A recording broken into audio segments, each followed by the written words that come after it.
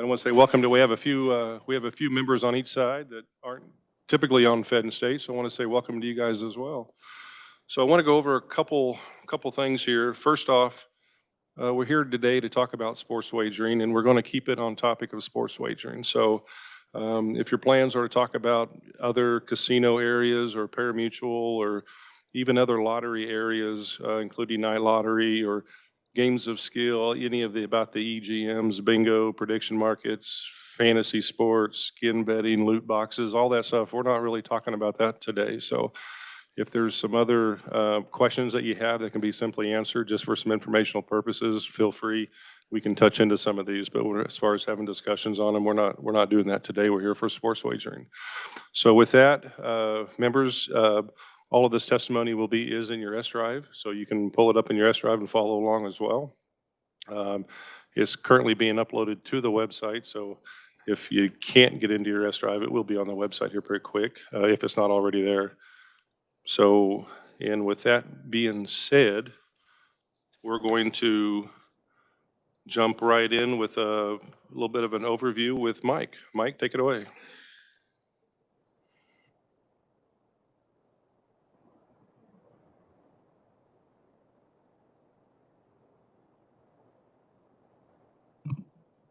Mike Heim with the Revisor Statutes Office. Mr. Chairman, members of the committee, if I will take just a half a second to read a few provisions from the Kansas Constitution, which deals with lotteries, and it's in Article 15, Section 3, and I'm just for background information. Section 3 provides lotteries and the sale of lottery tickets are forever prohibited. It's still in the Constitution. The Constitution was amended in 1974 to provide for bingo and instant bingo by charitable not-for-profit organizations. In 1986, there were an amendment dealing with the operation of pari-mutuel dog and horse racing. Also in 1986, there was a provision authorizing state-owned and operated lotteries. And in 2014, there was a provision dealing with raffles by not-for-profits and so on. So there's been some amendments to the Constitution. It's kind of curious that the prohibition against lotteries is still in the Constitution, but the exceptions permit what we in fact are doing. The sports wagering issue, I think, came to before the 2025 legislature, and there was a provision in the appropriations bill, Section 72 of Senate Bill 125, that said that the lottery cannot spend money to negotiate contracts or enter into any contract or extension of any renewal of an existing contract for the management of sports wagering. So it put a hold on any negotiations there might be for an extension of the current 5-year contracts for sports wagering. What I've done is I put together a summary of it's the statutes that deal with sports wagering. They were enacted in the 2022 legislative session, and the first section that is relevant is KSA 748781, provides that sports wagering shall only be conducted in this state in accordance with provisions of the Kansas Lottery Act and the Kansas expanded Lottery Act. And the next section, sub B, the Kansas Lottery may offer sports wagering through one or more lottery gaming facility managers which have contracted with the lottery under the Kansas Expanded Lottery Act to manage sports wagering, including sports wagering over the internet through websites, mobile device applications, the use of any platform at the primary facility of a professional sports team or other marketing entity, and so on. The next section provides that each lottery gaming facility manager shall be limited to 3 interactive sports wagering platforms. I assume this is like FanDuel and so on. Then they have to be approved by the executive director. They have to serve the public convenience, promote sports wagering in accordance with the marketing plans developed by the lottery and so on. And the manager shall accept wagers placed through an interactive sports wagering platform from individuals who are physically located in the state of Kansas. So you have to be within the boundaries of the state in order to place a sports wagering bet. There's a procedure, or the managers under this statute shall apply to the Kansas Lottery for approval of 3 additional graphic user interfaces. I assume that's kind of like an icon specific to a sports team or auto racetrack facility that has a marketing agreement. There's a provision that there shall be no line of credit offered for sports wagering. A facilities manager at a minimum shall prominently display tools for limiting the amount of time and money a person spends, information about compulsive gambling, and the ability to exclude the use of certain electronic payment methods if desired by the person. No person shall provide goods or services. This is in 748783. Provide goods, services, software, or other components for determination of the odds or outcomes of any wager on a sporting event, directly or indirectly, including data feeds and so on, unless they have a license. There's a procedure for how to get a license. The license is good for 2 years. 748784, it's on page 4 of the handout there. A sports team, auto racetrack facility, or other marketing entity may enter into a marketing agreement and so on. The marketing agreement shall promote and advertise sports wagering on behalf of the contracting lottery gaming facility manager. Advertising can be through signages. Kiosks can be located at the primary facility of a professional sports team or auto racetrack facility, providing access to mobile devices that allow patrons to access interactive sports wagering. Anyway, it goes on. The provision about advertising is in 748785. The executive director of the lottery shall adopt rules and regulations regarding the advertising. The advertising cannot target children or minors. The disclosure of the lottery gaming facility manager has to be on the advertisings. There has to be a toll-free number for compulsive and problem gambling and there is a prohibition against any false or misleading advertising. The lottery can restrict or exclude wagers on any one or more sporting events if they provide notice to the lottery gaming facilities managers. There's a bunch of prohibitions in 748787 prohibiting certain people from placing bets and so on.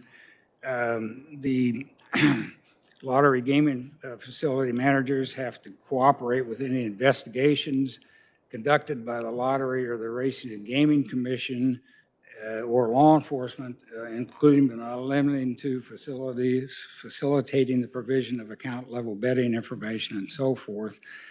The lottery in 748788 shall have to maintain records.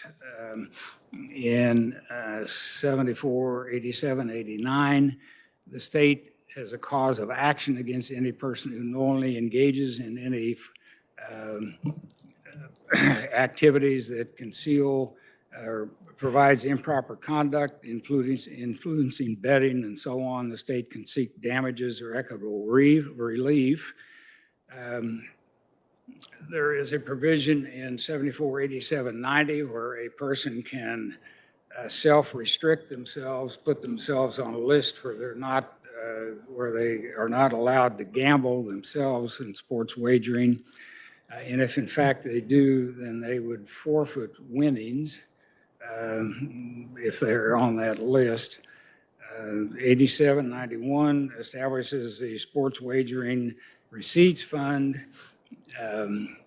8792, 748792 establishes the White Collar Crime Fund for the purpose of investigating and prosecuting the use of funds derived from illegal activity on wagers and so on and other type of activities.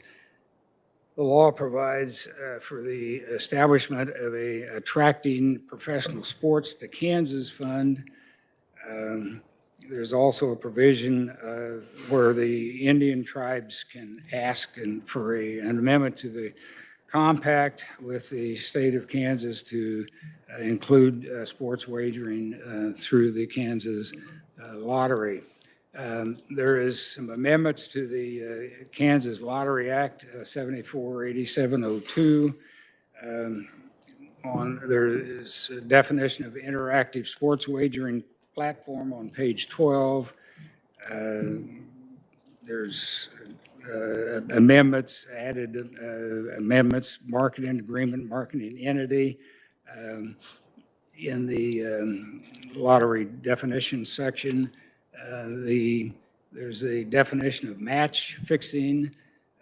The marketing entity definition includes corporations, limited liability, partnership, and so on, or a not-for-profit fraternity or veterans organization. So there are provisions for that. There's a definition of sports governing body, sporting event. Sporting event does not include any horse race, greyhound race, or any sporting or athletic event where the majority of the participants are less than 18 years of age.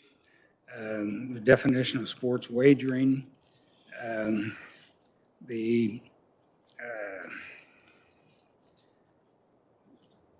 Anyway, the rest of the amendments are to the current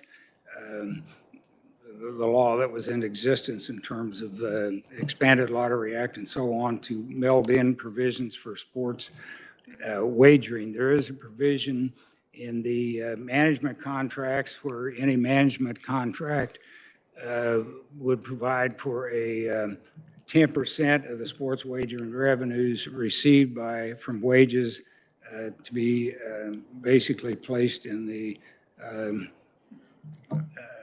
state coffers. So the definition of sports wagering funds basically is the state gets 10%, but it's the net. And so anyway, I can continue and go on, but I think that gives you an idea, and I don't want people's eyes to glaze over too bad. So if you have questions, I'll try and answer. Thank you, Mike. Members, do we have any questions for Mike? Oh, so we're off to a good start. Thank you, Mike. I appreciate that.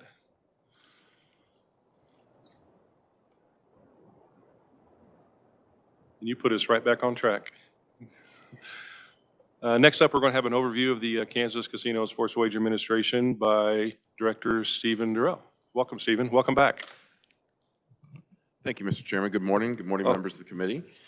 I am going to spare you the pain of me reading my testimony. Mike did such a good job of explaining sort of how we got here and what the law says. I'll just sort of do a couple of touch-ups along the way. We are in the third year of the existing sports wagering contracts with the casino/sports book folks. Those will expire the 1st of September 2027. We were approached by one of the sports books last year about extending their contract in the middle of the contract, which isn't abnormal. Obviously, they want to try to make long-term plans for their corporate strategy, and so we then had the proviso that was passed, and then so we have not negotiated any new contracts or had any additional discussions on those topics. So those will be upcoming. We will have at some point during the 2026 calendar year, we'll have to start having those discussions just because all of them are going to expire in 27, dependent on legislative input or change to the way that the statute exists now. Overall, the agreements, I want to remind the folks on the committee and those listening that the As Mike said, the state is the owner-operator of all gambling of this type, except for tribal gaming, of course, in the state. We do traditional lottery, we do sports wagering, and we do casino gaming. So all three of those things fall under the umbrella of the lottery. When the Sports Wagering Act was passed, we had a very limited amount of time to get the sports wagering up and running, and we did with the assistance of the Racing and Gaming Commission, the lottery, and of course the casinos and all the platforms. We got that up and running, and I think the act was passed finally in May, and we were up and running by the first week of September of that year, which was virtually unheard of to get it done that quickly, and that was all of those parties coming together and getting it done to get ready for the beginning of the NFL season. So kudos to everybody that was involved there. As we move forward into the upcoming years, the relationships between the lottery and the sports wagering platforms have been good. The casinos have been good. Obviously, there's always a little bit of play in the joints when you're dealing with folks about whether or not their corporate strategy may be different than what's the best benefit of the state. The state is the owner and operator of these particular games, and so we have those discussions. But overall, things have been very well put together and have operated very well with all of the entities involved, so we should be all thankful for that. I know Molly's going to get up next and talk about where the money goes, so get ready for a very very detailed and confusing diagram of where all that goes. It's a challenge. Legislature over the years has made some decisions about how some of this money is peeled off and used but not only casinos, but from sports wagering in general. I think you will find it interesting. I think that we do things a little bit differently here in the state. Obviously, being the owner-operator makes us fairly unique in the scope of operating within the scope of the casinos and the sports wagering platforms. Just to go through some, I'm trying to look at my notes here to avoid reading it all. You see how things are divvied up between the lottery and the Racing and Gaming Commission. Let's see, Mike mentioned that we have, each one of the casinos is capable of having 3 sports wagering platform faces attached to it. Not all of the casinos have all of their quote-unquote slots filled. Some of them do, some of them don't, so we still have some slots open. Let's see here. Talked about the marketing entities. Those are in my notes about how many of those that we have. You can see for fiscal year 25, the total wagers are handled for all sports wagering was $2.67 billion. Total prizes paid are $2.4 billion. It's one of the misconceptions about sports wagering is that there's a huge amount of money for the operators to sort of rake in at the end of the day. The majority of revenues go back to the players of sports wagering. So there's a very small percentage at the end for the divvying up of between the state and the sports wagering platforms and the casinos. Free play and promo deductions were $78.5 million out of $2.67 billion. Federal excise tax deductions were $6.5 million. Net revenue was $174.5 million. $157 million of those went to the casino managers and or sports wagering platforms. The state received $17.4 million, which is 10%. Distribution of the state share, $750,000 off the top goes to the White Collar Crime Fund. I will remind the committee that originally when that language was put into the sports wagering bill, that $750,000 was to be a shared expense between the casinos and the state, but it got changed, I think, in conference committee. And also the original intent of that White Collar Crime Fund was specifically to combat gray machines. I know we're not talking about that today, but gray machines were to be combated by that fund and give original jurisdiction to the Attorney General's office for that purpose. That changed, and so now there's just a general $750,000 for the White Collar Crime Fund, which comes off the top of the state. $334,000 goes to the Problem Gaming and Addictions Fund. I'd like to remind you that there are a number of different places that the Problem Gaming and Addictions Fund gets its revenue. A large percentage of that comes from casino wagering. I don't remember that number off the top of my head at the moment, but sometimes folks look at that number and go, only $334,000. Well, there's plenty of money going into that fund coming from the casinos, the traditional casino gaming of slot machines, gaming tables, that sort of thing. The majority of the money goes 13.3 million goes to the Attracting Professional Sports Team to Kansas Fund, and that was a decision the legislature made at the time of passing the sports wagering bill. It has not changed. And the state gaming, the rest goes to the State Gaming Revenues Fund, which is about $3 million.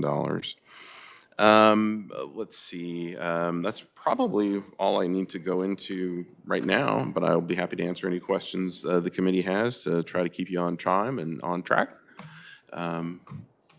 Is there anything I can answer for the committee, Mr. Chairman? Thank you, Director.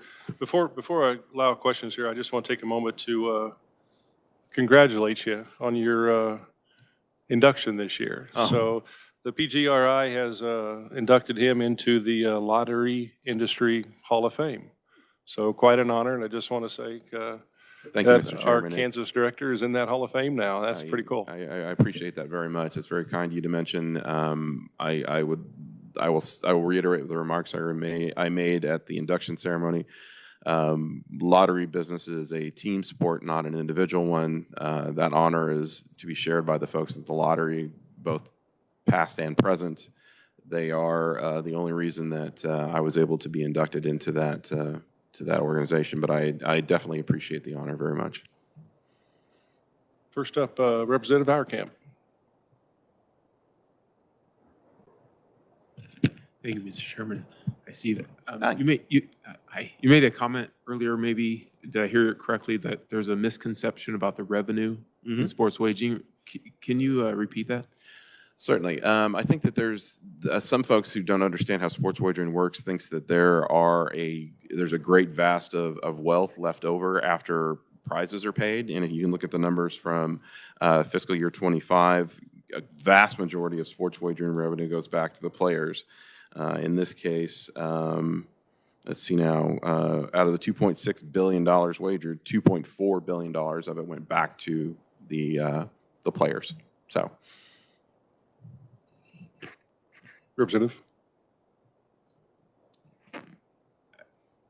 I think we have to kind of step back a little bit and say, what is a lot of money? And if we just take a look at that side of the spectrum, I would agree with you as a percentage, most of it does go back to the players, but it's about what's retained. Certainly. And that is a significant amount of money, at least from my perspective. Sure. Especially taking into consideration what the state lottery typically brings in. The what's retained is a massive amount of money each year, correct? It is tens of millions of dollars, yes. So there is a lot of money retained. It's not insignificant, correct? No, it's not insignificant. No, I'm just saying that in comparison to what goes back to the players, it is not as large as people think it is. Yeah, but that's typical in any gambling industry, correct? Most of the time, yes. So there is a significant amount of money retained. Sure. Thank you. Thank you, Mr. Chairman. Senator Falscadeau. Thank you, Mr. Chairman, and I texted you to confirm the time, and then the fog was so bad for the drive-in from Wichita this morning, so apologize for my tardiness. But a couple of questions. So the bets that are placed where are the majority of those coming from? South Central Kansas, out of state? Well, certainly the wagers are not coming from out of state because we are geolocated they have to be actually located within the state of Kansas to place wagers. So that doesn't happen. As with everything, population centers drive the majority of either wagers or bets that are being placed. So Northeast Kansas and South Central Kansas obviously are big portions. I think that as we will see, we do get a significant number of folks that come over from the Kansas City, Missouri side or the Missouri side and place wagers. And that will continue until we hit when Missouri goes online with their sports wagering, which is, from what I understand, to be estimated December of this year. So we'll see how that affects us. And Mr. Chairman, thank you. So are you keeping kind of track, a ledger of, are those bets being made by a certain age category? Certainly I mean, we certainly know who the players are. The platforms keep very, very detailed information about who the players are and their wagering habits and that sort of thing. So we can certainly, if we want to do a deep dive, I mean, clearly sports wagering is popular with a younger demographic than other parts of gaming. Casino gaming, traditional casino gaming is popular with this percentage or portion of the population. The sports wagering is popular with another percentage of the population. And Mr. Chairman, just one last question. So, like at our casinos, in the restrooms, you've got little cards to say if you have a gambling problem. So is that attached to this at all? Certainly, they are. Thank you. The folks that do sports wagering. I wouldn't say the word inundated, but they certainly have the information that is available to them for problem gaming and addictions if they feel that is necessary. They absolutely do see it on the sports wagering platforms pretty continuously. And just to let the senator know, we do have upcoming a little bit later on in the day, we do have some breakdown, and that'll show you exactly where sports wagering bets are coming from, which platforms, which casino, whether or not they're in the brick and mortar, or whether or not they're online, all that's be broken out for you. And as well as the gaming survey that we'll have some testimony on as well, kind of breaks some of the areas down into different categories of age and different sets. Representative Mosley. Thank you. I know that I missed part of your briefing, but to kind of piggyback on Senator Foscado's question, do you guys have any mechanism to track when people are high risk for gambling addiction? Because we have a lot of young men who are finding themselves in trouble because it's so easy to gamble now. It's an interesting animal the way that it's put together in Kansas. The lottery is the owner-operator of the sports wagering and casino gaming. It's another division, another state agency that's responsible for helping out problem gaming and addictions issues. So they probably are a better group to ask that question. We can certainly, we do have, obviously there are warning signs that the platforms have and that we'll try to, responsibly give, hey, maybe maybe you need to look at what you're doing here, that kind of a thing. So certainly we do, but it's another division that handles the problem gaming and addictions questions. So, you bet. And Representative, that'll also be covered a little bit later on. We have some breakouts that'll be covered in the gaming survey that we have, and also we have a representative here from ID Pair that'll dive into that a little bit more. And also some of the, one of the platforms will actually talk about some of the things they do on their platforms, so to cover some of those areas. Senator Cluse. Thank you, Mr. Chairman. Thank you for your testimony. Can you speak a little bit more on the professional sports attracting? You talked about the money there, that process, and maybe just who they collaborate with. Are universities in on that? The short answer to that question is no. It's one of those things, I have no idea. We earn it, and then the state deals with that particular issue. We don't have any issue, we have no involvement with that fund once it's earned, so. Senator Thompson.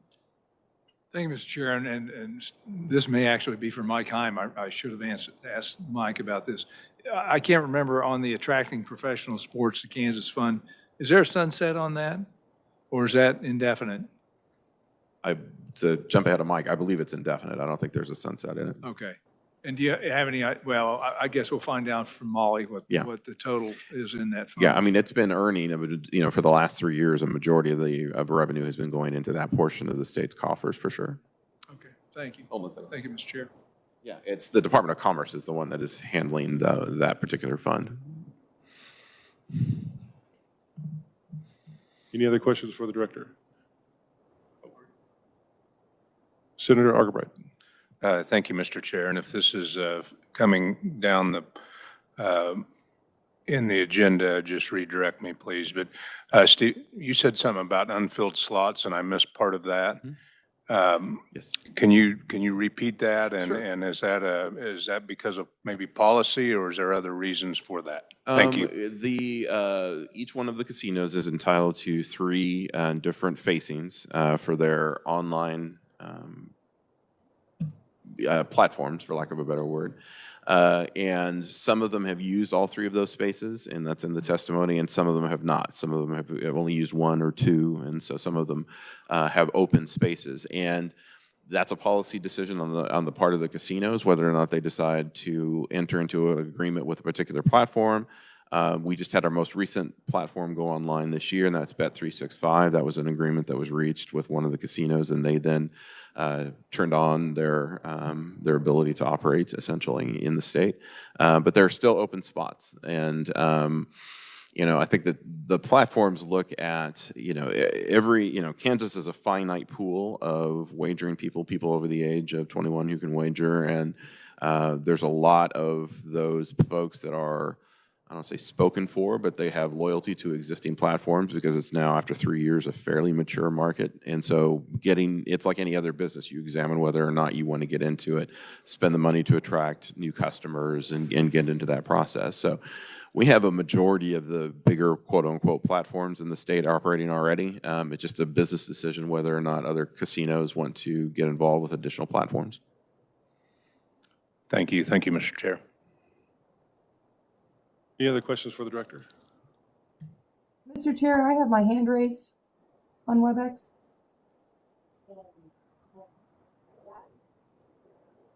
Go ahead, Senator Blue.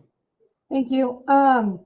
2 quick questions, and this is just based off of things that I've heard from constituents that want to sports bet but are not into a lot of sport events. So is there a reason why we don't allow, what's the coin flip gonna be, or some of those like minor things that some people want to bet on?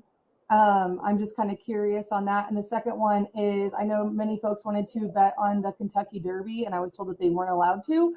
So I'm curious where that comes into play and if that is something that could be changed in the future. Well, parimutuel wagering, the Kentucky Derby is a parimutuel wager, and that's a completely separate statute, and that's not handled by sports wagering. So we're not a part of the betting on horses, dogs, or whatever racing that there may be.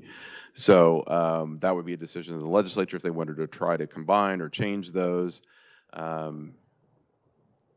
Good luck if you do. It will be a mess if you decide to go down that path. The other question about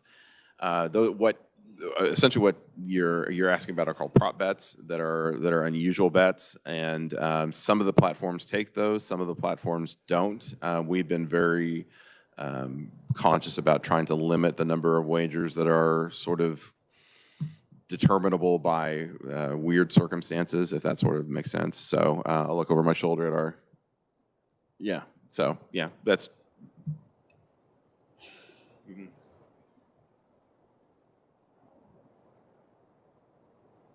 Yeah, exactly. It's, exactly. So, most of the stuff that we do is based on sports performance rather than, any other topic, so. Any other questions for the director? Mr. Chairman, Senator Thomas, if I can, please. Go ahead, Senator. Thank you. Thank you for being here today, sir. My question is, I've been hearing a lot about gray machines. I don't know if you guys are hearing as much as I have, but I'm hearing it a lot. Are they a problem? And honestly, do we know what the impact they have is on revenue? I will look at the chairman. I know we've, yes, gray machines are a prolific issue. I won't say problem in the state. They are something that is and gray machines, for those of you who don't know, are defined as machines that are capable of taking wagers that are not a part of the central system or state-owned and operated. The original casino bill had language in it that outlawed gray machines and their usage. It was, the Supreme Court determined that portion of the Casino Act was overbroad, and so it was struck. So we are now operating under a criminal statute, which is a criminal illegal gaming device statute, which is in the criminal code. Are they an issue? Yeah, they're an issue. They are an issue in many states. There's issues about whether or not the machines are skill-based or whether or not they are chance-based. If they are chance-based, then they are essentially slot play, and they are probably illegal under Kansas statute. So yes, they are something that is of consideration that the state is examining for sure. And are they having an impact on casino play and lottery play? Absolutely. Very good. Thank you, Mr. Chair. Thank you, sir. Absolutely. So I'll go ahead and, so we have a few members that came in late and some that joined us a little bit later on since my opening speech here, but I'm gonna go ahead and repeat that real quick. What we're here today to talk about, we're definitely gonna center and stay on sports wagering. When it comes to other than simple questions like the senator just had, other than simple questions, we're not really covering other casino areas, other lottery areas. We're not really talking about the EGMs, game of skills, bingo, prediction markets, fantasy sports, skin betting, loot boxes, and such, and et cetera, et cetera. So I just wanted to kind of put that back out there because we had a few members that showed up a little bit after that speech. So moving on, we have Senator Galsfido. Thank you, Mr. Chairman. I just have to ask, is the state on board with the approximate money intake that they anticipated at this point? I'm not sure I understand your question, Senator. Are you asking, is the state earning the amount of money that we thought we would earn? Yes. Or, oh, I see what you're Yes, saying. thank you. It depends on who you ask is the diplomatic answer. I think that, to be frank, when the legislature passed the original sports wagering bill, there were a number of figures that were thrown around to legislators about how much money the state was going to earn. I think that there were some of us in the lottery and the Racing and Gaming Commission and others that were sort of scratching our heads at where some of those numbers came from. I think that the numbers, I think that's one of the reasons why this hearing's happening, is I think that there's a question about whether or not the state is earning the amount of money that they should be earning based on the fact that they own and operate the thing in general. We are, the contracts are enacted the way that the statute told us to enact them. And if the legislature decides for us to change those, we'll be happy to make accommodations thereof. But I think that the way that the original sports wagering bill was written, the deductions for things like marketing expenses and promotional fees and other things that were put into that bill, I think that we're probably about where we're probably in the right area. I mean, that's, yeah, I mean, that's the bottom line, so. Senator Thomas.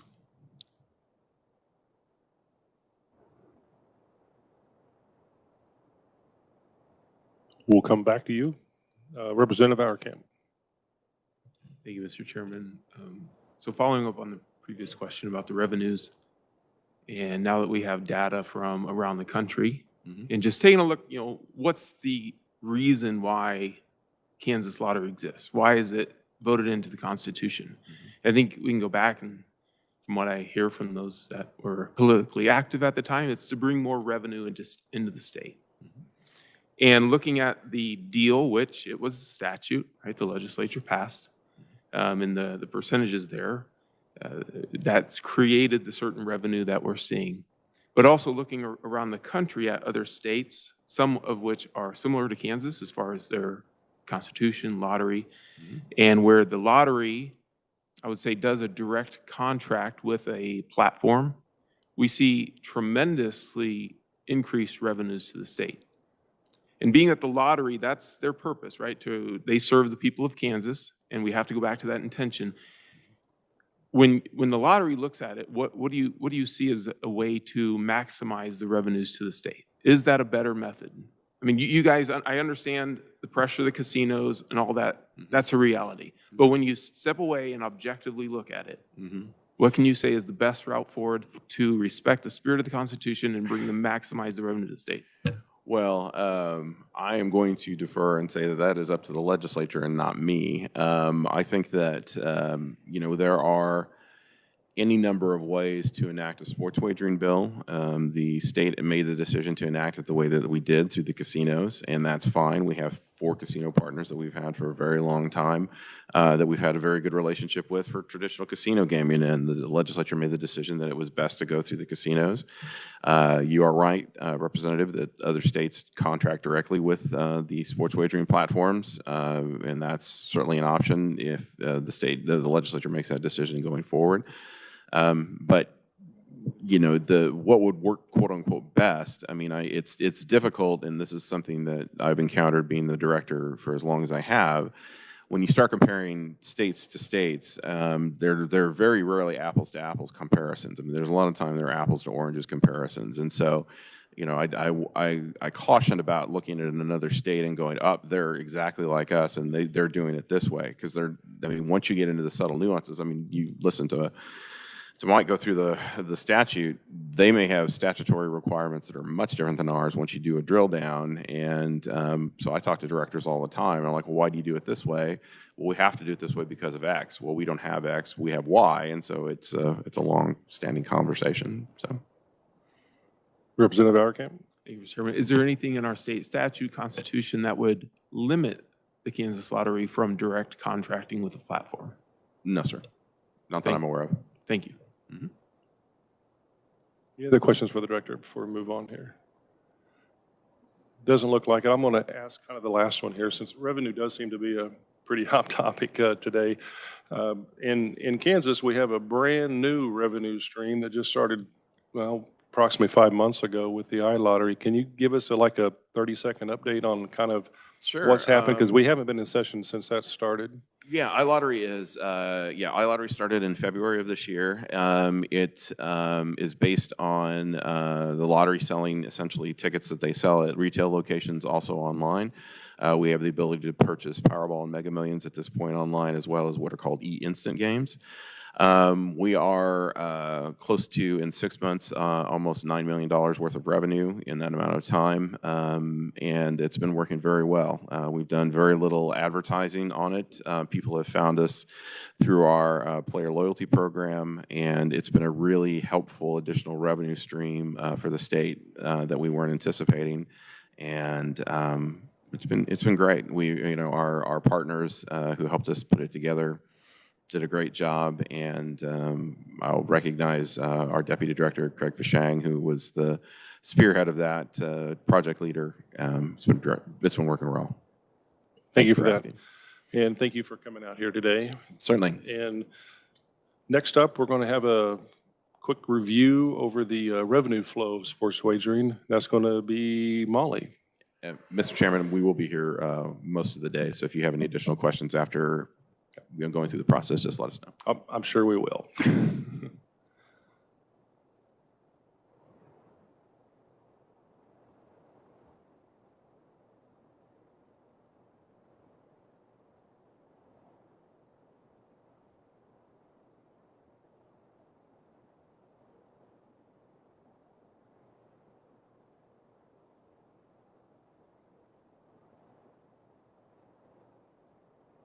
Welcome to committee, Molly.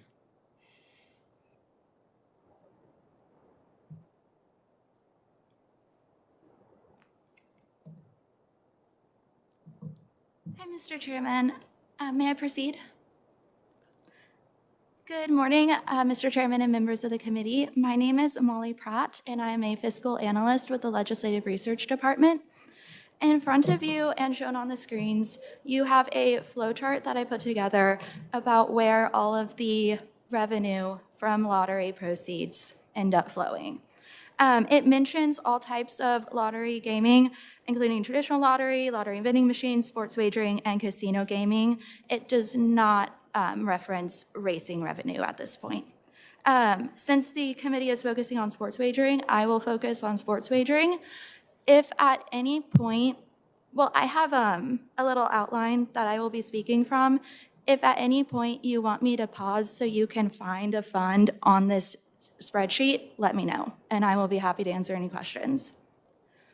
So as Mike Heim alluded to, and I will say this flowchart was verified by both the lottery and the Division of Budget.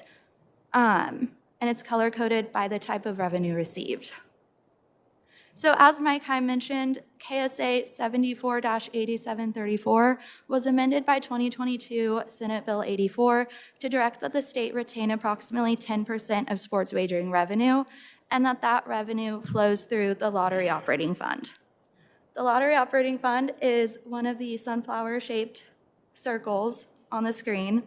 The operating fund was established through KSA 74-8711 in 1987. That statute serves essentially as the foundation for how the transfers should take place. The Lottery Operating Fund acts as a pass-through fund for lottery and gaming revenues. And you'll notice the other sunflower-shaped objects on the screen, the State Gaming Revenues Fund and the Expanded Lottery Act, they also act as pass-through funds. So before flowing to the State Gaming Revenues Fund, monies in the Lottery Operating Fund must be used for the payment of expenses of the lottery, for compensation to retailers, and for transfers to the Prize Payment Fund. KSA 74-8711 then directs that a variety of other transfers take place. However, the amounts of the transfers are directed by the Appropriations Bill. So in Senate Bill 125, Section 73B from this year, the Appropriation Bill states that in lay of KSA 74-8711D, money shall be transferred from the Lottery Operating Fund to the State Gaming Revenues Fund each month in an amount certified by the Executive Director. So it goes from the Lottery Operating Fund to the State Gaming Revenues Fund. The Appropriation Bill incorporates KSA 74-8711 subsections F through H by directing that after other transfers are made, the following transfers specific to sports wagering revenues be made. In fiscal year 2025, the net sports wagering revenue was approximately $174.8 million, with approximately $157.4 million going to the lottery gaming facility managers. Per subsection F, the first $750,000 credited to the Lottery Operating Fund from sports wagering revenues be transferred to the White Collar Crime Fund. I believe Senator Thompson had a question about the total amount of revenues that have been transferred since inception. I did some quick math. So since the lottery began, the total amount transferred to the White Collar Crime Fund is approximately $2.2 million. Subsection G states that the remaining 2% of monies from sports wagering revenues be transferred to the Problem Gambling and Addictions Grant Fund. In fiscal year 2025, that totaled approximately $335,000. Since inception, I believe it is approximately $656,000. And subsection H states that 80% of the remaining monies from sports wagering revenues be deposited into the Attracting Professional Sports to Kansas Fund. In fiscal year 2025, that totaled approximately $3 million. Since that statute went into effect, I believe approximately $26.2 million has been transferred to the Attracting Professional Sports to Kansas Fund. Finally, the remaining 18% is credited to the State Gaming Revenue Fund. My understanding is that that eventually flows to the State General Fund. In fiscal year 25, that totaled approximately $3 million. Since inception of sports wagering, it would total approximately $5.9 million. Also, the lottery provided me some information. So since sports wagering was introduced in Kansas. The total amount of revenue retained by the state with the promotions being deducted from the taxable revenue totaled $36.2 million. If the promotional deductions were not deducted, the state share would be $63.7 million since inception. So that is how the revenue transfers work for the lottery, for sports wagering specifically. The chart in front of you does lay out all of the other types of gaming revenue. If you have any questions, I will be happy to answer those. Senator Falscato. Thank you, Mr. Chairman. Thank you, Molly. So the funds that go to the Problem Gaming and Addictions Grant Fund, and then it looks like some of it goes to the Kansas Department of Aging and Disability sectors. So is all of those funds being used? If not, are they able to go in other areas? So, and are people actually utilizing those funds for gambling problems? Mr. Chairman, Senator, I cannot speak to how the fund is being utilized. The Kansas Department for Aging and Disability Services is the operator of the fund. My understanding is that there is a problem gaming program, essentially. I can look more into that if you would like. Mr. Chairman, Molly, so for years we've talked about this fund, and I really would like to know, is it really being utilized? Are monies just sitting there? How effective is it? Thank you. Mr. Chairman, Senator, I will definitely either get with the fiscal analyst assigned to KDADS, or I can do some research myself and get an answer to you as to how the fund is being utilized. Representative Auerkamp. Thank you, Mr. Chairman. Molly, can you go back and talk about the promotions again? How that whole process works, when they're deducted, and kind of walk through the path? Mr. Chairman, I can answer that, but I think that might be a little bit more relevant to the next time I'm up here speaking about the actual formula, the revenue sharing formula. But if you'd like me to answer it now, I can. We'll let Mike answer that question for you here. Mike, go ahead.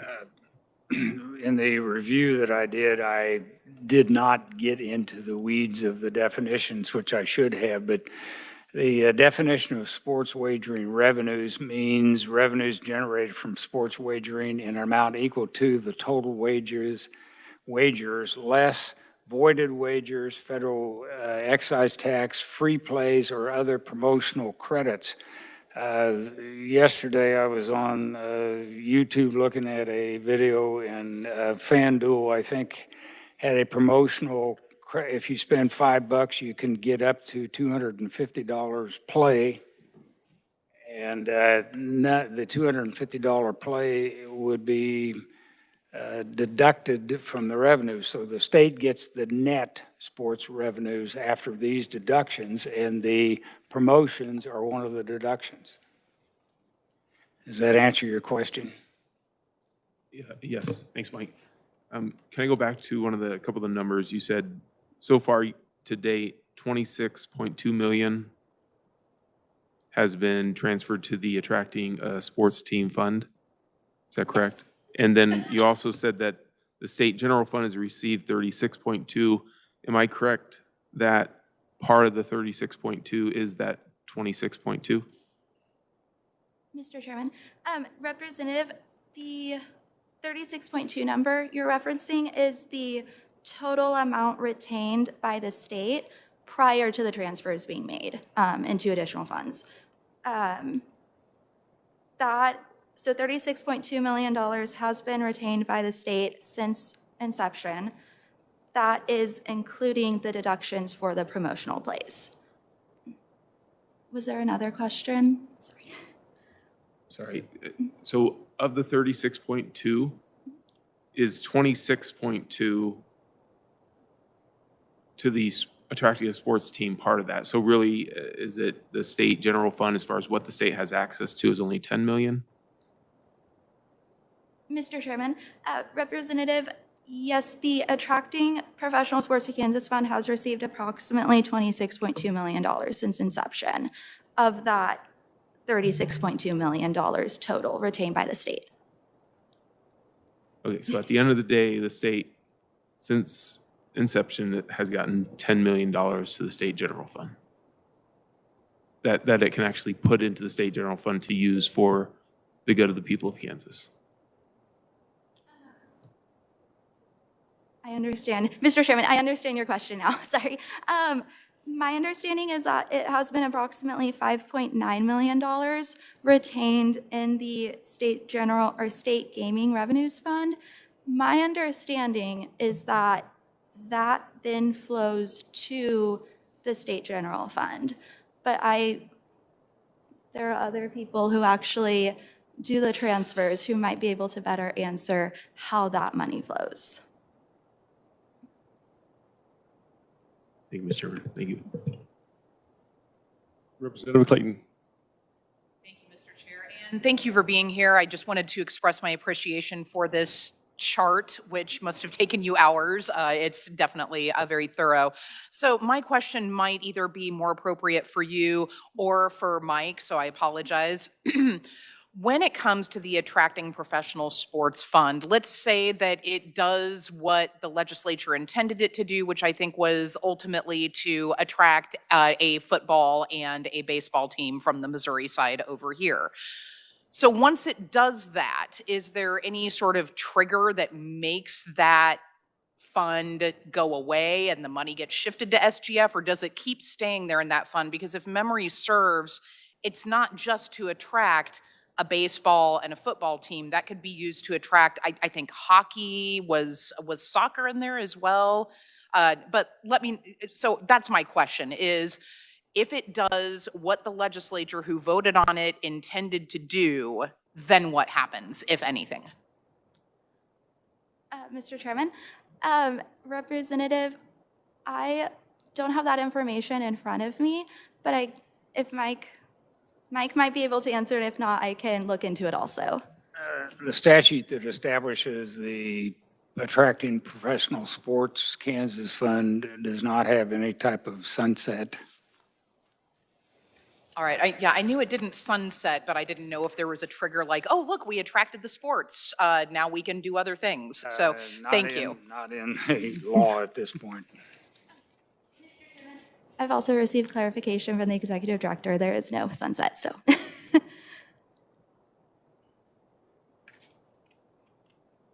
Any other questions for Molly?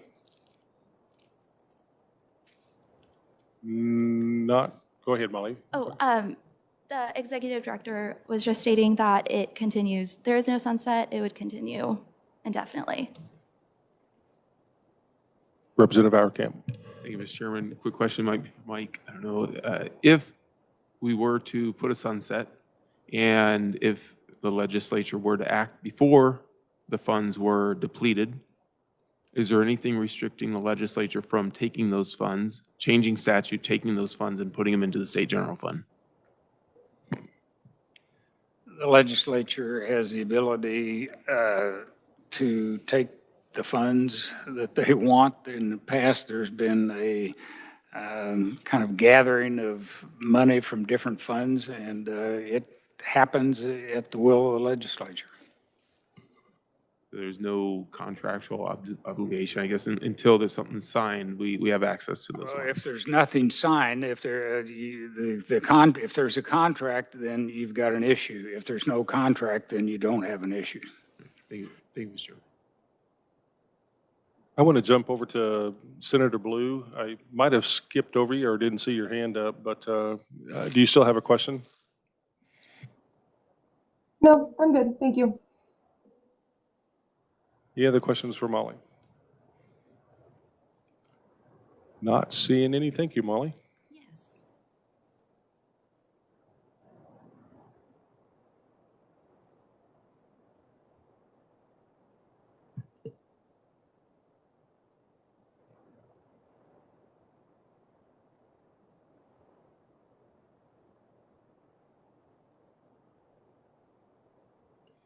I'll tell you what, I think we're going to go ahead and take about a quick 20-minute break here just to kind of regroup and kind of absorb some of that. And we'll take a quick,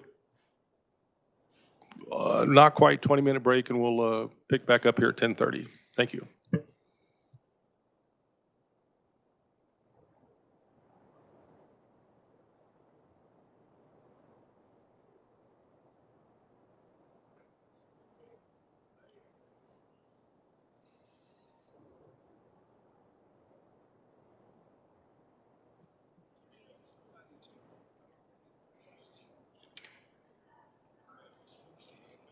Well, I mean, just, yeah, you think you understand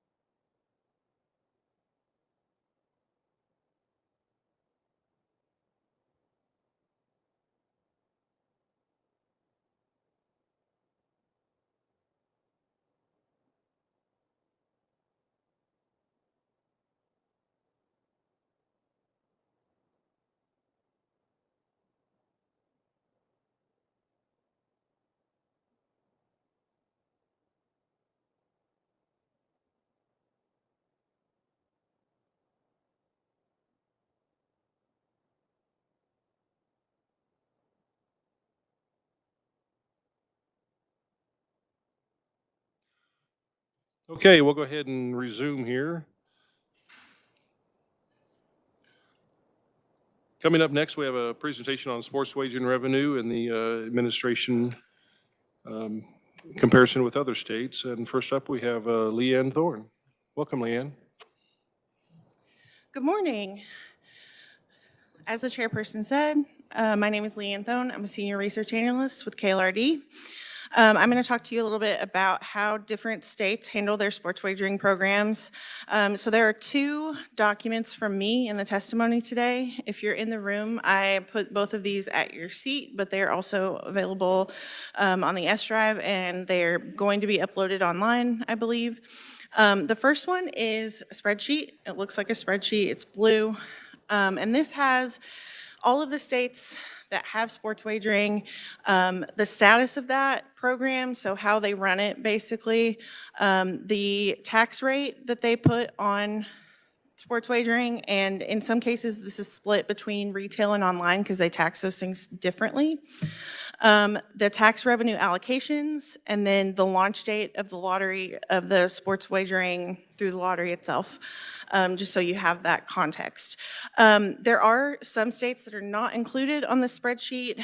11 states are not included because they do not have legal sports wagering, and then 3 states run all of their sports wagering through tribal casinos, so the state doesn't really have a lot of business with that. Those states are North Dakota, Washington, and New Mexico. So if it seems like there aren't enough states here, some of them are excluded. All right. And then the slides that I have for you, I'm going to talk through. This is kind of just trying to break down all of the information in the spreadsheet into groups so it's a little bit easier to digest. But if you have questions about a specific state, the spreadsheet will give you more information. And then I can attempt to answer questions. I'm certainly not an expert on every state's sports wagering administration, but I can certainly find the answer to those questions if you have them. Okay.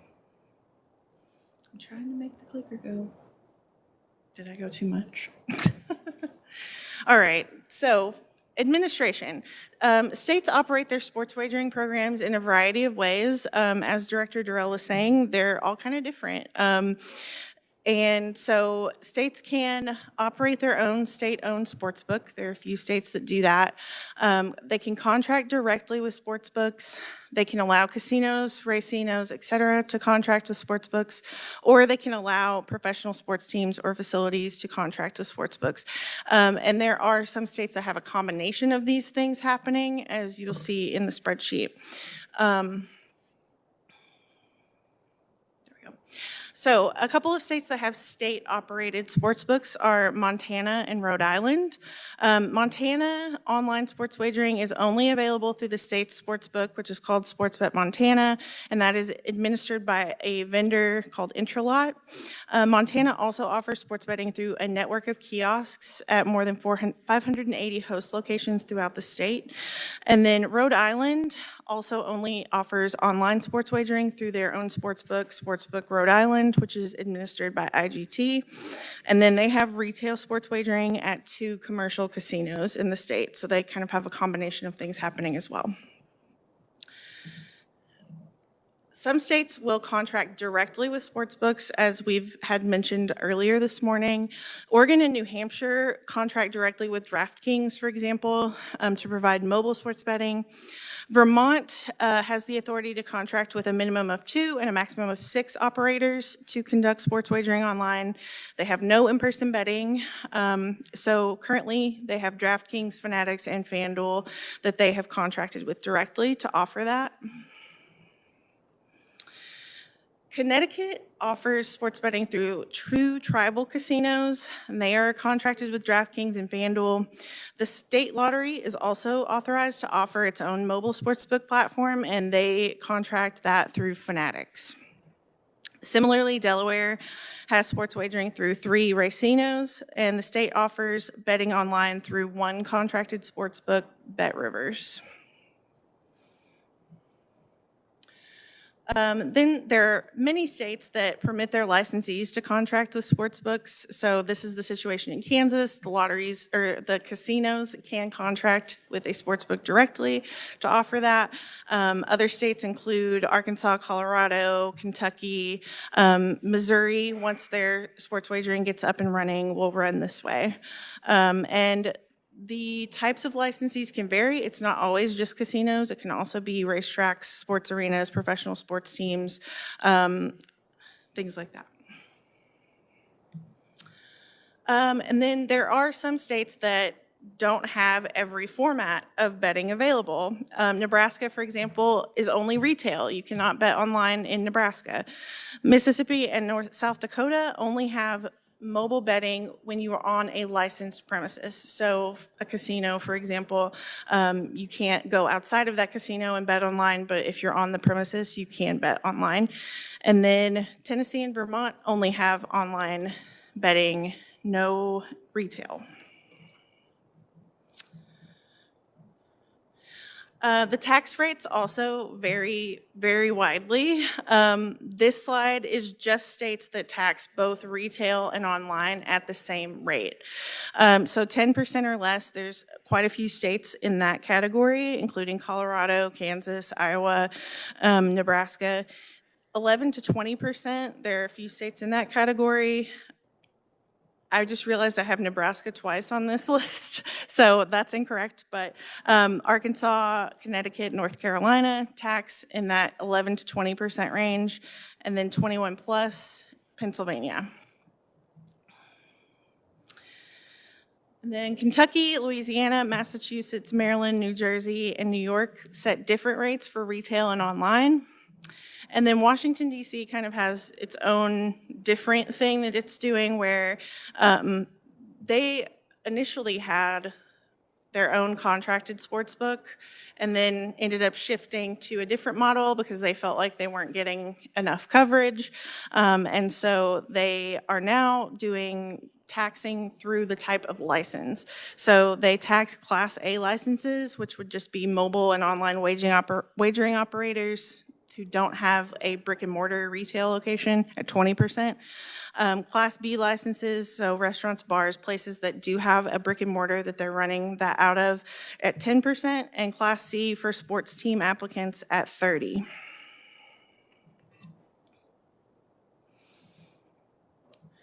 There are also a few states that have revenue sharing agreements, and there is some debate about how these are talked about. I've seen them mostly referred to as revenue sharing agreements. Some people refer to them as just high taxes, but that is semantics. Florida, for example, they have all of their betting administered through the Seminole Tribe, through the Hard Rock Bet Sportsbook, but they have a revenue sharing agreement where the state receives 13.75% of revenues for retail and 10% of online. Rhode Island has a state share of 51%, so they negotiated a rate where they receive that much. The casinos get 17%. IGT, the vendor that administers the state-owned sportsbook, gets 32% of that.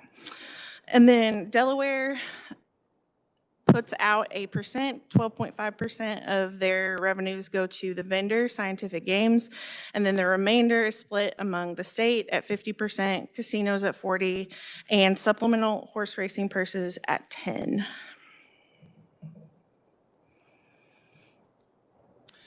Illinois is an interesting example. They have changed their tax structure a couple of times in the last couple years. They use a progressive rate system where they tax on receipts up to $30 million at 20%, and then it progresses a bit more as you go up. I believe that fourth bullet should say 35%. I apologize for the typos in this. Arkansas also taxes 13% on the first $150 million in sports wagering revenue, and then 20% on any amount after that. So how do states use this money? That varies pretty widely as well. Some states put most or all of their sports wagering tax revenues in the state general fund. So Arizona, Connecticut, Nevada, Pennsylvania, and Rhode Island put 100% of it into SGF. Arkansas, Delaware, Indiana, Maine, North Carolina are putting 50% or more in. And then finally, I have a big chart that just shows some of the different uses that states have. Florida puts almost all of their revenues into environmental projects, including their state water plan. Illinois, Iowa, and Mississippi put some of their funds toward infrastructure. There are a lot of states that put some of their money, at least, into problem gambling, including Kansas. Kentucky and Oregon put money into their state pensions. Louisiana and North Carolina put money toward collegiate sports. I think Louisiana specifically put that into place to start dealing with the name, image, likeness issue. And education is another one that a lot of states put their revenues into. And finally, an interesting one, property tax relief. Nebraska and New York both put some of their sports wagering revenues toward that. So that is all that I have. I'm happy to answer questions or retrieve information if I don't know the answers. We'll go ahead and take some questions for you before we pass this on to Molly. Representative Auerkamp. Mr. Chairman, hi, thanks for the presentation. Going back to Rhode Island and Delaware, and then I think there's a couple more at the end, and then there's one that you don't have on here. Just want to restate this because earlier today, there was a statement made that only those who don't understand sports wagering money flow think that there's money in sports wagering. And I found that statement to be a little bit alarming. So I want to put some emphasis on this because I disagree with that statement. I think there's a ton of money. It's just where does the money go? So taking a look at these states, we're seeing Rhode Island gets 51%, and looking at another handout that was handed out during the break, the net that Kansas actually gets is 6.5%. So we get 6.5, Rhode Island gets 51. And we're seeing states up around 50% in Delaware, and taking a look at other stuff, it's 50% in Oregon. I mean, am I seeing this correct, that some of these states get 50% of the gross, and we get 6.5%? Of the receipts, yes. So there is a lot of money there. It's just where does the money go? That's the big question, correct? It is a decision of the legislature that puts the law into place how that money is kept or not kept by the state. So yeah, I would say that is just a negotiation among the stakeholders and the legislature. And I see there's one, the Oregon, you didn't actually give a percentage of the tax for Oregon, but looking at this, if I understand, their lottery just direct contracts with DraftKings. Yes, they are one of the states that they have their state lottery is able to contract directly, and so they do that through DraftKings. And then looking at another one, Oregon, by direct contracting with DraftKings, they get 50%, over 50%. Revenue minus expenses. So about 9 times what the state of Kansas gets. Thank you, Mr. Chairman. Mike? Mr. Chairman, I think there needs to be a clarification. What, if you've got 10, 20% or whatever, what are you leveling that percentage against? Is it the net revenue because you have all these deductions from the revenue, or is it the gross? I don't think it can be gross because there's too many people winning too much money for it to be gross. Representative Auerkamp. Thank you, Mr. Chairman. I think an answer might be on the big handout we just had with the yellow highlighted line for Kansas, showing at the second column from the far right, portion of gross revenue retained by the state at the end of the day. That's kind of the equalizer. So out of everything, just what does the state bring in? That's the percentage. That's what I'm referencing. Thank you, Mr. Chairman. Thank you, Mr. Chairman. Thank you so much for your presentation. Does any of the states that you mentioned, or was there any inquiry about job training for economic development. Any of those states use funding for job training? Thank you, Mr. Chairman. That's a good question. Off the top of my head, I cannot remember any specific states that use it for job training. I'm So, looking like, through. for an example, Oh. could it go into, like, in Wichita, we have the Wichita Workforce Center. So could funding go in there to help with job training? Yeah, just scanning here, I do see in Iowa, they allocate some of their funds to infrastructure, but they also put some into the Iowa Skilled Worker and Job Creation Fund. So I'm not exactly sure how they administer that fund or what they use it for, but it sounds like it would be used for training or investing into the job market in some way. Sure. Thank you, Mr. Chairman. Any other questions for Leanne before we move on to Molly? Not seeing any. Thank you, Leanne. Thank you. And Molly? Tag, you're it.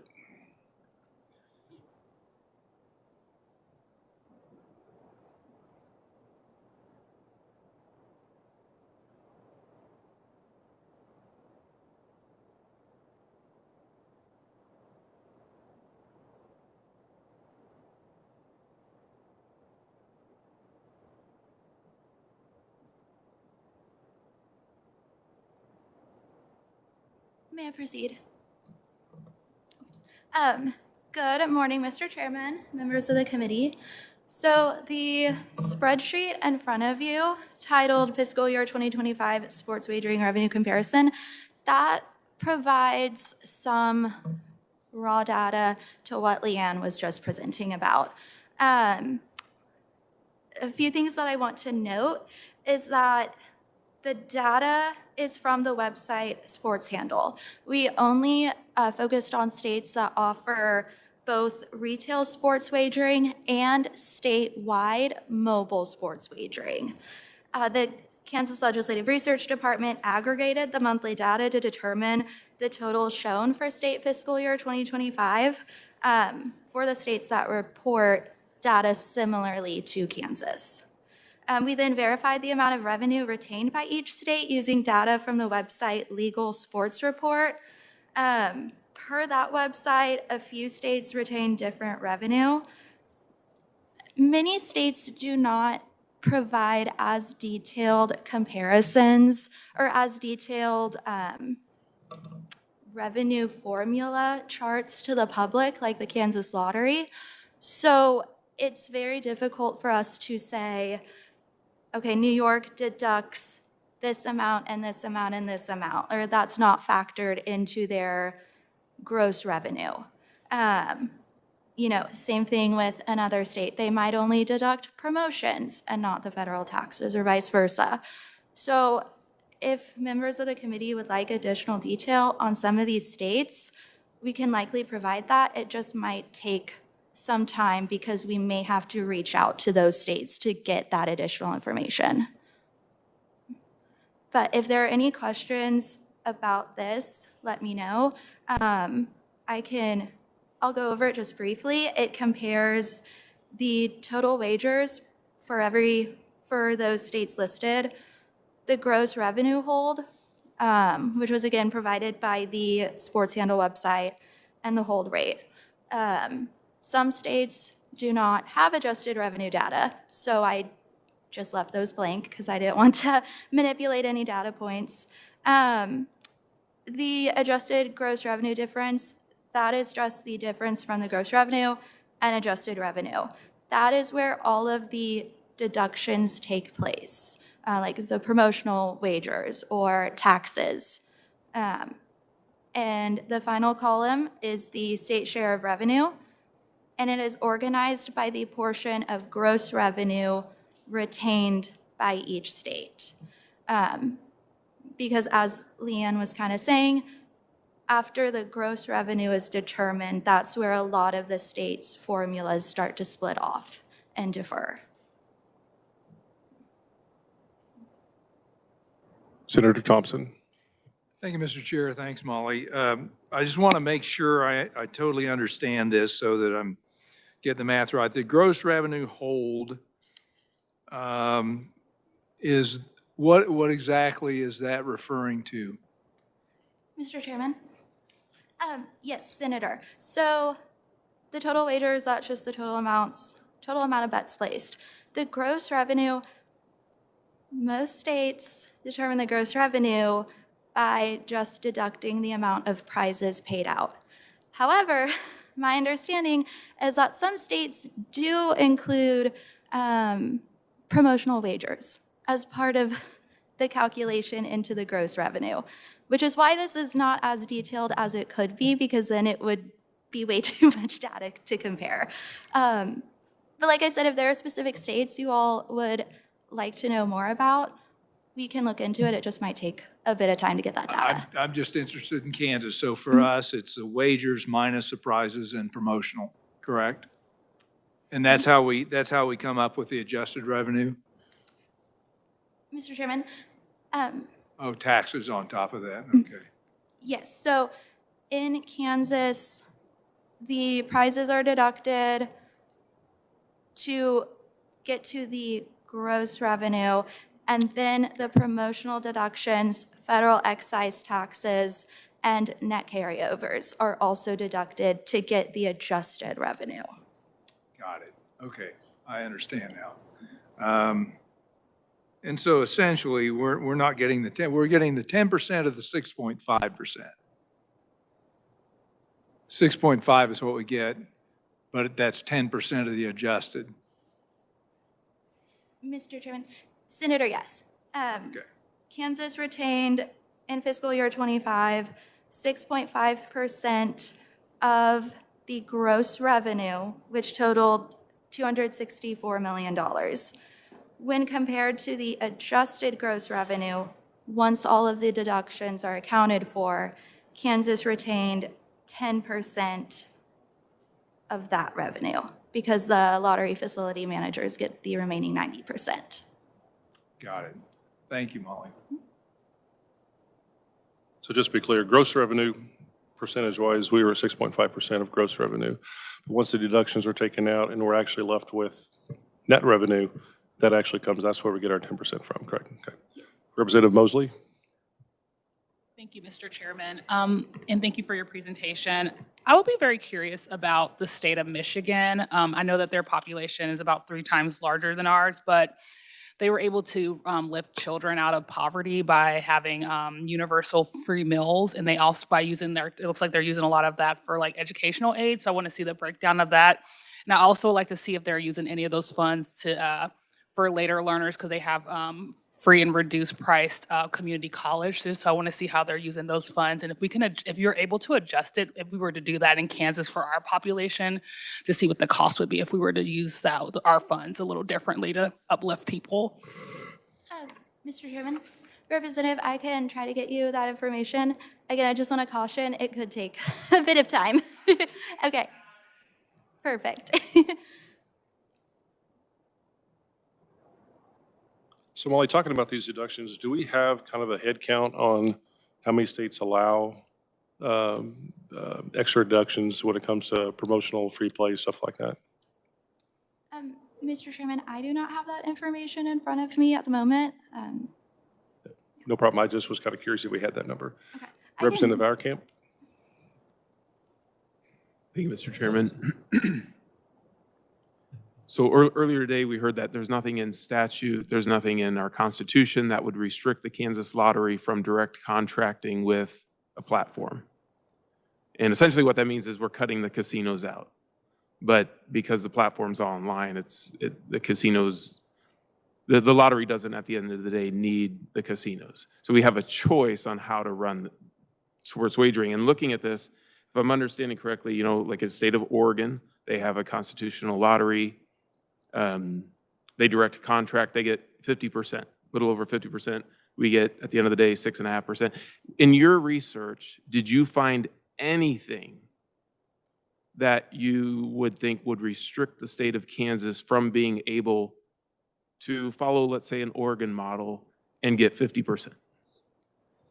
Mr. Chairman, I don't necessarily feel comfortable speaking to the statutes because that would require statutory changes. There are a variety of ways to run sports wagering and the sports wagering revenue. In regard to making changes to statutes, I would prefer the revisor speak to that maybe.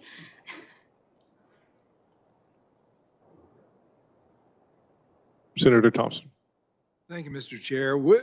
Kind of a follow-up on that, and maybe it is for the reviser, these individual contracts, I guess, that they have with the various providers like FanDuel and whomever.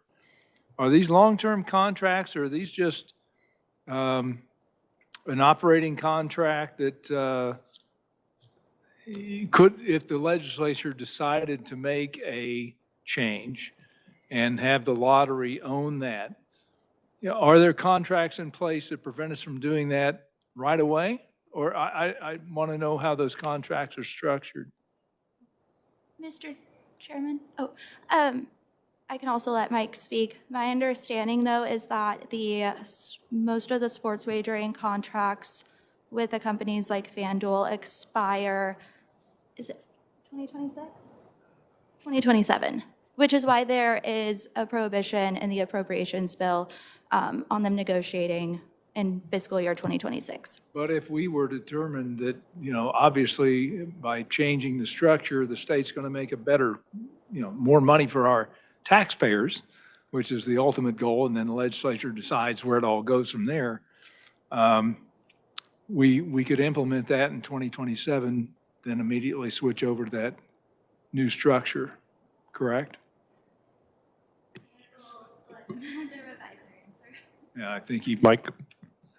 Yes, I mean, the existing contracts, when they expire, the state could provide a different way of doing it directly through the lottery, as Representative Auerkamp has suggested. You would then be directly, I guess, contracting with the different sports books and so on. The question you might want to ask somebody is, how much do the sports books, what's their existing contracts provide? But obviously, that'd be a good question to know before we made that change. But that's what what constraints are on the way of making some changes that would increase the income to the state, the revenues to the state. Okay, thank you. Thank you, Mr. Chair. Representative Auerkamp, I apologize if I cut you short last time. It's okay, Mr. Chairman. I think Senator Thompson followed up with that, but I think on that note about what does the platform take as a percentage, I think I was on a conference call and got to see the contract with the state of Oregon and DraftKings. I think Molly, you might have also seen that. Do I recall correctly that it's pretty close to 50-50, maybe 48-52 as far as the percentage? Yes. So Yeah. do you remember who got the 52 and who got the 48? Not off the top of my head, but I can look at my notes from that meeting and get back to you with that answer. But I think, am I correct that, my memory correct that either the state got 52 or 48 and then the platform got the other? So I there's- believe it was about 52%. However, Oregon deducts for direct and indirect expenses, and that leaves them with about 48%, if my memory serves, but I will clarify that later. Senator Thompson. Thank you, Mr. Chair. I remember when these negotiations were going on, I wasn't intimately involved in it. I was kind of on the periphery. One of the concerns was the amount of prize money.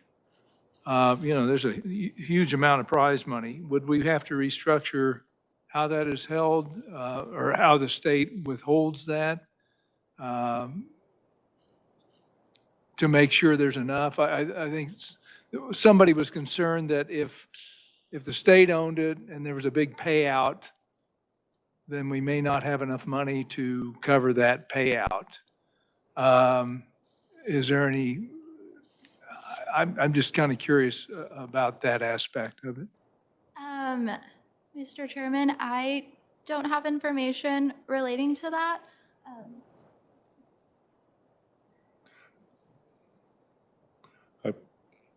I believe we have some people that can speak to that coming up here after lunch break. Okay. Because it does get kind of squirrely there, because if the state's running it, yeah, there are some clauses like that. There's some risk in there.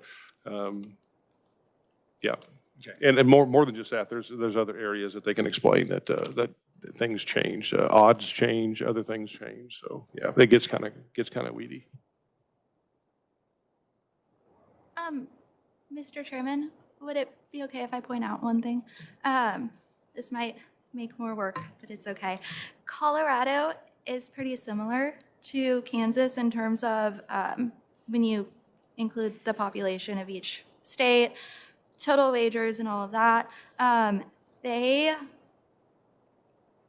don't know if it is in effect yet, but they are changing the promotional deductions.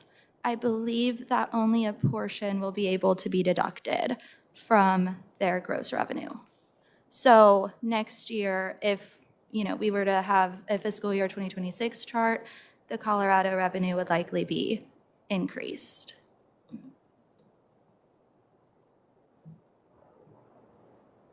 Any other questions for Molly?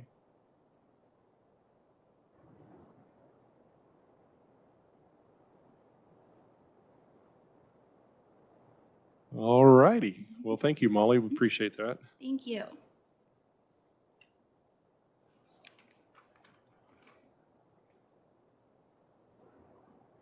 So we're running a little ahead of schedule here, which is not a bad thing. I don't think anybody's too mad at us for doing that right now. But rather than just starting on the presentations from the casinos and the platforms, I think we'll go ahead and take a lunch break. But over the lunch break, if you have not read these testimonies yet, when it comes from some of the comments coming up here from the casinos, we only have one in person. So then we have the other three are all written. So I think some of your questions, or you might have some questions, but please, if you haven't read those yet, read those before we come back. Yes, Representative Auerkamp? Thank you, Mr. Chairman. Earlier today, I think you mentioned that the testimony will be on the public website, the legislative website, soon. Do you know when that will be?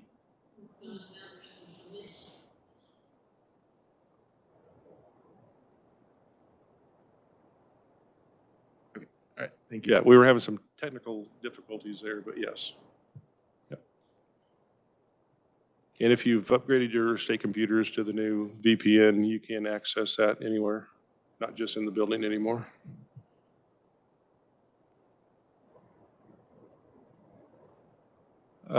Molly has an answer about the organ. Go ahead, Molly. Mr. Chairman, there was a question asked about how the Oregon Lottery determines their revenue flow. So in terms of financing, DraftKings retains 100% of the vendor online gross gaming revenue, less 51% of the online sportsbook net gaming revenue. The remaining 51% is transferred to the Oregon Lottery, which deducts certain authorized direct expenses, including marketing costs from the gross revenue. And the Oregon Lottery then deducts indirect expenses, such as the salaries and wages of certain personnel, from the gross profit, and the amount remaining is considered the net profit of the Oregon Lottery, which is then transferred to various state programs. Representative Auerkamp. Thank you, Mr. Chairman. May I follow up with that briefly? Okay, so I remember several years ago, I was on Fed and State when this topic was debated for several years, and there was a lot of concern about risk for the state. And interesting, looking at the numbers where the risk is, I don't see it. But in your research, Molly, have you ever seen the state of Oregon default on prizes, so not being able to give them out, going in debt below? I know at the first year that they did this, there was a little struggle, but in recent years, has the state of Oregon ever not been able to pay out prizes or gone in default from the risk?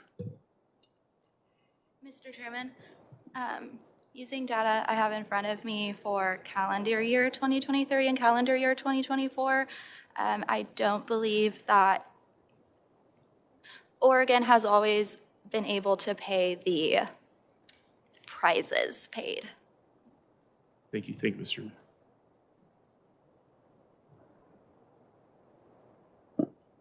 Senator Falscado. Thank you, Mr. Chairman. Molly, so the salaries that you mentioned, who are those salaries paid to from what you're reading?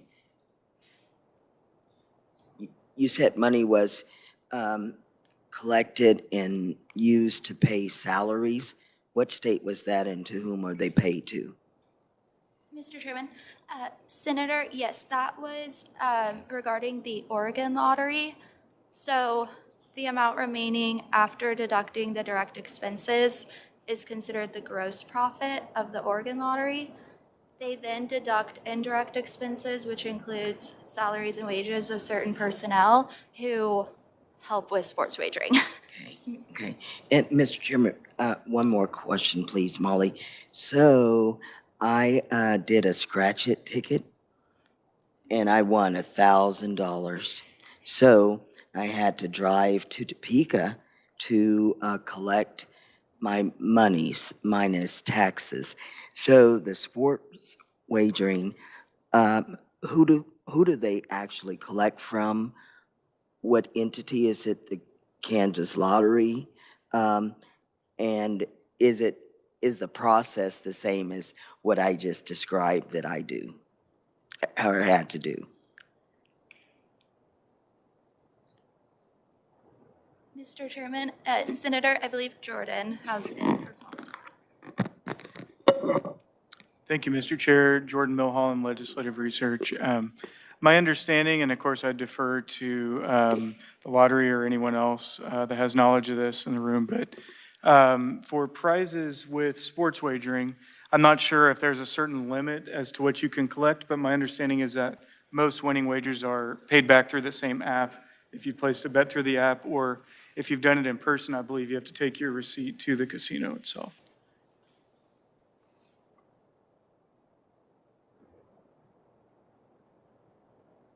Any other questions before we break? Representative McNorton. Thank you, Mr. Chair. So just a general question. So we have a contract with whoever, FanDuel, all these others. Are they not the ones holding the liability for that debt to be paid, not the state of Kansas? Because we're contracted with them. Why would the state of Kansas have any liability on a debt that's owed to a winner?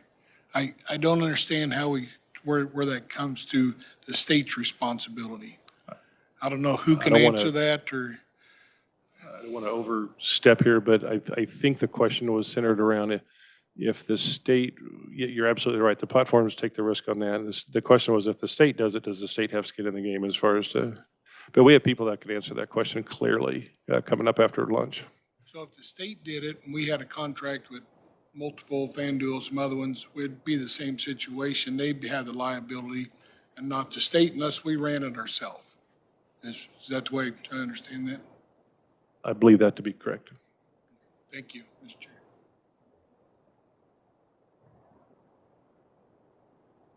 Representative Auerkamp.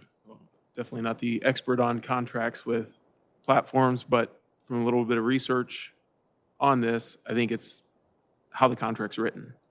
So if the state did decide to go through the lottery, direct contract with a platform, it's how the contract's written. Because the contract can be written to give the liability, which is very minimal if we just take a look at the numbers. There is no liability, there is no risk. It might be on a specific event or day, but overall there is no risk. But it's just how the contract's written. Director, would you like to add to that?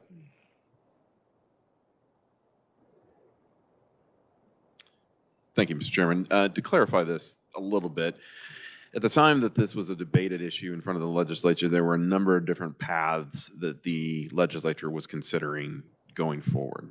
One of which was that the state, being the owner and operator, that the lottery run the sports book itself. That was one way that the lottery was, the issue was being approached. There was another issue where the state was, i.e. the lottery was going to contract directly with the vendors, FanDuel, DraftKings, or whatever, which is what you're discussing now. And then there's the third way, which is we would go through the casinos, which is how it ended up. The majority of the liability question came with that first option that was being discussed, whether or not the state was going to run its own sports book. Okay, there are states that do, in fact, come pretty close to that model. There are states that contract directly with the vendors themselves, and we are unique because we have the casinos, and that's the third thing. That's the third way we go. So I think the majority of the liability question, to Representative Abercamp's point, was in the first discussion point of if the state was running its own sports book. Certainly the way that you design a statutory construction of a sports wagering program, you can design it any way you want to. The question becomes then whether or not any of the platforms are going to want to operate in the state under the terms under which you've dictated. That becomes the issue. So just keep that in mind. Thank you, Mr. Chair.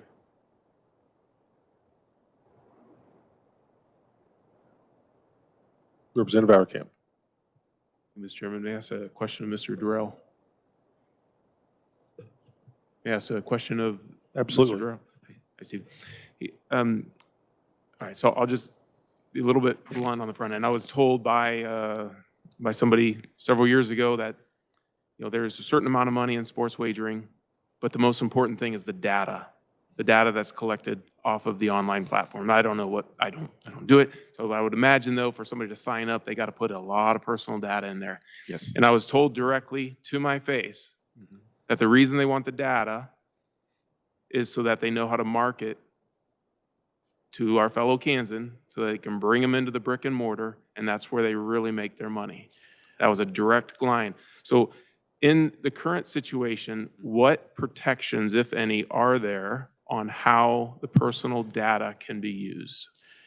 I think that it depends on the agreements between the casinos and the platforms as to how much information they are exchanging amongst themselves.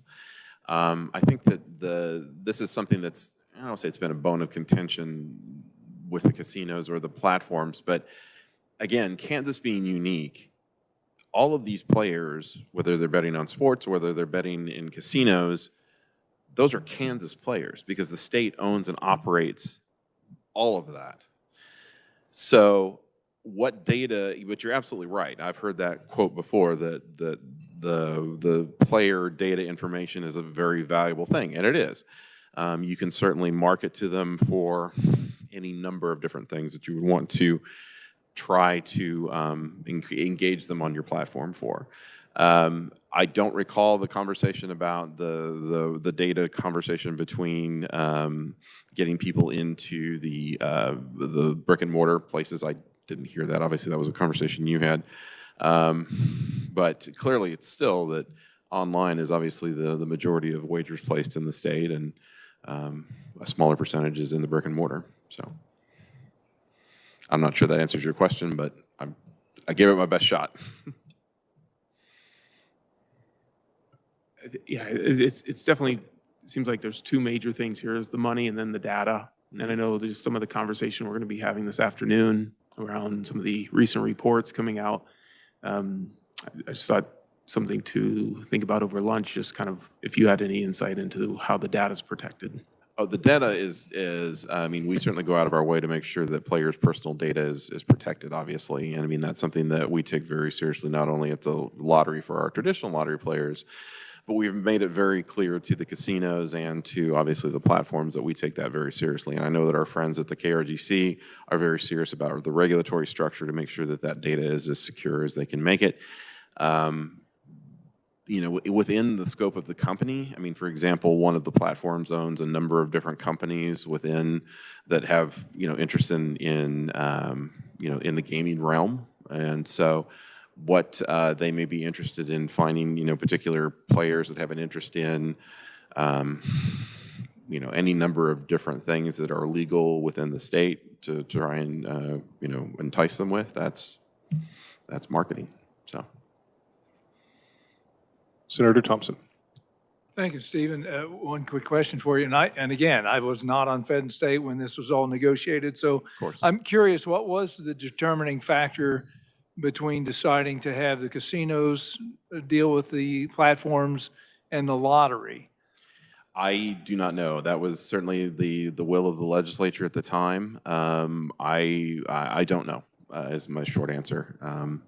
We at the time that the bill was passed, we know internally, the question sort of became the one thing that was unclear in the scope of the statute was how long do the contracts that the state was going to vet these for, how long were they going to be? And obviously the casinos and the platforms wanted them to be as long as possible, and the state was of the opinion, we need to have some degree of control over this and see if we need to make some changes in the future after we've been in this for a couple of years. So that's why the contracts are only 5 years, as the state insisted that they would be that long. Some folks wanted them to be the remainder of the casino contracts, which would be 17 some odd years, and we didn't think that was appropriate. And real quick follow-up, do you see any logistical reason why it couldn't be transferred to the lottery in the future? Something the casino. No, I mean, again, that's the will of the legislature. I mean, it's could the lottery technically contract directly with the platforms? Certainly, that's possible. I mean, we contract directly with the casinos to be the managers of the 4 gaming facilities that the state owns and operates. That's a legislative determination. Thank you. Thank you, Mr. Chair. Representative Auerkamp. Thank you, Mr. Chairman. Going off target, let me know, but I want to talk about the Attracting a Sports Team Fund. And I was on Fed and State throughout the entire time, I believe, that we discussed sports wagering. It was multiple years. The idea of the Attracting a Sports Team Fund, if I recall correctly, was never brought up. And it was inserted into the conference committee, the last conference committee, which was late at night. And then it was rushed to the floor to be voted on. It was a good colleague from Lawrence who caught it deep in the conference committee that, what is this, Attracting a Sports Team Fund? Seemed to come out of nowhere, never discussed in a committee. And then it's taking 80% of the revenue. Do you have any insight? I mean, that's kind of a big, massive element to sports wagering in the bill and the conference committee report. What's the background? Because we certainly didn't get it in committee. Do you know anything about that? I don't know anything about it, sir. We were a part of the legislative process from afar, and so I don't know exactly what the genesis of that particular part of the bill was. I do know that there have been obviously ongoing discussions with the Department of Commerce, Governor's Office about those, with bringing those professional sports teams to Kansas, and I'm sure that those funds are being used for that purpose, but I don't know any more than that. Thank you very much. Thank you, Mr. Chairman. Senator Argabright. Thank you, Mr. Chair. Moving forward, thinking forward, was a 5-year contract. Is that reasonable? It depends on who you ask. I think it's reasonable from the state standpoint that, again, there was a lot of information that was being thrown around at the time that the original sports wagering bill was passed. I think in hindsight, some of it was accurate, some of it was not. But that's with any bill that goes through the legislature, of course. Our thinking was that if the legislature got to the point during the process that they were unhappy with the way that sports wagering was operating in the state, we had to give the operators enough time to operate functionally and not, we couldn't have it be a 1-year agreement because that would have been too short, and we couldn't have it be for the remainder of the casino contracts because that's too long. So in that case, this was the amount of time, if there were changes that needed to be made, there was not going to be a contract out there hindering legislative change past 5 years, was the thought.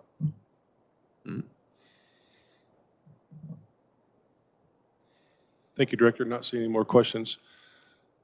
So we're going to go ahead and break for lunch here. We're going to give you a little extra time to go through these testimonies that we got coming up. So if you haven't read through them yet, we'll give you a little bit of time to kind of cruise through those and get prepared for that. So any other questions before we break for lunch? Oh, yeah. Well, we're going to stay on schedule. It'll be 12:50 when we resume again. Any questions? We are at break.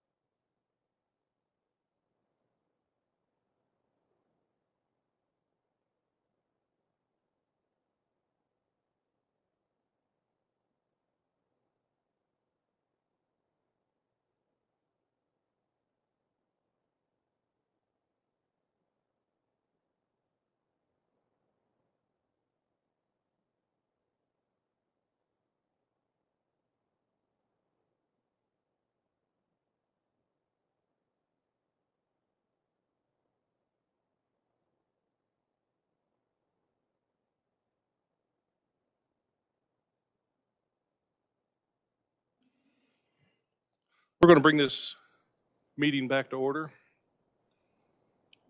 We're going to jump right in with some of the casinos. Like I had mentioned earlier, we have several written testimonies, but we have one in person, and that is Ryan Schultz. Ryan, welcome to committee.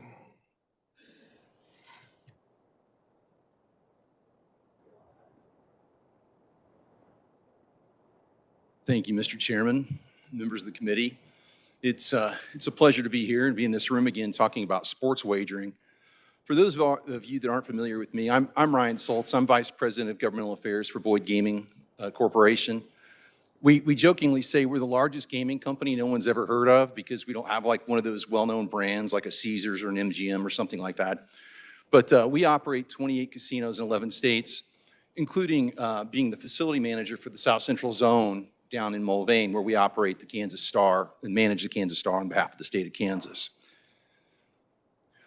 The breadth and depth of our operations, plus the 50 years of experience we have in this industry, including operating our own sports books, are going to really kind of shape our conversation today and shape some of the answers to questions I anticipate I'll get throughout our conversation. But for those of you that aren't familiar with Kansas Star, you know, we're pretty proud of what we've been able to do to fulfill the policy goals of KELA. KELA had multiple policy goals for those of you that were around in 2006, those of you that weren't. The first one was to generate tax revenue. Since Kansas Star opened in December of 2011, we've generated nearly $640 million of revenue for the state of Kansas and for local governments. That also includes the 2% portion that goes to the Problem Gambling Fund. We've also created economic development. KELA required the manager in the South Central Zone to pay not only a $25 million privilege fee, but also to expend at least $225 million in capital on our facility. We far exceeded that.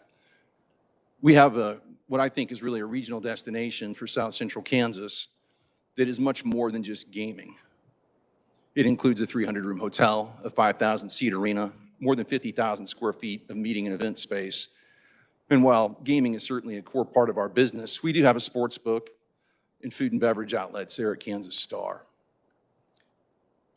But what really makes us the most proud is the fact that we're able to employ 600 Kansans at our property down in Mulvane. These are good jobs. These are jobs with benefits. People can advance in their career. I'll just share this fact with you about our company. It's not my written remarks. But we have about 16,000 team members throughout our portfolio. The average team member tenure is about 8.5 years with Boyd Gaming. Now, for those of you that are familiar with the hospitality industry, familiar with other industries, in today's world where you have a lot of turnover in the hospitality business and maybe even some other jobs, the fact that our average team member tenure is 8.5 years, I think tells you a couple things. One, people go to work at Boyd Gaming thinking they're just going to go there for a job and they soon find themselves in a career. Two, I think it speaks to our culture. That culture is one of treating people right, being good community partners, and certainly providing opportunities for people to advance if they're willing to apply themselves. And speaking about being a community partner, I'd be remiss if I didn't mention the fact that we fund $1.5 million to the Kansas All-Star Scholars Fund every year. This has had a tremendous impact on the people and students and teachers in Sumner County. That fund provides Visa gift cards for teachers to help with classroom supplies. It helps families with back-to-school purchases, whether it's clothing, backpacks, whatever sort of items they need for their student to go back to school, but also college scholarships. To date, we've provided more than $22.5 million through the All-Star Scholars Fund, through scholarships and other aid to the people of Sumner County. So we're really proud of those things. I think that that's what was all envisioned by KELA, and the reason I mention that is KELA was looked at as a framework to use for sports wagering.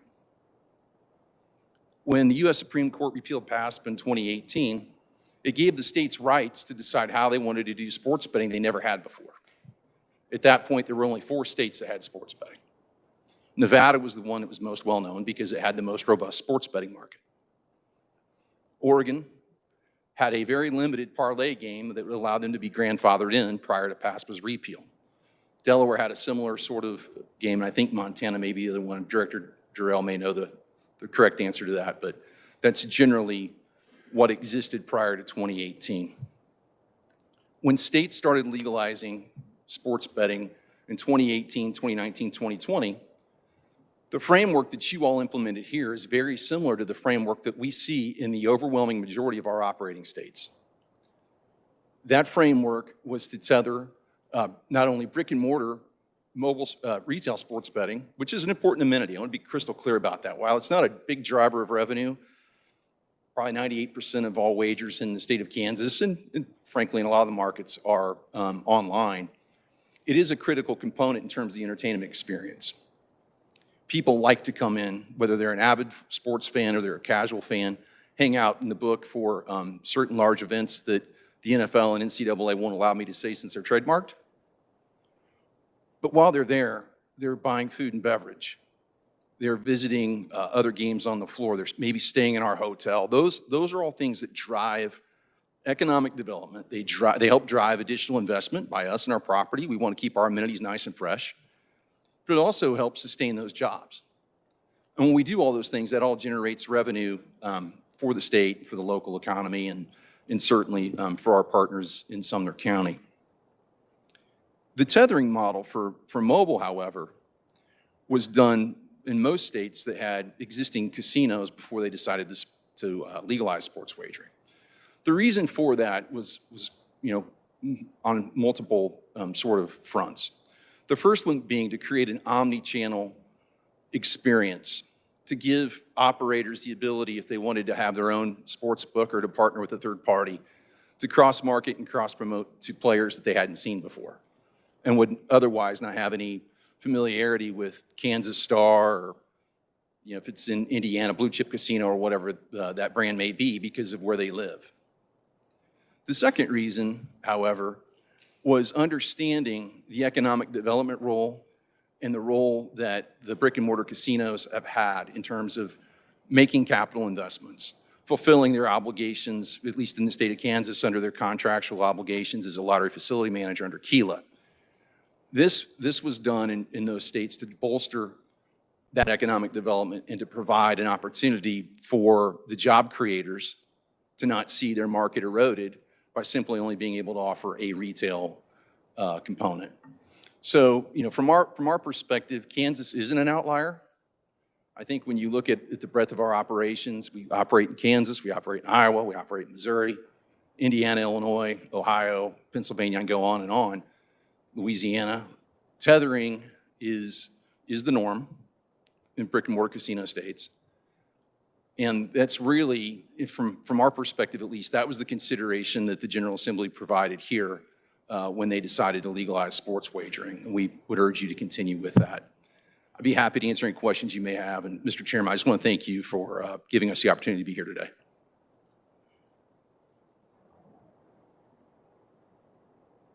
Do we have any questions for Ryan? Senator Falscadeau.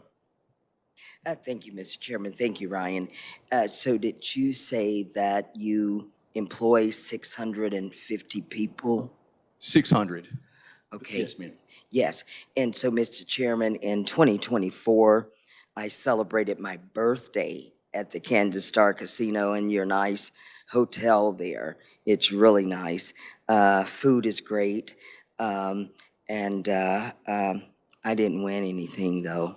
And I've also went to a boxing event there also. So everything that you've said here today, I've actually experienced it. So wonderful. But my question for you, Ryan, is, so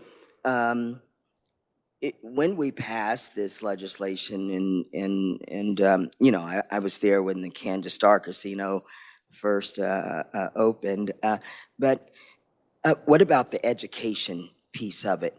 So are you still giving back? I know you talked about the scholarship fund, but are you actually giving back to our middle schools or junior high schools, I used to call it? But so can you speak to that?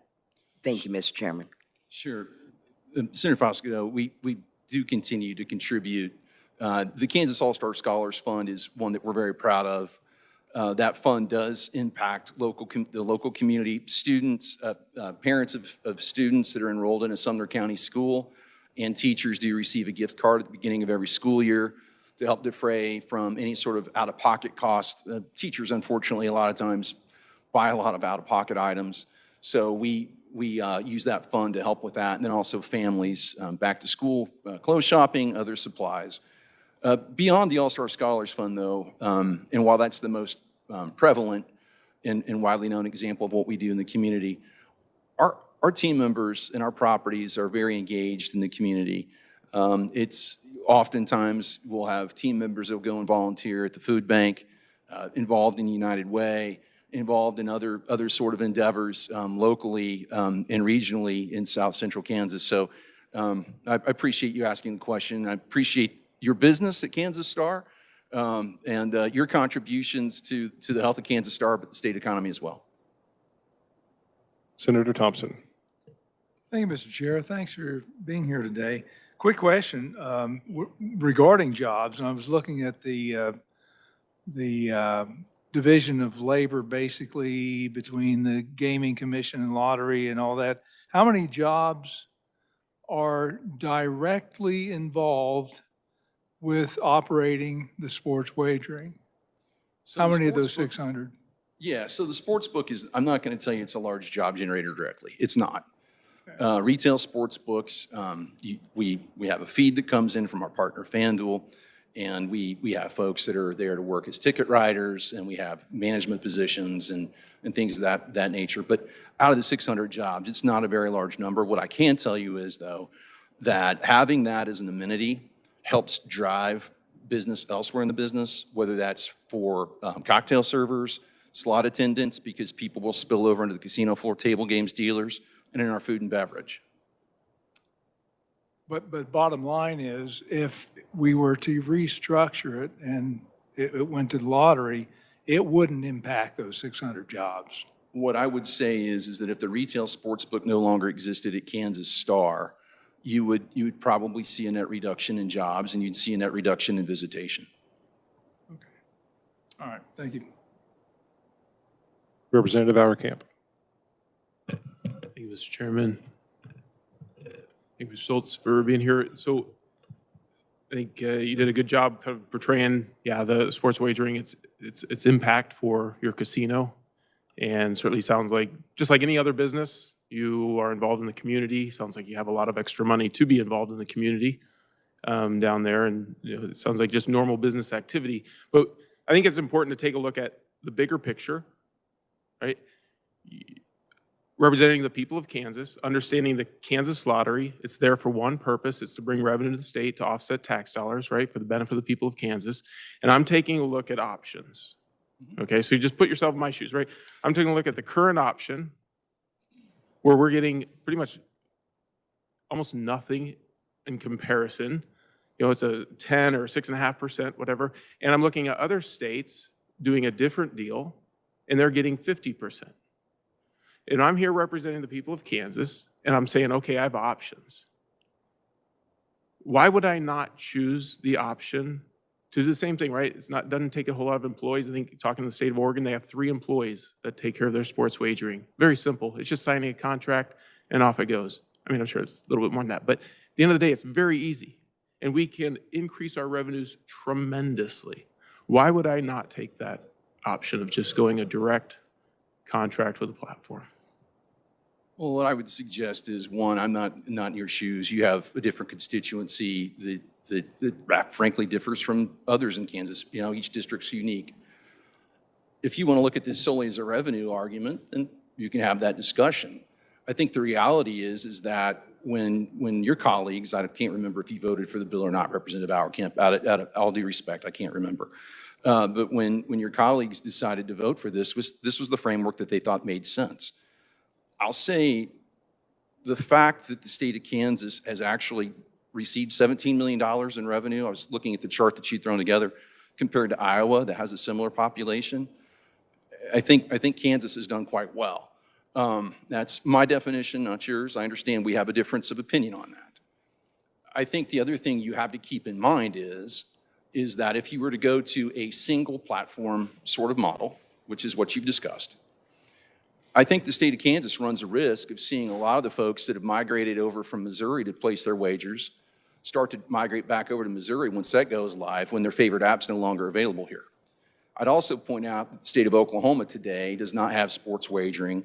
It's an issue that is complicated by the nature of gaming in Oklahoma being by the federally sovereign tribes and the current governor. But if and when that were to happen and there were multiple apps available in Oklahoma, you may see the same thing where folks in the Wichita market may decide to drive down to Oklahoma so they can bet on their favorite app if their favorite app's no longer available in Kansas.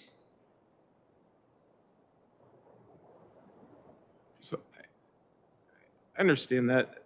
I obviously disagree. I mean, I think if we take a look at it, if we're worried about people crossing state lines, but we're getting, 8.5, whatever, 5, 8, 9, depending on how you look at the numbers, times more revenue, and we're worried about a few people crossing state lines, I think we're not taking a look at the most important part of it. We're getting lost in the details that are really insignificant. If we take a look at the major deal, the option, should we really worry about losing a few people to cross the border or not? I mean, if we're really taking a look at how do we maximize revenue?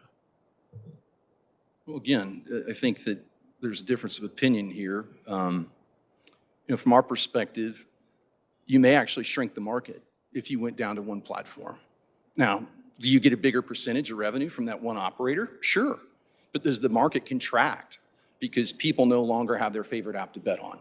I think there's an assumption that people are just going to migrate over to whatever this new platform is, or if it's an existing platform, everyone that's already in this ecosystem will just move over.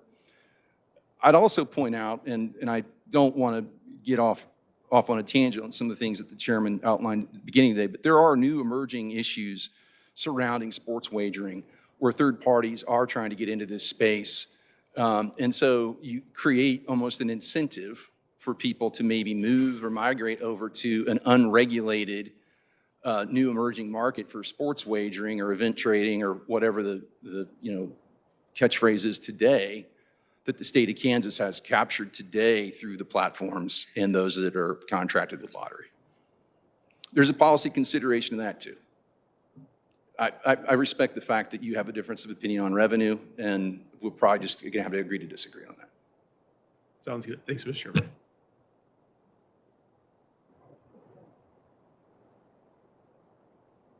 Senator Falscadeau.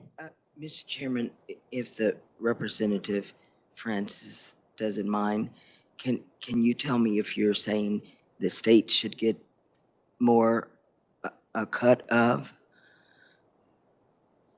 the money? Mr. Chairman, if I may. Representative.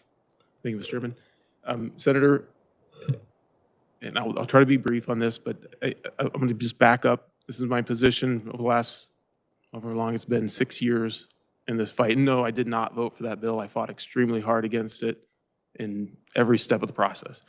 So when I take a look at it, I take a look at just the overall what's going on. It's a constitutionally started Kansas lottery. People were told back when they voted that in that the lottery would bring in revenue to the state. The revenue to the state would help fund state services, state responsibilities, and decrease taxes.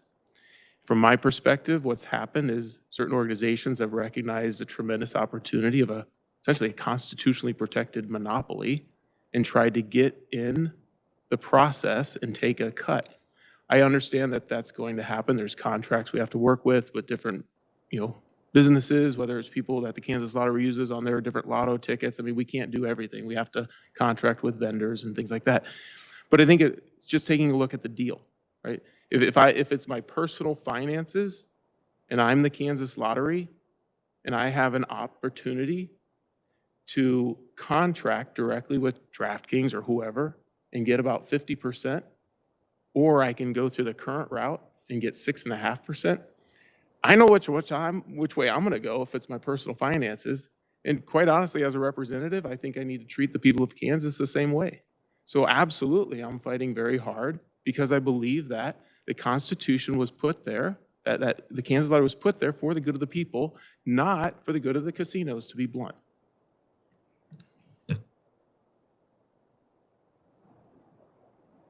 Senator Argabright. Thank you, Mr. Chair. Thank you, Ryan, for being here. Thank you. My question stems around, this is your opportunity to speak to us. And we talked about a 5-year contract, and when that time comes up, whether it's a 3-year, a 4-year, a 5-year, or whatever it is, from your side of it, what would you like to see in a contract as far as years and why? Yeah, so to the comments that Director Durrell made earlier today, I think that certainly those of us that are on this side of the table, and they did a very good job of making clear their position. We would like to have a longer contract. The reason why is anyone that's in business and makes investments, they know that they like to have stability. They have some certainty, the amount of time to recover some of that investment.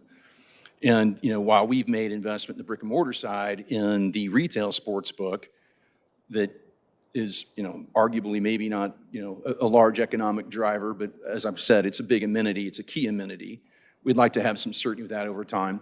And then for the platforms that are contracted with us as the lottery sports wagering manager, they've made a tremendous amount of investment too in marketing, promotions, developing their catalog of bets. I know that some would argue it's plug and play. It's not necessarily plug and play because every state has different regulations.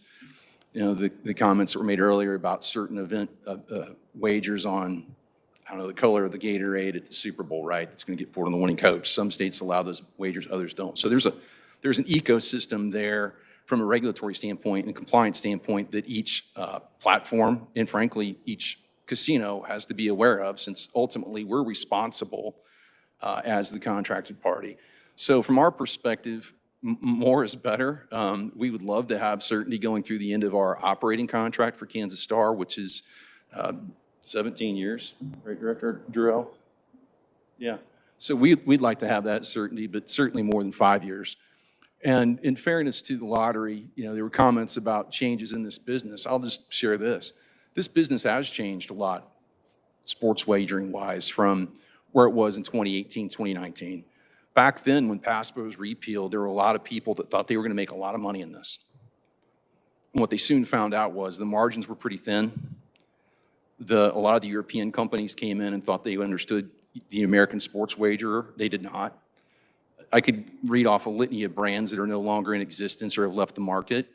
And I think to the commentaries that Director Durrell made earlier today, that not all the slots are full for each casino in terms of the number of platforms, I think speaks a little bit about the market. If there was a market out there where more people wanted to get in, especially since Representative Auerkamp is framing this as a very lucrative market with very little overhead cost in the state of Kansas, then why don't we see more brands operating here today? I know it's a long-winded answer to your easy question of I'd love to see a really sustainable long-term contract that probably lasted a decade instead of just 5 years. Mr. Chair, I just thank you for that. In the world of negotiating, it sounds like, because I do appreciate what the representative said over there, and there's opportunity maybe to sit at the table at some point. Appreciate it. Thank you, Mr. Chair. Representative Mosley. Thank you, Mr. Chairman. I have not been to your casino, and I have not been a gambler since I talked back to my parents as an angsty teenager when I was younger. I understand what the representative next to me was saying about there could be 3 people that could possibly run this statewide, but how many people does your casino employ in your county? So in total, we have 600 people that work at 600 people that are, work at and Kansas where Star. do you fall as are you the major employer of that county? In Sumner County, yes. I think Yeah. it's us in the public school system that are largest employees. Our largest employers are definitely the largest private employer. You're the largest private employee, and then and you may not know this, but what would happen if that just moved to 3 people running it? How would that impact the county overall? Like with you being 600 jobs just disappearing, or 597 jobs just disappearing overnight? No, I want to be crystal clear. We're not. You wouldn't see Kansas Star close. Okay, yeah, Doug, yeah, that's true. No, that's true. I want to be clear, but there would be an impact to our business. Okay. The majority of the folks that work in our casino today work. Table games is a very labor-intensive position. Mm-hmm. Food and beverage is a labor-intensive piece of the operation. That said, if the retail sports book were to be gone and we were no longer able to work with a partner or partners online that we can promote, come to the Kansas Star for the sports book and enjoy the wagers you placed all season on, I'll say NFL, so since they're a partner of our partner today. But for an NFL opening weekend or playoffs, I won't mention the big game, but I think what you would see is the food and beverage side of the operation does pick up around football season. It picks up around the college basketball tournament. People like to have somewhere fun to go. Even though they may be wagering on their phone and they may be wagering on multiple apps while sitting in our book, they like that energy and feel. And so if you start to see the retail book fall off or it had to go away for some reason, then there is a spillover effect on some of those other jobs. I can't give you a solid number just because we can't project it, but there would be some economic impact and some change in staffing. Okay, thank you. Representative Smo. Thank you, Mr. Chairman. I'm just curious, just an estimate. I'm not going to ask you for actual numbers, but roughly what percentage of your business overall happens with the retail sports book? Oh, goodness. I think that the publicly available numbers from a retail sports book perspective on what we actually win, it's less than 1% of our brick and mortar casino business. Again, it's not a large part of the business, but even we had this discussion when we were talking about this years ago, before Kansas legalized and while PASPA was being discussed, being repealed throughout the country. Sports books are a very small part of the operation in Las Vegas as well. Now, it's probably more than 1% out there. It's probably somewhere 5%. Certain properties do better just because of what they've built in terms of sports book. Las Vegas is still a sports betting mecca. People like to make that trip and have a weekend, kind of like what Nashville's become for bachelorette parties. Las Vegas is for the young male sports bettor, or even the middle-aged male sports bettor. That said, back then, I think the number we were talking about was about 5% of all revenue in the state of Nevada came from sportsbook. Okay, thank you very much. You're welcome.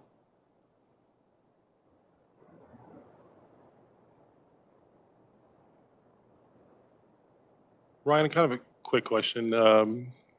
You kind of talked a little bit about investments, right? The kind of the amount of investment. Does a 5-year contract even allow you time to recoup the investment? I know I've talked to some of the other brick and mortars, and it sounded like in a situation where some of them probably won't even recoup their investment over the first 5 years.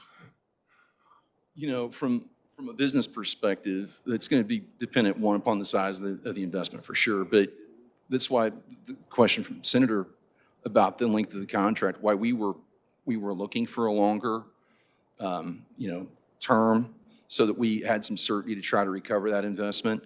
And we make, our $225 million minimum capital investment that was part of KELA. That original contract had a 15-year term, and it also had a 15-year renewal in mind when KELA was adopted to understand the length of time it takes to recover an investment. So 30 years in total, right? Here we've talked about 5 years. Granted, investment's much different, at least from a brick and mortar side. But I think that what gets lost in the conversation, and some of my colleagues that are from the digital community can speak to this, a little better than I can, but they've made a tremendous amount of investment as well. And if they had to just go dark all of a sudden, they're not going to be able to recoup the investment they've made in trying to build their business in Kansas on behalf of the state.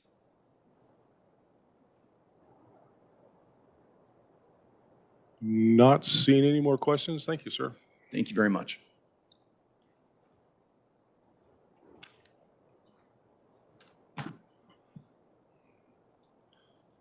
Once again, I'll kind of point out we have written testimony from Aaron Gomes, Christopher Reedy, and Jeff Morris. Next, we're going to have some comments by one of the sports wagering vendors. And first up is Scott Ward. Scott, welcome to committee.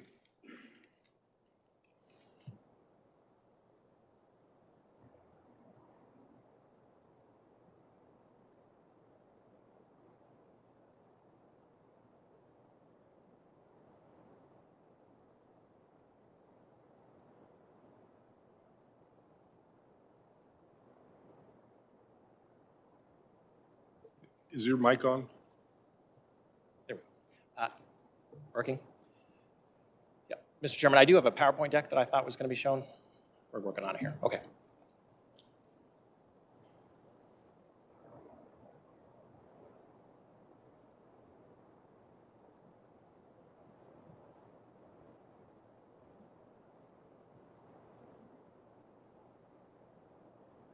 I can get started while we can catch up. Mr. Chairman, my name is Scott Ward. I'm an attorney with the law firm of Warwick, Harrington, and Sutcliffe. I'm here today on behalf of the Sports Betting Alliance.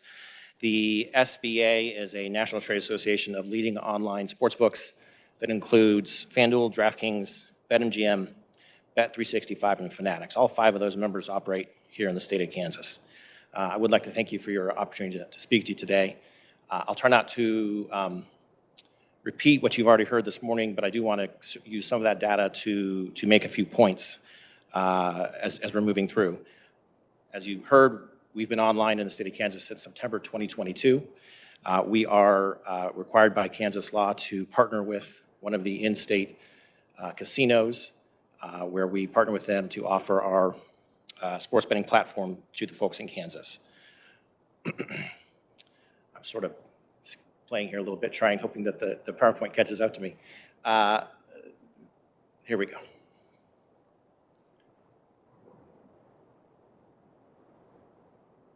All right. We value those partnerships. Obviously, we partner with some of these casinos in multiple states. There we go. Well, okay. Moving ahead.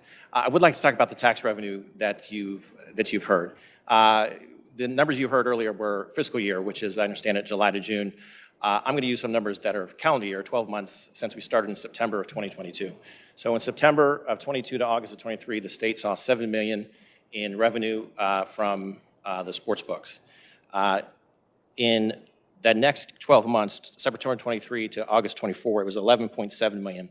That represents a 69% increase in revenue to the state from the first year. And then in year 3, and when I submitted this slide on Friday, the August numbers were not public yet. They are public now. So that number for year 3, September 24 to September 24 to August of 25 is actually just over $17 million. So that's another 50% increase in revenue to the state from year 2 to year 3. That represents a pretty significant growth trajectory. As you heard, $36 million overall in just 3 years. And this demonstrates that the tax rate and the regulatory structure is working, creating a competitive market that will continue to grow. We've talked a lot about sportsbook economics, how easy it is, whether it's slim or not. I thought I'd use this slide to talk a little bit more detail about that. So this slide is an analysis that was done by the American Gaming Association. This is an analysis of a typical $100 bet, where that money goes. To be clear, this is not for any particular sports book or any particular state. This is generally across the U.S. I'll speak in those general terms here for this slide, and then my next couple of slides will be specific to Kansas. So as you can see, a $100 bet comes into the sports book. Of that, in this example, $91 is paid back to bettors, so that is a 9% hold. You've heard that number. Handle being the $100, the $9 being the hold.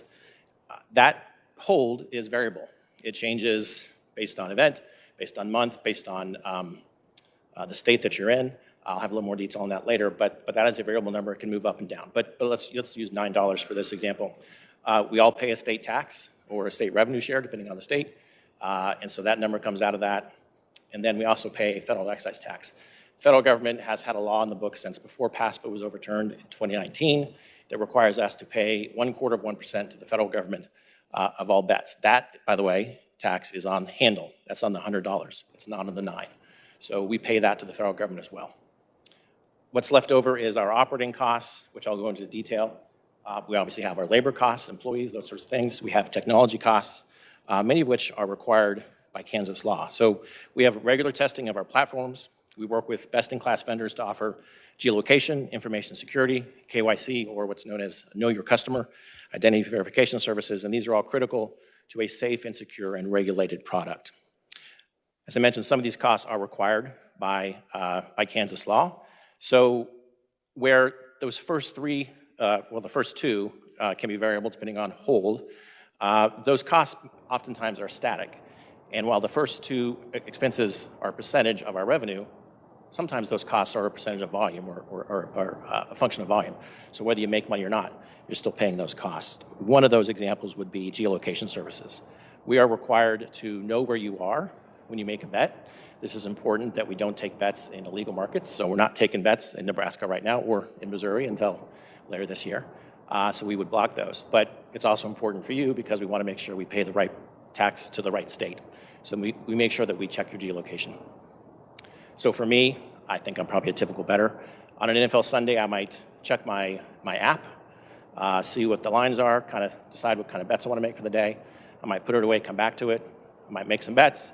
And then through the course of the day, I'm going to check that app 5, 6, 7, 8 times to see how my bets are doing, if I've made a bet on over on Patrick Mahomes' passing yards, where is he at, have I hit my numbers or not. So I might check that app, like I said, 10 times in a given day.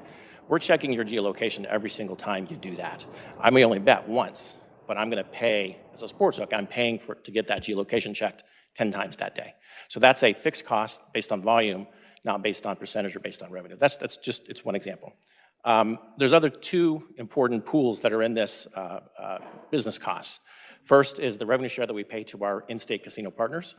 So we're paying them a percentage of revenue for the right to operate in the state of Kansas. That's required by Kansas law. It's a private agreement. I've not seen those. I represent the trade association. I do not know what those numbers are, but there's a rev share paid. And then second is promotions and marketing. So I know promotions has been a topic of discussion, so I wanted to spend a little time on that. Promotions, you heard earlier, this would be something like sign-up bonuses. Bet $5, you get $200 in free play. It can also be offered, during the course of the season. Make a bet, we'll give you, make a $10 bet, we'll give you a free $10 bet to use elsewhere. Those are marketing costs. Those are expenses to the sports book. They are not revenue. Just like any business who's new to a state or new to a community, you're going to have to market yourself. So a burger chain is going to offer buy one, get one free cheeseburgers. They may get paid for one, but they don't get the revenue for both cheeseburgers. They just only make the revenue on one cheeseburger. I have a colleague who describes it as Kohl's Cash. If you've ever shopped at Kohl's Cash, they give you Kohl's money to use later to spend on products. When you go back and you spend that Kohl's Cash at Kohl's, they're not seeing any revenue from that. That's an expense. So that is, I have another colleague, that is not real money. Promotions is not real money. It is an expense to the sports books. So that's also included in that bucket. This analysis shows about 10 cents on the $100 as actual profit. As again, all variable, and it all really depends on what that top number is, what that 91 is. Is it $9 in hold? Is it $6 in hold? And that all changes. So let's move to here in Kansas. So the Kansas Lottery helpfully publishes all these revenue numbers on their website. I've picked a few just to make a couple of quick points to you. So this is July of 2025, this past July. When I put this presentation together, it was the most recent month that was available. August is now available as we stand here today. But I'd like to point out a couple of quick things for you on July. First of all, as you heard, Bet365 is new to the market. They started in July. It's a new entrant to the market. They obviously made no revenue in the month of July. Their expenses exceeded their payouts exceeded the bets that came in. But it's an example of a growing market, as I talked about before. A growing market with a stable regulatory structure will attract more competitors into that market. Here's a perfect example. In year 3, you have a new entrant into the market. Another little, I thought interesting, I really did just pick this month because it was the most recent month at the time I was looking, but you can see BetMGM actually lost money in the month of July in the state of Kansas. They had 0 revenue. It happens. It doesn't happen very often, but it does happen that they lost money in that month. This is from June of 25, and it shows the fiscal year, and I'm looking at really the bottom numbers there. So this would be fiscal year 24 to 25, which shows the revenue and payments in Kansas for that fiscal year. So as you can see at the bottom, 2.6 billion wagered, about 2.4 billion won, 78 million in promotional deductions. That 78 million, that's the cheeseburgers, that's the Kohl's Cash, that's not real money. That was used to promote Kansans to come into the regulated market to make bets to get out of the illegal market. Just in terms of give you some context on what that number is, that is 2.9% of total wagers was promotional, 2.9%. Context there. As I mentioned, any new business, you start a new property, you're going to have to advertise, you have to bring customers in. In September of 2022, when sportsbooks were brand new, the percentage of promotions who handle was 21%. Obviously, we're trying to get customers out of the illegal market and to come into the legal and regulated and taxed market. That's obviously going down quite a bit. For that fiscal year, which was not a full calendar year, but for that fiscal year, it was 5% of handle. Last fiscal year, it was 3.5% of handle, and then now it's 2.9% of handle. So those promotions are going down as a function of money coming in, of revenue. That's consistent with marketing, bringing customers in. You're growing the market, so you're growing that pie much more by spending those costs. And then finally, I talked about that $9, that hold percentage, which is variable. This is just the last 12 months of hold in the state of Kansas. As you can see, it changes quite a bit. February 2025, the hold was $10, 10%. So on that $100 chart I showed you, we'd have had $10 to pay all those expenses with. In October of 2024, we'd have had $1.74 to pay all those expenses with. Sportsbooks lost money that month. They didn't retain enough to pay for all those fixed expenses that I talked about. You all have a very successful football team, professional football team, and that makes a difference in sportsbooks. And so I thought it's very stark here. So in February 2024, in February 2025, the Kansas City Chiefs played in the Super Bowl. In February 2024, they won. Apparently, Kansans love to bet on the Kansas City Chiefs to win. That's great. But when they won, the hold for sportsbooks in Kansas was 1.57%.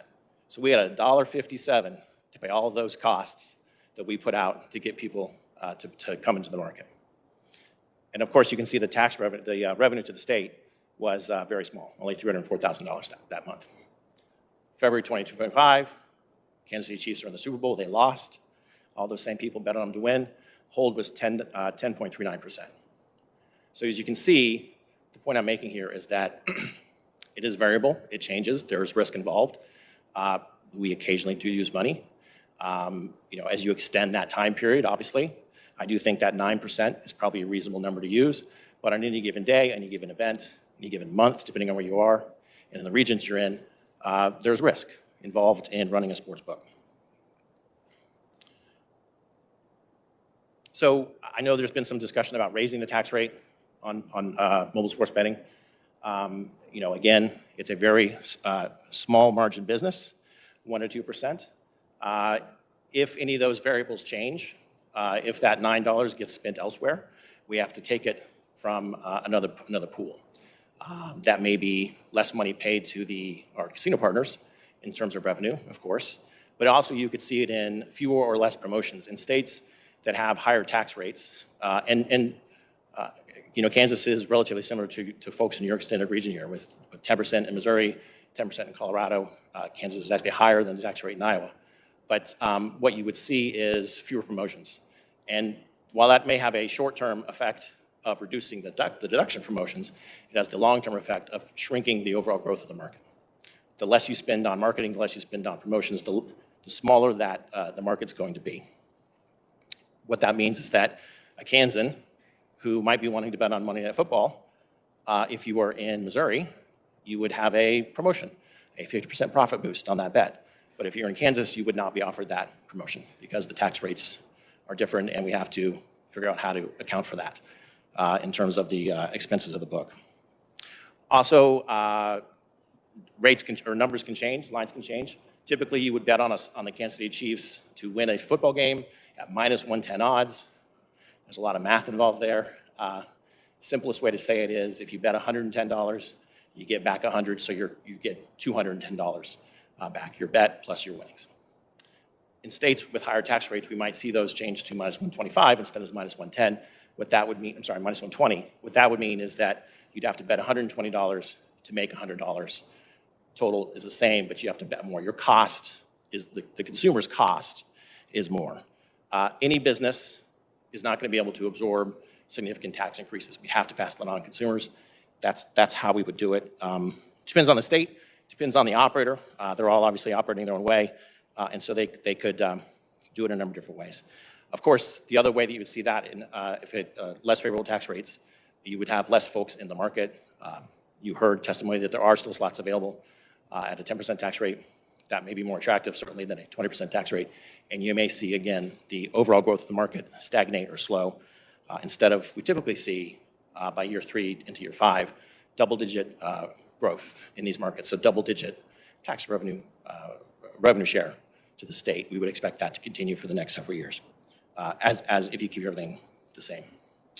The biggest worry here, and you heard this, is that when you do those things, our real competition is not each other.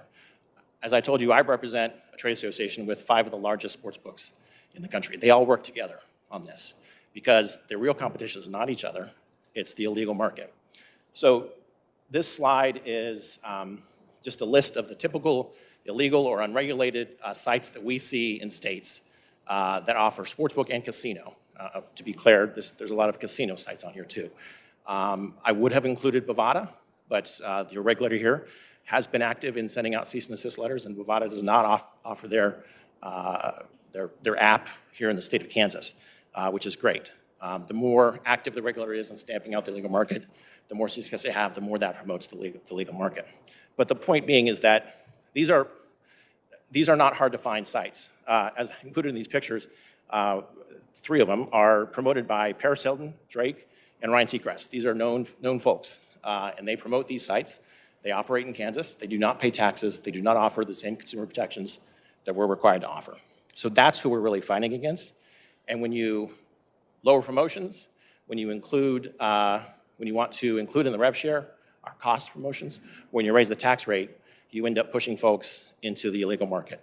Of course, it's not just that. You heard earlier, Missouri is coming online, and folks on the border where we may not offer that Monday Night Football promo in Kansas, but you get into Missouri, they may cross the border to do that. And then that has, again, an effect of lowering the overall market, or at least the growth of the market. I'll defer Mr. Pappas, who's testifying after me, I'll defer to him a little bit on this because this is his study, but we've also seen where states have enforced against illegal operators, it does help to grow the legal market with 39% year over year versus 10% where they don't do that. I'll defer to Mr. Pappas on that. On this topic of data, we offer state-of-the-art consumer data. In fact, most of these, all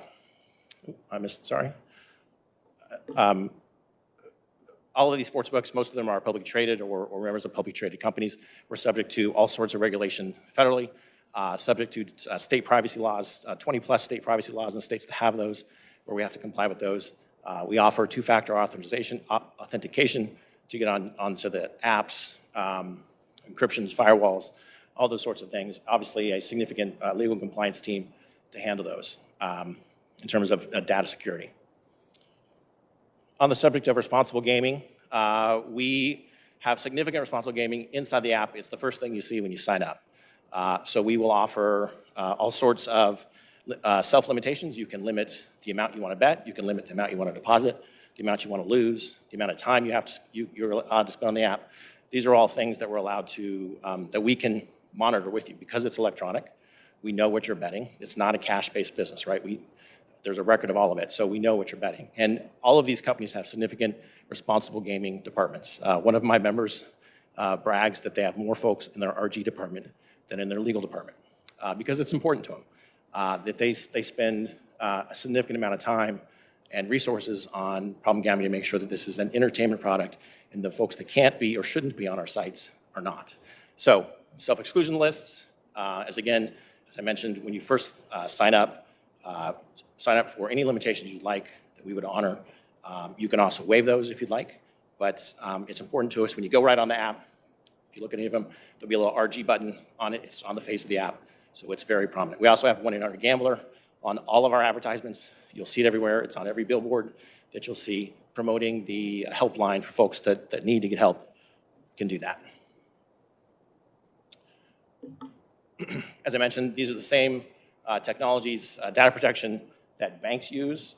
It's the exact same thing. If you, when we talk about know your customer, if you ever signed up for a online bank account, you ever done an online banking transaction, got a mortgage, purchased a car, anything like that, it's the exact same process to get an account for us. It would include your social security number, in some cases your driver's license, in some places your address, your name. We bump it up against public databases to make sure you are who you are. Kids can't fake this. Oftentimes I forget it. I signed up for one and it asked me what was the make of the car I owned in 2002. And honestly, I'd forgotten because it wasn't my car, it was my wife's car, and I got it wrong. And I couldn't sign up that day. I had to go back and fix that. So point being, these are pretty strict, the same things that a bank would use. So just in closing, we like operating in Kansas. We like the model. We think it's a growth model. The revenue that you're seeing from the state shows that with 70% and 50% in the last 2 years revenue growth. We do think there is, with the slots still available, there is growth for more operators to come into the state, that a competitive market is always going to be better than a single source market, that you see that in the data from other states. And finally, if you're looking for more data, or for more revenue, just as a small point, there's always iCasino. As I mentioned, a lot of those sites I put up on the illegal slide offer casino. They do not report their revenue, but I can tell you that with $2.4 billion being bet in the legal and regulated sports betting market, there was probably double that being bet in Kansas on illegal casino apps. We've seen that in state after state. There's a lot more revenue there for that. If you're looking for other ways to do that without raising taxes, you can capture that money that's in the state already. Thank you. I believe Mr. Pappas is also testifying as well, but I'd be happy to answer questions. Any questions for Scott? Senator Thompson. Thank you, Scott. With regard to the promotional deductions, you say it's like Kohl's Cash, it's not real money. But to the state, it is real money because it's part of the deduction that we take from the settled wages to come up with the net revenues for which we determine our percentage of our take in state revenues. I guess my question would be, like Kohl's Cash, let's use that example that you give, that's a loss leader. In other words, you're hoping that you're going to draw more people back in by allegedly losing money on the front end. How much is the multiplier that you see? I have no way of calculating that. In other words, if you offer an extra $100 in a loss leader, how much more bets will you? I mean, you're not doing that out of the generosity of your heart. How many more bets would you expect to see? Mr. Chairman, Senator, certainly. No, look, those are marketing dollars. Those are promotion. We're doing that to attract customers into the regulated and taxed market, to pull them out of all those other sites that are available to them. And frankly, as you mentioned as you heard from Mr. Stoltz's testimony, some federally regulated sites that are also available to them that don't pay taxes in the state of Kansas. So no, those are intended to be to pull them into our site. Unfortunately, Senator, I don't think I can tell you a percentage, sort of what the numbers are. Again, I represent the trade association. I don't represent an individual operator. I'm sure I can go back to my companies and see if we can't get you the number. What's their sort of cost of acquisition? I believe that's actually in many of their SEC filings and public filings, so we can find that for you. I don't have that here. To your original point that it's revenue to the state, respectfully, I would suggest that that's simply because of the way it's reported. If we didn't report it that way, and by the way, in the chart where it had NA, they don't report it that way. But if Kohl's reported their revenue to you, including Kohl's Cash, and then subtracted the Kohl's Cash, the not real money, it would be the exact same thing. But of course, you're not going to tax Kohl's Cash. It's not real money. And so that's what this is. Okay, I would be curious as to what the ratio is for how much you forego in these types of promotional things and how much you anticipate or how much you actually get back. Because I think that's kind of an X factor right there. I'd be happy to follow up with you. Okay, thank you. Senator Blue. Thank you, Mr. Chair.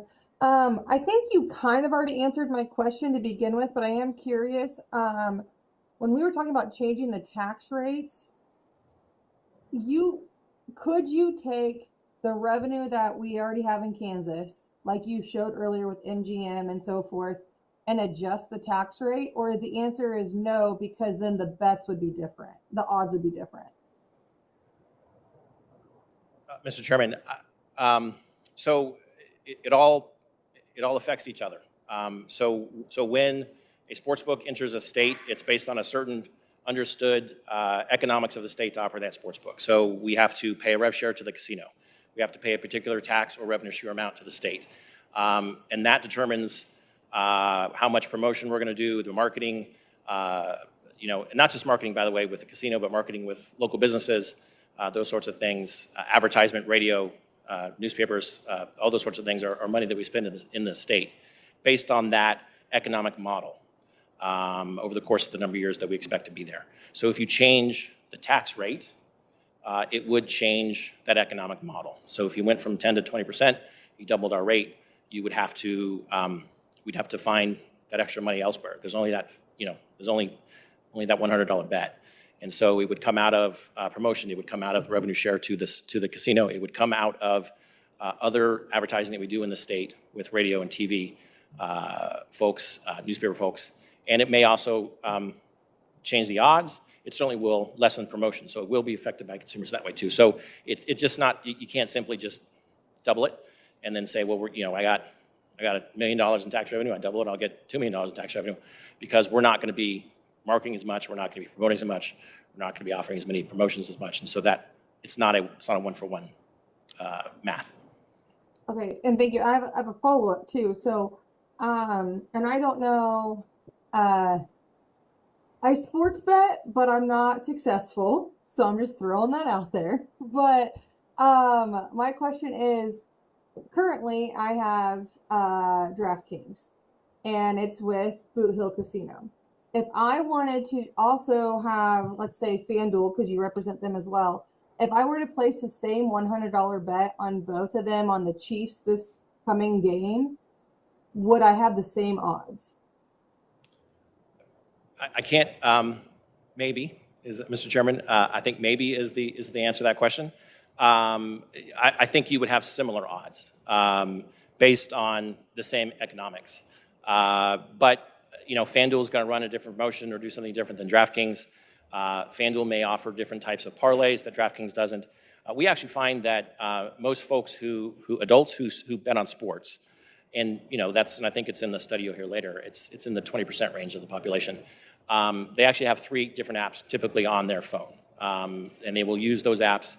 They will shop lines, as you suggested. They might find a better line on a particular bet in various apps or promotions or those sorts of things. So maybe is the answer to that question, but you'd have to look at them, and people do. Consumers do look around. Plus, by the way, all of those illegal options that are available to them. Okay, thank you very much, Mr. Chair. Scott, one of the things I learned when I was kind of digging down this rabbit hole a little bit was a lot of us kind of thought the promotional money and the free play would kind of start slowing down as we built the database, as we kind of went forward. But one of the things that I was kind of learning through this is when you're talking about the illegal markets, so the overseas markets, and so I know you touched on it. So what's the correlation there if promotional monies go down and free play goes down? What's the correlation to that to the overseas markets? Mr. Chairman, thank you. Yes. So, you know, when we started September 2022, and I mentioned that the 22% of handle was promotion, that's typical that we see because we're trying to pull people into that legal market out of wherever they were betting previously. Now, 3 years in, you may ask, okay, well, you've got them. Why are you still spending that? And promotions is 3% now, so it's gone down significantly. But we still have all of that competition out there who are offering the same or better promotions that we are, again, because they do not have the tax and regulatory costs that we do. They don't have to do all the testing. They don't have to do geolocation. They don't have to pay rev shares to anybody. So they're able to offer better rates and better promotions than we do. So we are constantly competing with those apps, those overseas apps, as you mentioned. Not just overseas apps, by the way. Other apps that are using loopholes in the law, and then federally regulated markets that are now coming online and are offered in Kansas today, too. Those are all competition to us. None of those apps, none of those sites pay tax to the state of Kansas. None of them follow the same regulatory structure that we do. And so that's why we have to keep competing. Representative Mosley. Thank you, Mr. Chairman. I have a question. I know that you talked about like the safety around personal identifiable information, which that's just a liability. So I can understand how you guys are good on that. But does your app ask people to have access to like local networks? Because that's part of marketing. So do you know what that is when you ask for? Okay, so is your app asking for like access to local networks? So say, for instance, someone's on a public network at the University of Kansas, and then one person says yes to like, you can access this local network. That means you have access to every single phone or every single device that is connected to that. And now you're able to like scrape information to know how to better market to individuals. Are you all doing, does your app ask for that information? Are you guys accessing that? Mr. Chairman, I do not think that we do, but I need to give you one qualifier. I do represent a trade association, and I don't represent all the apps that are out there. Because I'm just asking because it's like really like this, there's a certain generation of people right now that are really highly at risk to becoming, I know you said it's 1%, but there's increased numbers of like young, especially young men find themselves in trouble because it's really gamified and it's fun and they get an instant high off of it. And so if you're able to access local networks at like our universities, that means that now you're marketing to a already vulnerable population that does not have a fully developed frontal lobe to know the consequences of their action long term. Understood. Let me follow up with you on the specific answer to your question. But in terms of colleges, universities, we do not market on college campuses. We do not do deals with college campuses, those sorts of things. It's age 21 and above. And so, there was a time early on in the industry where there were some sports books that would do deals with college campuses, marketing deals. Those have all stopped. I think there's been a realization that that's not a good thing to do. And so we do try to avoid that. Yeah, I understand that you're probably not marketing, but someone logging on to that and then asking for that means you now have access to now every single person who is potentially 21 and above at a university. Okay, thank you. I'll follow up. I look forward to your answer. Thank you.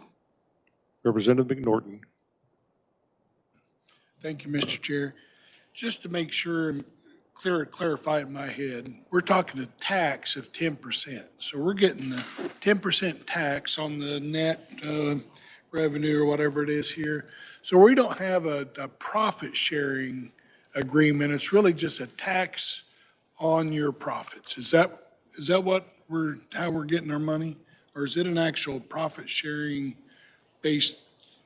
I just clear in my head because we keep talking about taxes and then we have our revenue we're generating. And so is that all just coming off tax that we're getting from the adjusted revenue from the casinos? Mr. Chairman, and that may be my fault coming from out of state, and I say the word tax when I probably should be saying revenue generating. Maybe staff might be able to answer that question better than I.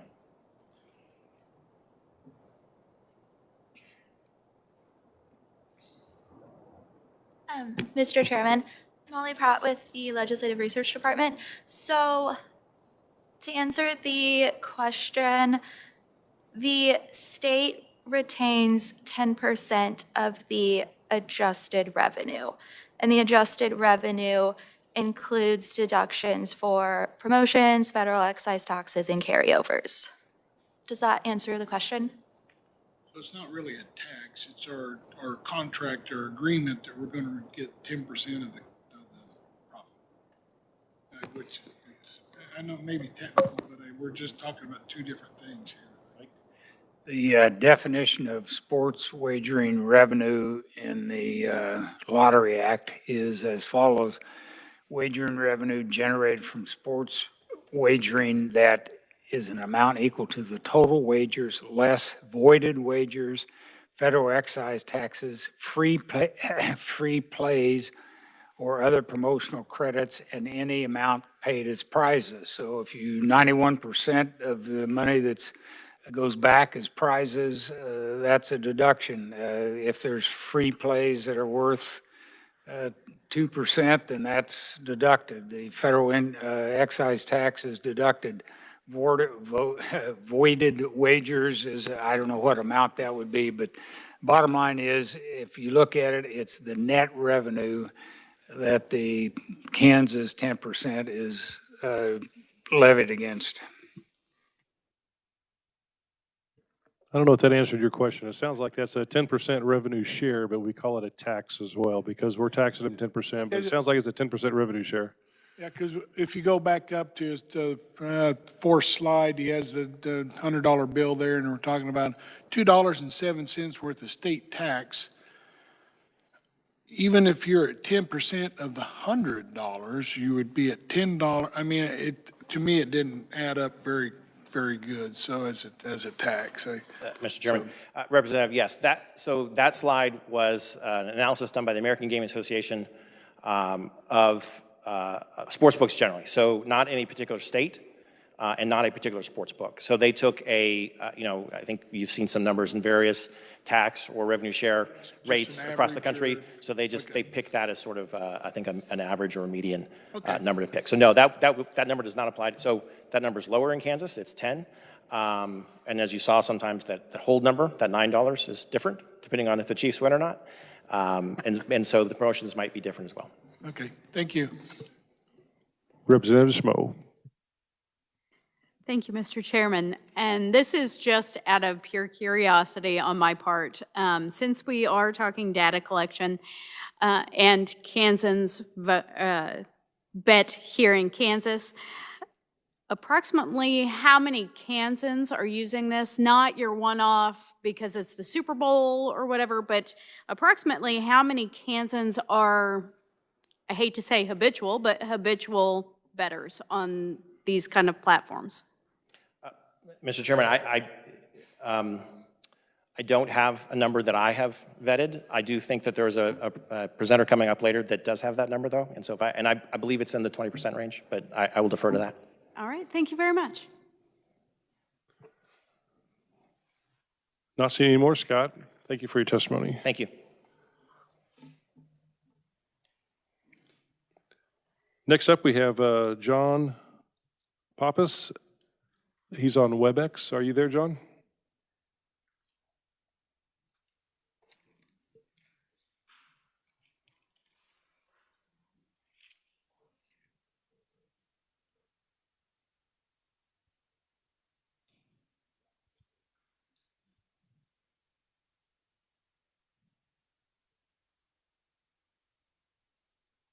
John, are you with us? I am. Can you hear me? We can hear you. Okay, Welcome, great. welcome to committee. Thank you, and I appreciate you guys indulging me to be able to testify virtually. Hopefully, you can see me as well. I'm smiling big to know that I am with you here today, albeit virtually. Thank you, Chairman Kessler, Vice Chairman Thompson, and members of the committee. My name is John Pappas. I represent a trade association called the I Development and Economic Association, otherwise known as IDEA. And we're a national trade association whose members include not just sportsbook operators like the Sports Betting Alliance, but also all of the technology suppliers and vendors that back up this robust and growing industry, and not only in Kansas, but in the US. So we're happy, and many of them are licensed and regulated in the state of Kansas. So we're proud to be a resource to you guys as you discuss sports wagering policy today and moving forward. Let's start basically with the big picture. In our view, Kansas has been a success since launching in 2022. From day one, the lottery and the Racing and Gaming Commission have taken a very pragmatic approach to regulating the market, supervising it, and making sure that the industry has value for consumers and ultimately for the state.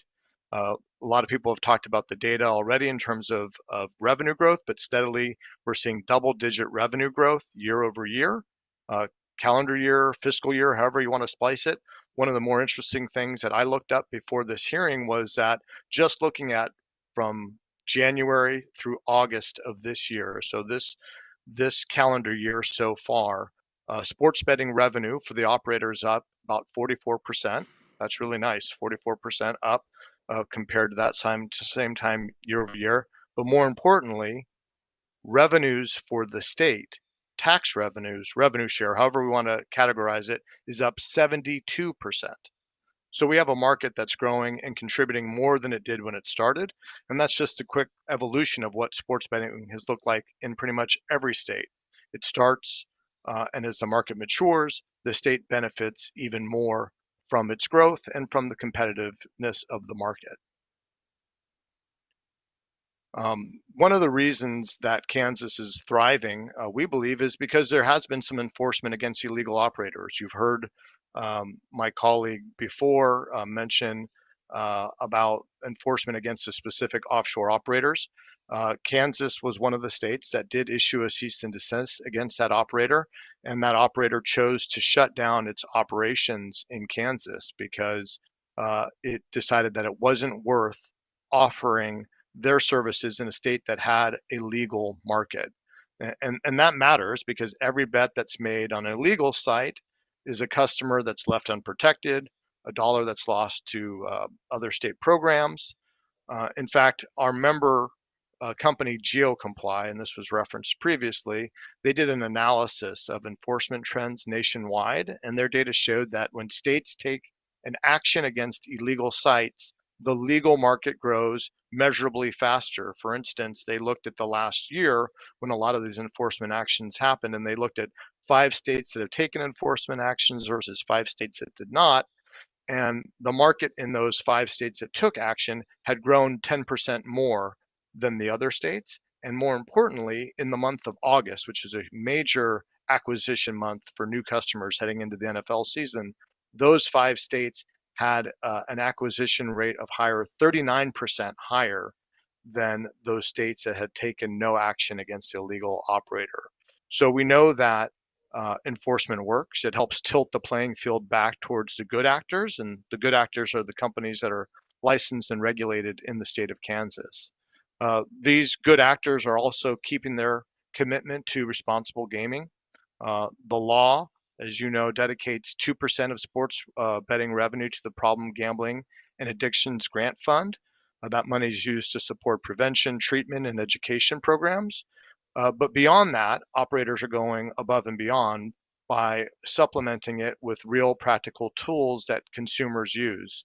So that can include spending dashboards so consumers know exactly what they're wagering, how much they're wagering, how much they've won, how much they've lost. Also deposit and time limits so that players can self-regulate their behavior. Self-exclusion programs are also provided to players, as well as access to counseling and treatment services directly through the platforms themselves that direct players that are suffering from harm to get the help that they need. The goal is really to normalize these tools to make them as routine as, when you get in your car that you buckle your seatbelt. Nobody thinks twice about buckling their seatbelt, and the same should be true for setting a deposit limit or taking a break from play. So there's been a real change in the way sports books deal with consumers by putting these tools up front and making them part of every consumer's daily habit to set a limit and stay within those limits. And it's really not just about compliance, it's about building long-term trust and sustainability of the industry. So the operators have huge staff that are trained and that can review transactions proactively. And if they see a warning sign with a player, they can proactively intervene and provide the support that that person might need. And groups like ourselves, the American Gaming Association, a new organization called the Responsible Online Gaming Association, they've all created best practices which operators abide by. And I think the goal of this is to create a safe, sustainable marketplace for all consumers. The committee asked us to touch on the question of data security. It's a core concern for the public, as it rightly should be, is their data secure? And I think the backbone of any regulated online market is consumer trust. So it's something that the industry takes very seriously. As part of our due diligence as an operator to KYC a player, we must verify their identity, their age, and their location. And this is not only just to KYC the player, but also to prevent fraud from occurring, not only fraud against the platform itself, but fraud against consumers. So operators collect what is only necessary. It's name, date of birth, address, last 4 digits of a social security number, device and location signals, and of course payment credentials, and that's it. Kansas law is actually quite strong, unusually strong in this respect. It requires data minimization, and operators can only collect and use what is necessary for lawful purposes. So few consumer industries actually have such clear guardrails that was established under the Kansas law that regulates sports betting. On top of the state law, operators have to align with banking grade standards. So PCI, DSS compliance for payment security, ISO SOC for information security, multi-factor authentication for logins. They do continuous penetration testing of their IT systems to ensure that they are they're not vulnerable to fraud or for data breaches. So essentially, the online gaming platforms and what Kansans are depositing or wagering on are built on audited exactly like a financial services platform. So those data and privacy controls are very strong already in Kansas. A couple forward-looking topics for this committee to consider and for the legislature to consider. There's been a lot of talk about adjusting the tax rate. Uh, we look at this as that the tax rate right now in Kansas is working and it's working effectively at a 10% rate. As we mentioned, we're seeing year over year revenue growth, not only for the operators, but that means for the state as well in terms of creating more tax revenue. It's been competitive. It's funding public programs. It leaves operators room to invest in their promotions, their technologies, also with their partnerships with the land-based casinos. And so it may seem like an easy way to make money by just raising the taxes, but the reality is quite different. You know, as been discussed, higher tax rates means that you know, better margins for the illegal offshore operators. It's also would be an interesting time to raise taxes above 10% when you have competition opening right next door in Missouri with a market that is launching at 10%. We do know that, you know, the Kansas City area, metro area, right now, Kansas benefits greatly from Missouri not having legal sports betting. We see thousands of bettors crossing state lines on a weekly basis into Kansas to place those bets. We may either lose those bettors entirely, or if Kansas raises their rate, we may lose Kansas bettors going into Missouri where they can find better odds, better pricing, and more competitive markets. The same could be said for the idea of reducing the market to a single sole source operator. I'm speaking to you today from Washington, D.C., and this was a very failed experiment in the District of Columbia of having a sole source operator. For 4 years, there was a sole source monopoly operator in DC for sports betting, and it completely underperformed. Weak product, poor pricing, the service was unreliable. In that time, it generated just $22 million in tax revenue, well underperforming what it expected. So in 4 years, it produced 22 million. 15 months ago, DC made a change and they created a competitive market. There's now 6 online sports books in DC. And in that 15 months, more than $28 million has been collected. So they've managed to do more in 15 months than the sole source single sportsbook operator could do in 4 years. So it creates competitive markets create more revenue for states. Simply saying that we're going to reduce down the market and have one operator that pays 51% tax may not and likely will not deliver the amount of revenue that a competitive market will. If revenue is a concern, I will echo some of the statements made by Mr. Ward about iGaming, something that the state should consider, online poker and casino games. There is already strong demand in the state of Kansas for those games. These are offered by unregulated platforms that are based offshore or some even onshore. And Legalizing it would channel this activity into a safe, age-verified industry with the regulated operators that are in the state today. Other states that have done this, like New Jersey, Michigan, Pennsylvania, West Virginia, they're seeing hundreds of millions in new tax revenue for their state. And unlike sports betting, which can be seasonal or depending on how the Chiefs perform, iGaming generates steady revenue year-round.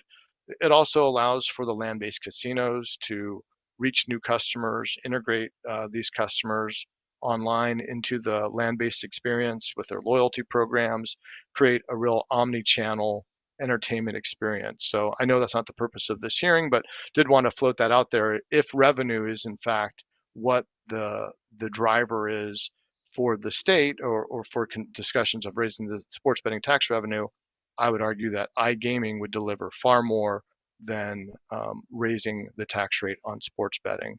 So in closing, we would encourage Kansas to stay the course, stay competitive, keep the multi-operator model and avoid a monopoly structure, hold the line on taxes to make sure that the market remains competitive and that operators in this state can compete not only against the offshore operators, but also, as was mentioned, the emerging federal prediction markets that are operating in this state in an untaxed way, but offer products that are nearly identical to the regulated sports books. And also to keep investing in responsible gaming, making sure that 2% taxes or that 2% revenue that goes towards responsible gaming in the state remains or in fact increases to make sure that the tools are there and the resources are there to protect people who may exhibit problems with gambling. So I look forward to answering any questions you have. And again, I apologize for not being able to be there in person, but do appreciate the opportunity to testify virtually. And thank you so much for your time. Representative Auerkamp. Thank you, Mr. Chairman. Thank you, Mr. Puppis, for being here. Read through your testimony, and I guess I struggled after the first sentence in your second paragraph. The Kansas market is a success story. But I guess we represent different people, right? You have your clients. I have the people of my district, people of Kansas. Because I'm looking at the data, and I'm seeing it a little bit differently. Like this is a Kansas Legislative Research Department. Sports wagering tax revenue per $1 million wagered since inception. This is produced February of 2025. Out of 29 states, we're 29. Out of 33 states, we're 29th. Okay, we're at the very far bottom. The data we're seeing today, out of 27, we're 25th. If I help run a business, I look at data every single day, I look at numbers every day. This is absolute failure from my perspective. We have a deal to negotiate on behalf of the people of Kansas, and we're basically, essentially last based on the data. All the other small details, they can be taken care of by any deal. This is absolute fail. What am I not seeing? How can you say that this is a success story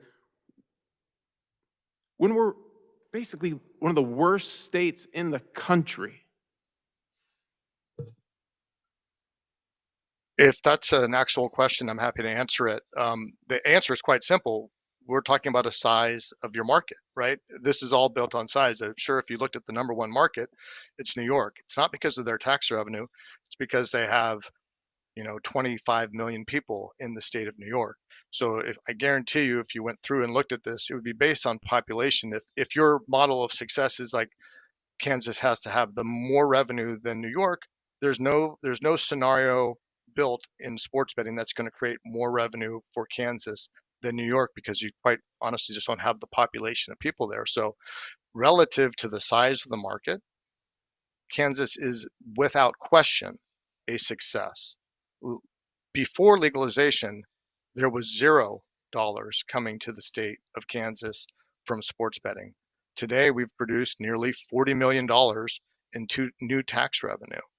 How that money is spent, how that money is dispersed, those are decisions made by the lawmakers, but that's $40 million new.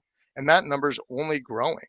As we mentioned, just this year alone, we're seeing a 77% increase in tax receipts from January to August compared to January of August last year. So that $40 million, when we come back here and talk in 3 years from now, who knows? We could be talking about over $100 million have been produced for the state of Kansas. I believe that that's significant revenue. I believe that that's a success story, especially when you consider it based on the size and the population of the state. Go ahead. Thank you, Mr. Chairman. If you take a look at the percentage, okay, and I get the macro level, but if you take a look at the percentage that the state of Kansas gets, we're one of the worst. And there's all these scary risks about increasing tax rates, but we take a look at states all over. They have much higher tax rates, and they seem to be doing fine as far as their revenues. And if revenues do drop off a little bit, and maybe these organizations can't market to everybody, the Kansans aren't just going to not have that money. They're going to go spend it in local businesses that have a 6.5% tax rate, sales tax, and local sales tax. So the money will get spent. The state will see those revenues. But as a percentage, state to state, of the revenues that the state gets, we are one of the last. That's the data I'm looking at. I don't have the data that you're looking at in front of me, so I apologize that I can't reference it. I can say that in terms of the size of the market in Kansas, at the rate which the legislature approved upon, the market is succeeding and growing. And as we think about any business or any return on investment, when we're seeing double-digit revenue growth for the state from this regulated industry, I would view that as a success. I don't know if every state that has either a higher tax rate or even a bigger population base can say that their revenue increase from the beginning of this year to August has been 72%. But that is what's happening in Kansas. So I view it as nothing less than a success story.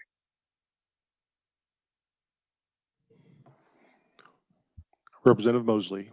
Thank you, Mr. Chairman. And this question may be for the previous person, but if you're able to answer it, Mr. Pappas, that would be awesome. Sorry to harp on the addiction part of gambling and how that impacts people, but I know you mentioned, I think that there is a benefit of having a well-regulated thing that can like be able to have like triggers in place and stuff like that to recognize someone has an issue, just like someone who goes to the casino all the time and like loses a bunch of money. Eventually the casino is probably going to cut them off if they see that there's a problem. When there's a lot of options for apps, I know that you guys are like in a conglomerate or like an alliance. If say for some instance, someone has a gambling issue with like DraftKings and you guys are part of the alliance, are they able to just jump to another app?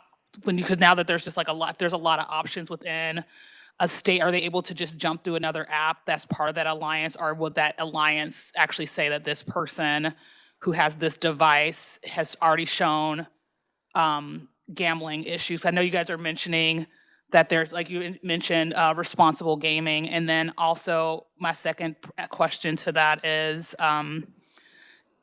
what does it take to be kicked off of the apps? If you have, what are some of the things in place that will say that this person has an issue with gambling, especially? So yeah, my two questions are, what does it take to get kicked off an app? And then if you have a lot of options, would there be other things with part of the alliance to like make sure that someone else is not just able to app jump to continue their problem, like go to their next drug dealer essentially? Yeah, no, it's a really important question, and I think it's something that the industry is actually, we're going to hear from a speaker later today, I believe, who's working on what they call a national self-exclusion list, so that if an operator opts out of a app in one jurisdiction, that would apply cross-jurisdiction, cross-platform.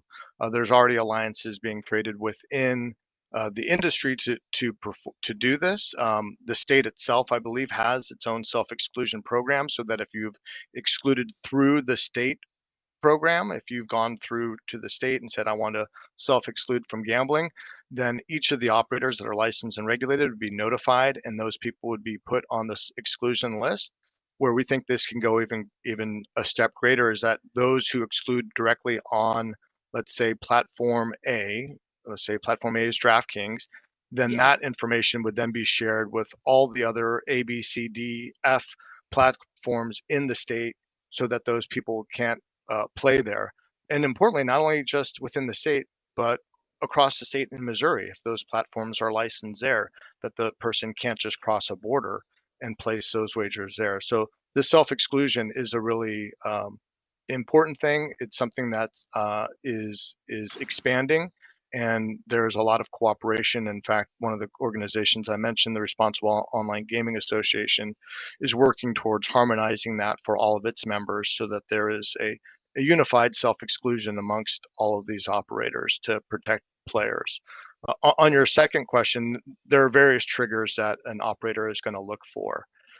So if someone is exhibiting signs that's unusual for them. So the beautiful thing about online sports betting, or we talk about online gaming, online casino gaming, is the data that's available and being able to analyze the data. So unlike going into a bricks and sticks casino with $1,000 in my pocket, I could go play 5 different games, go sit at the poker table, play slots, play roulette, play blackjack. The casino may not know where I spent the money, how much money I spent, and on which games I spent it. Online, all of that data is collected and observed.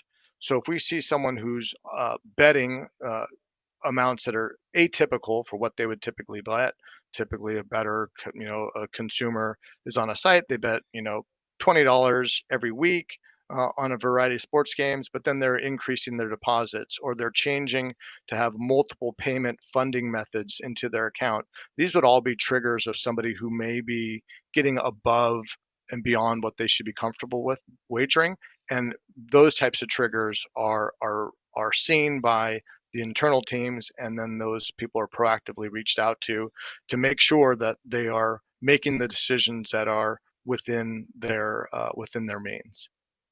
And to be clear, so when you say reached out to, is it just like a message like, hey, buddy, like chill out a little bit? Or is it like an actual person that's reaching out to them? It depends. It depends on whether it's going to be an email that's sent to them or an actual physical outreach from someone from their customer support team or the responsible gaming team.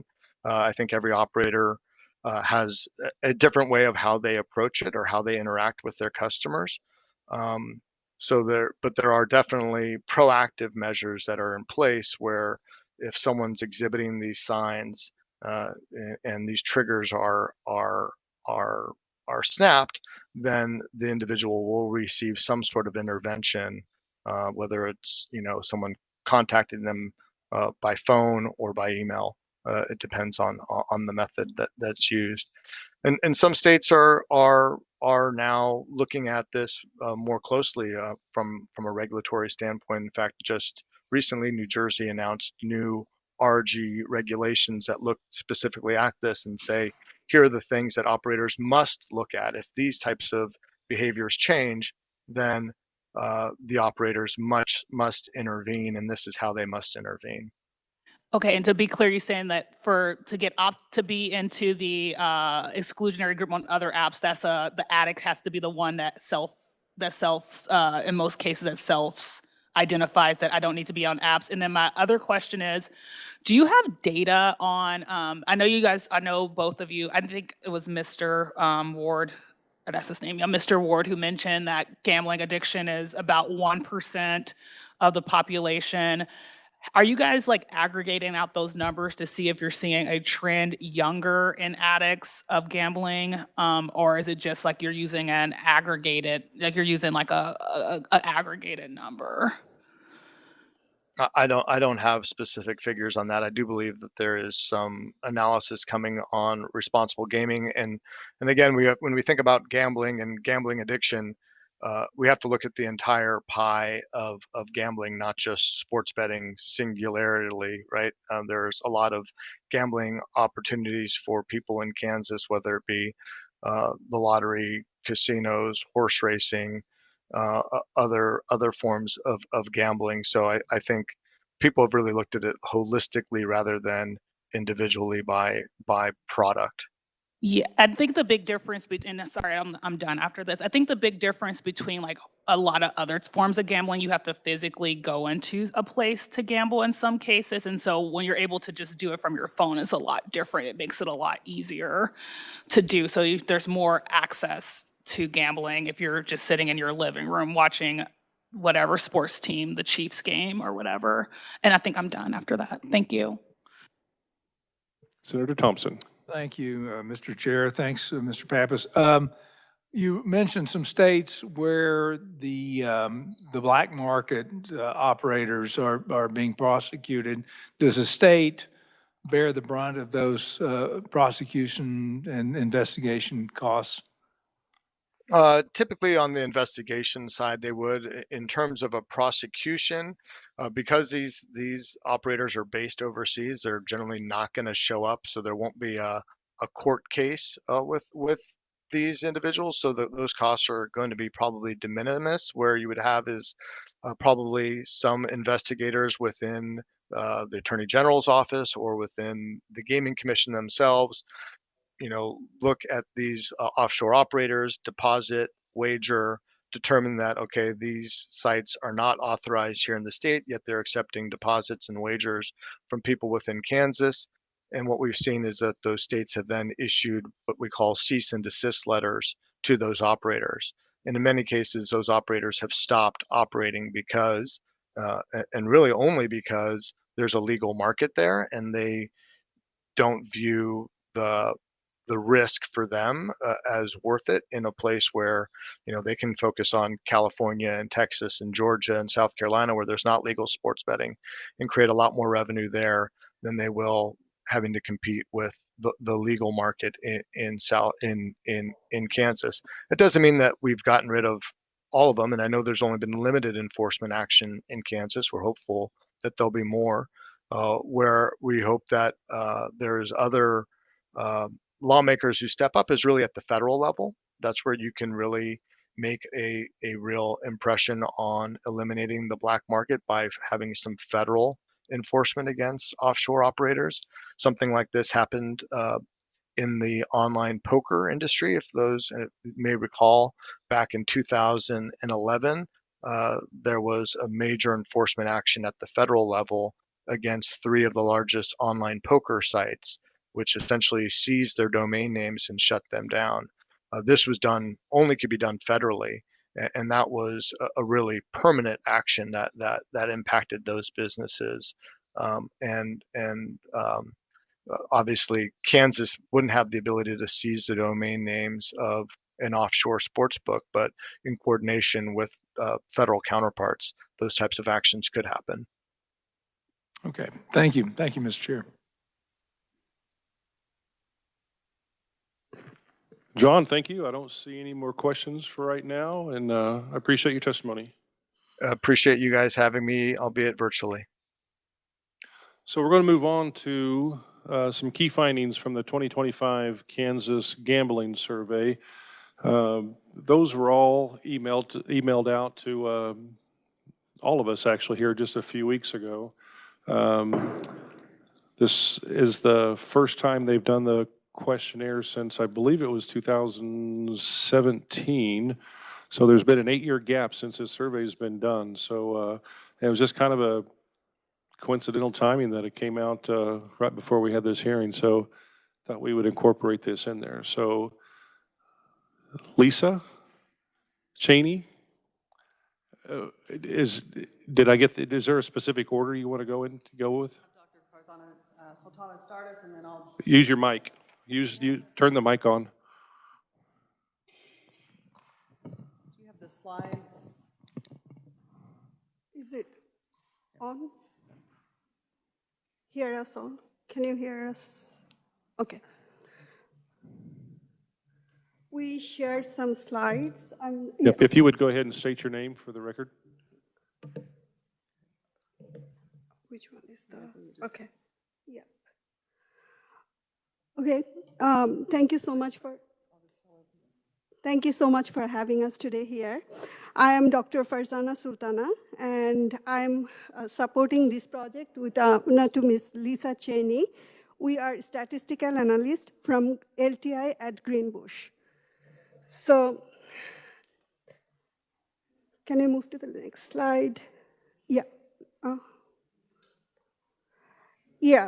So, Kansas conducted its first statewide gambling survey in 2012, and after 5 years, in 2017, it conducted again the second statewide gambling survey. 2025 gambling survey actually focused on the expansion of legalization of gambling and increased access and availability of gambling activities. So it produces the reports first time after 8 years, after the second gambling survey in 2017. The survey was administered online, and the survey date included April 22nd to May 20th, a window of close to 4 weeks. It was purchased, the respondents were purchased panels, and the survey offered in 4 languages: Spanish, English, Vietnamese, and Somali. Before the participant attended in the survey, they were screened by 2 questions to establish to show their eligibility of participation, including they are from Kansas and they are all 18 and above years old. The screening questions and consents, screening questions and consent forms all were also offered in all 4 languages. Data were collected and validated from 1,645 Kansas adults.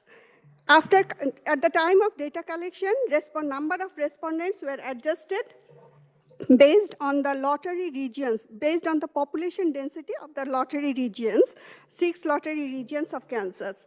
After data collection, data were weighted to reflect key demographic characteristics of the target population, including age, race, Hispanic origin, education level, and lottery region. An additional section was added in 2025 gambling survey to address sports betting activities and opinions. The margin of error for this sample group was ±2.4, which indicates high accuracy and precision. The strengths and limitations of the survey strengths and limitations of the survey were also mentioned in the full report. The next slides provides us the topics of gambling survey. Here we will, due to the time constraint and the focus of interest, we will cover the orange highlighted topics of the survey, but entire report, as I mentioned, will be available in the provided link, and we also provided the executive summary to the committee chair.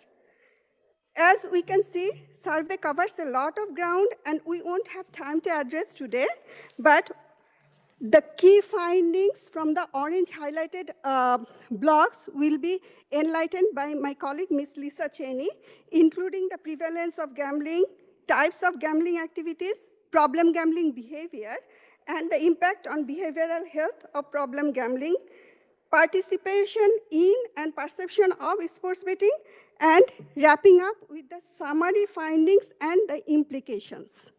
Thank you.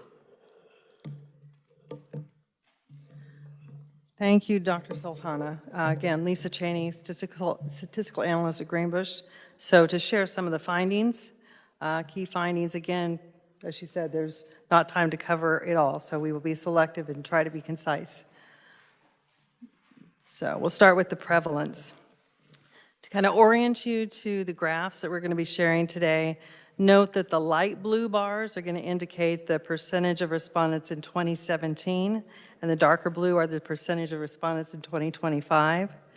And so we first asked about the frequency of activities that involved betting or wagering money or possessions in 2025. And you can see that 31.5% said never. In 2025, 32.4% said seldom. 25% reported occasionally, 9% often, and 3% reported very often. And if you can see, more respondents reported gambling occasionally, often, and very often in 2025 than 2027 by substantial numbers. To assess the prevalence of gambling in Kansas, the surveys asked respondents if they'd gambled for money or value, anything of value, in the last 30 days. In 2025, 34% reported yes, compared to 19% in 2017. Then participants were asked if they had engaged in specific gambling activities, such as casino, table games, bingo, lottery, horse races, so forth. Results in 2025 demonstrated that 71% of respondents reported they engaged in at least one of the 14 activities. So, for example, 33.5% of respondents who said no to gambling, have you gambled in the last 30 days? No. But they said, yeah, I played the lottery or a state lottery. Similarly, 27% who said, no, I didn't gamble in the last 30 days, said, yeah, I bet on a fantasy sports team. So we went from 34% who said they gambled to really 71% who said they gambled when you asked them on specific gambling events. So this kind of indicates that respondents don't consider playing the lottery or betting on fantasy sports as forms of gambling or gambling behavior. So this demonstrated a need and a real opportunity for continuing education and continuing awareness. The lottery was the most frequently reported gambling activity in the 2012 and the 2017 Kansas surveys. It remains the most popular form of gambling in 2025, with 46% of the respondents reporting having played a state or multi-state lottery in the past 30 days. Example provided in the questions included scratch tickets, Powerball, pull tabs, and so forth. Spending money on game credits, extra lives, or upgrades ranked second with 36%, followed by playing slots, slot machines, video poker, video keno, or other gaming machines at a casino, 31%. Sports betting, including sports books in a casino, online app, or bookie, was ranked 10th at 20% reported engagement. Some of the largest increases we saw from 2017 to 2025 were the percentage of respondents that said they spent money on computer or phone game credits or extra lives, which is about a 28% increase, and gambling on the internet. Again, those things that don't have, those things you can do from home. Gambling on the internet with the unconventional methods like offshore betting with or without a virtual private network, we saw about an 18% increase. So to allow for comparison, the current study followed the same criteria and protocol that was used in prior studies. There were 9 questions that were used to categorize respondents into low, moderate, and high risk of problem gambling based on some validated tools. Because all gamblers are at some level of risk of developing a gambling problem, even those who did not say yes to any of the 9 questions were considered within the low problem gambling risk category. Moderate risk were those respondents who answered yes to 1 to 3 questions. High risk was those who answered yes to 4 or more. The low, moderate, and high risk labels are used to categorize groups rather than describe an actual risk. This was not a diagnostic tool, but it provides a way to provide an estimate of the proportion or the prevalence of Kansas at risk of problem gambling. It allows us to measure changes over time because we've been consistent in the way we've done it for all 3 surveys. This figure compares the 2017 and 2025 percentages of those at low, moderate, and high risk of problem gambling.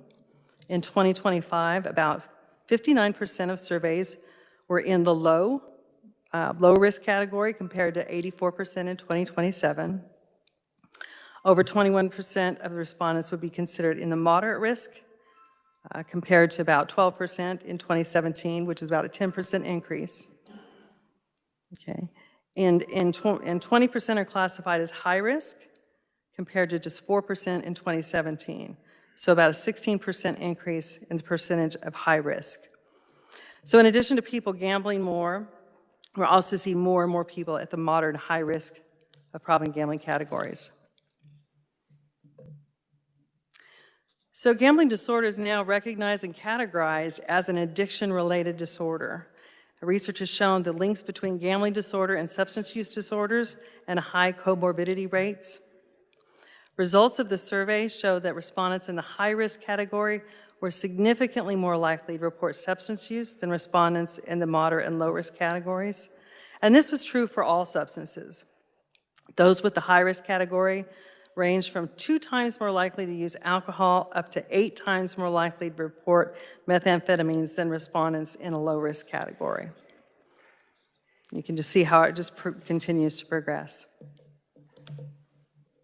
Similarly, similar to substance use, the connection between gambling problems and suicidal thoughts and behaviors is well known. It's been well documented. Substantially more respondents in the high-risk problem gambling category reported mental health issues compared to the low and moderate risk categories. So in 2025, compared to respondents in low problem gambling risk category, those at high risk were 4 times more likely to report depression, 5 times more likely to report suicide thoughts, 9 times more likely to report a past year suicide plans, and 50 times more likely to report a past year suicide attempt. These are Arkansas data, Arkansas population. For survey respondents who reported feeling depressed or feeling depression, a follow-up question was asked to ask if those feelings were related to gambling harms. For those in the moderate category, 28% said yes. For those in the high risk, 63.2% said yes. Over half of respondents in the high-risk problem gambling category reported health problems, relationship problems, and serious financial hardships resulting from their gambling behavior. You can see the difference between the low, which is green, which is barely noticeable, the moderate and blue, and that high risk, over 50%. So these data point to significant negative behavioral health impact of gambling to the gamblers, to their families, and to others that are affected. And really draw attention to the need for increased attention and support for prevention, treatment, and recovery. Again, there was a lot covered in the survey. We're going to skip over a lot of that and focus today on also your topic of sports betting, making sure that we can cover that. So in 2022, sports wagering was legalized, and in September of that 22, it began operating in Kansas. Questions were added to the 2025 survey to measure prevalence, impact, and public opinion about sports betting. The first question was simply about the frequency of checking scores or live sporting events or using mobile devices to keep track of scores, just to see how often people are doing that. More than half of respondents said they do this, 51.5%. Almost 17% said they do it less than once a month. 14% once or twice a month, 1% once or twice a week, and about 8% said every day or almost every day. So the previous slide showed that more than half of respondents actively followed live sporting events or used mobile devices to track scores.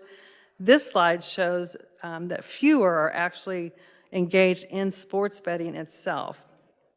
Of the respondents, 37% said they reported placing bets on sporting events. 15% said they placed those bets less than once a month. 11% once or twice a month. 8% once or twice a week. 2.4% every day or almost every day. Respondents were asked if they'd had an account with an online sports book. The majority, which was 78%, said they did not. However, for the 22% who did have an online sportsbook account, the vast majority were male. 82% were male. The largest percentage were between the ages of 26 and 39. And about 53% said they knew someone who had a problem with online sports betting. So those who had online sportsbook accounts, 53% said they knew someone who had a problem with online sports betting, compared to only 19% of all respondents. who said they had someone who had a problem with online sports betting. They were asked to indicate their level of agreement with the following statements about online sports betting, whether from a range from strongly disagreed to strongly agree. Respondents expressed a cautious stance towards sports betting. There was a significant majority, you can see 75%, did not think that linking online sportsbook accounts to credit cards was a good idea. This reflects some concern over potential financial risks. 71% agreed or strongly agreed that sports betting should be regulated to protect individuals from gambling-related harms, indicating broad support for oversight. Just over half did not think that sports books should be allowed to advertise during sporting events on TV. And there was slightly more respondents that thought online sports betting will have a negative effect on college sports than it will on professional sports. Less than half of respondents have viewed sports betting as a positive form of entertainment within responsible gambling. And fewer than 1/3 appreciated gambling discussions or betting tips during games or pre-game shows. So this suggests that while sports betting is a part of the sports experience for some, it's not yet achieved widespread cultural acceptance or enthusiasm among the general population. In the report, we share a lot more details, including differences about opinion by age groups. So I encourage you to look at the report if you're interested in that. Overall, the data portrays at this, I'm going to say at this point in time, a picture of cautious engagement with sports betting, where many follow sports closely but remain wary of the potential risks and regulatory challenges associated with betting. This picture may look different in a few years, which is why continued data collection and monitoring will be important. So these were some of the takeaways from the survey, including some we didn't have time to discuss here. But some of the highlights, I think there's some rapidly evolving changes happening within Kansas in this environment. We saw a sharp increase in gambling activity. Certainly more individuals are now at moderate and high risk of problem gambling. There's a growing acceptance of gambling myths and lower gambling literacy than we saw even reported eight years ago. Greater societal and economic acceptance of overall gambling. Rising disconnect between the aggressive gambling promotion and public health messaging. Decreased public confidence in recognizing signs of problem gambling. And while there is a general awareness that health services exist, knowledge of the free treatment options remains limited by people. And there's formal help-seeking options like helplines and therapy. They don't have as broad of use, public use, as would be desired.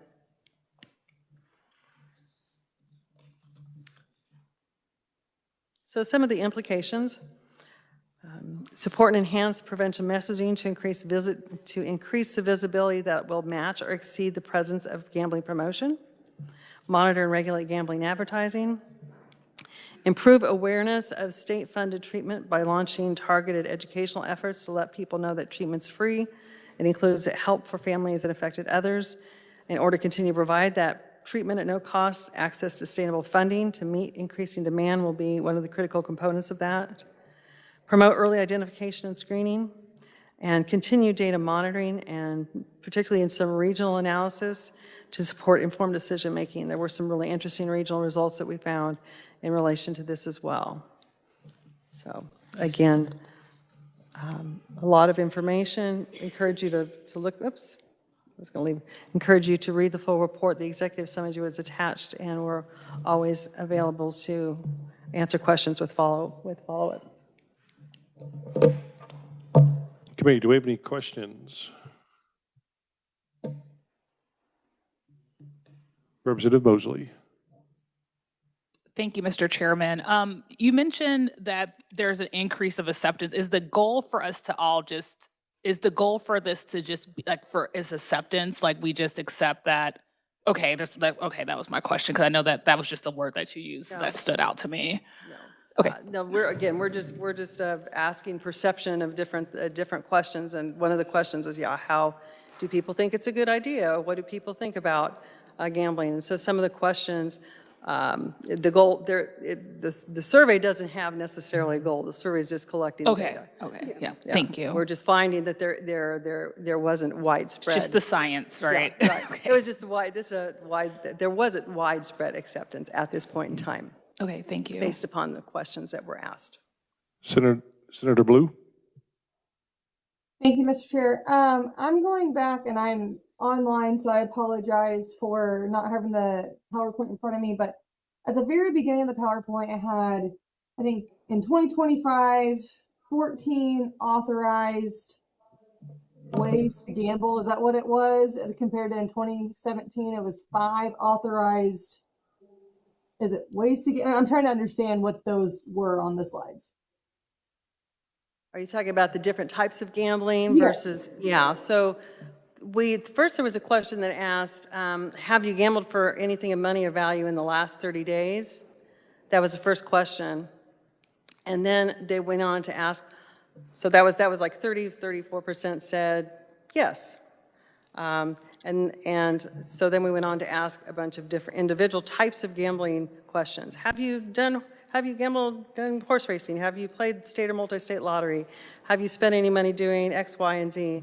And they would answer yes or no. Well, there were some people that said no to the 30-day question, but that said yes to lottery, or said yes to sports betting, or said yes to fantasy sports.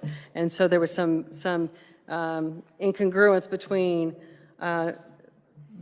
not maybe understanding that those are forms of gambling.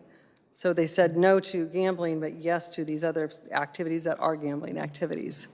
And that we also found that in the 2012 survey as well. So it's not something new, it's something that is an ongoing finding. So I guess to follow up though, because in 2017, we didn't have sports wagering, 2025 we do. So when we're talking about authorized platform, I mean, so does each platform count as an authorization? So if I have 3 sports books on my phone, are those 3 different ways I'm gambling?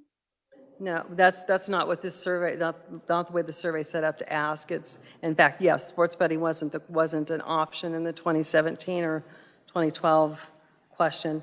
There is a question of team sports, fantasy sports league. Sports betting wasn't one of the 14 or was it the 13, I guess, in 2017. It wasn't asked. And it didn't differentiate between different types of specific accounts or how many accounts per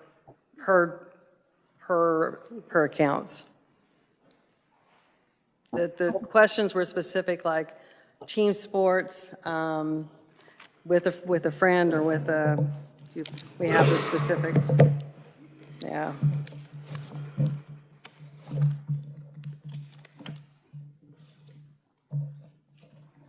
have it in here. I don't know if I have the survey. And it would have again, we have this more specifics in the actual, it doesn't say that here.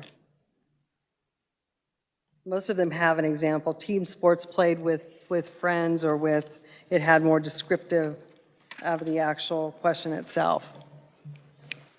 Okay. And we can follow up with you if you want more information on that.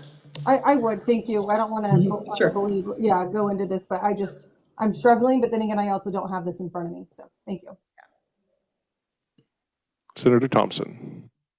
Thank you, Mr. Chair. Thank you. One quick question. Are there any states that place the burden financially on the casinos, the lottery, the gaming for fixing these problem gambling issues? Or is all the states funding issues created by the access to the gambling? That's likely a KDAD's question. Does anyone?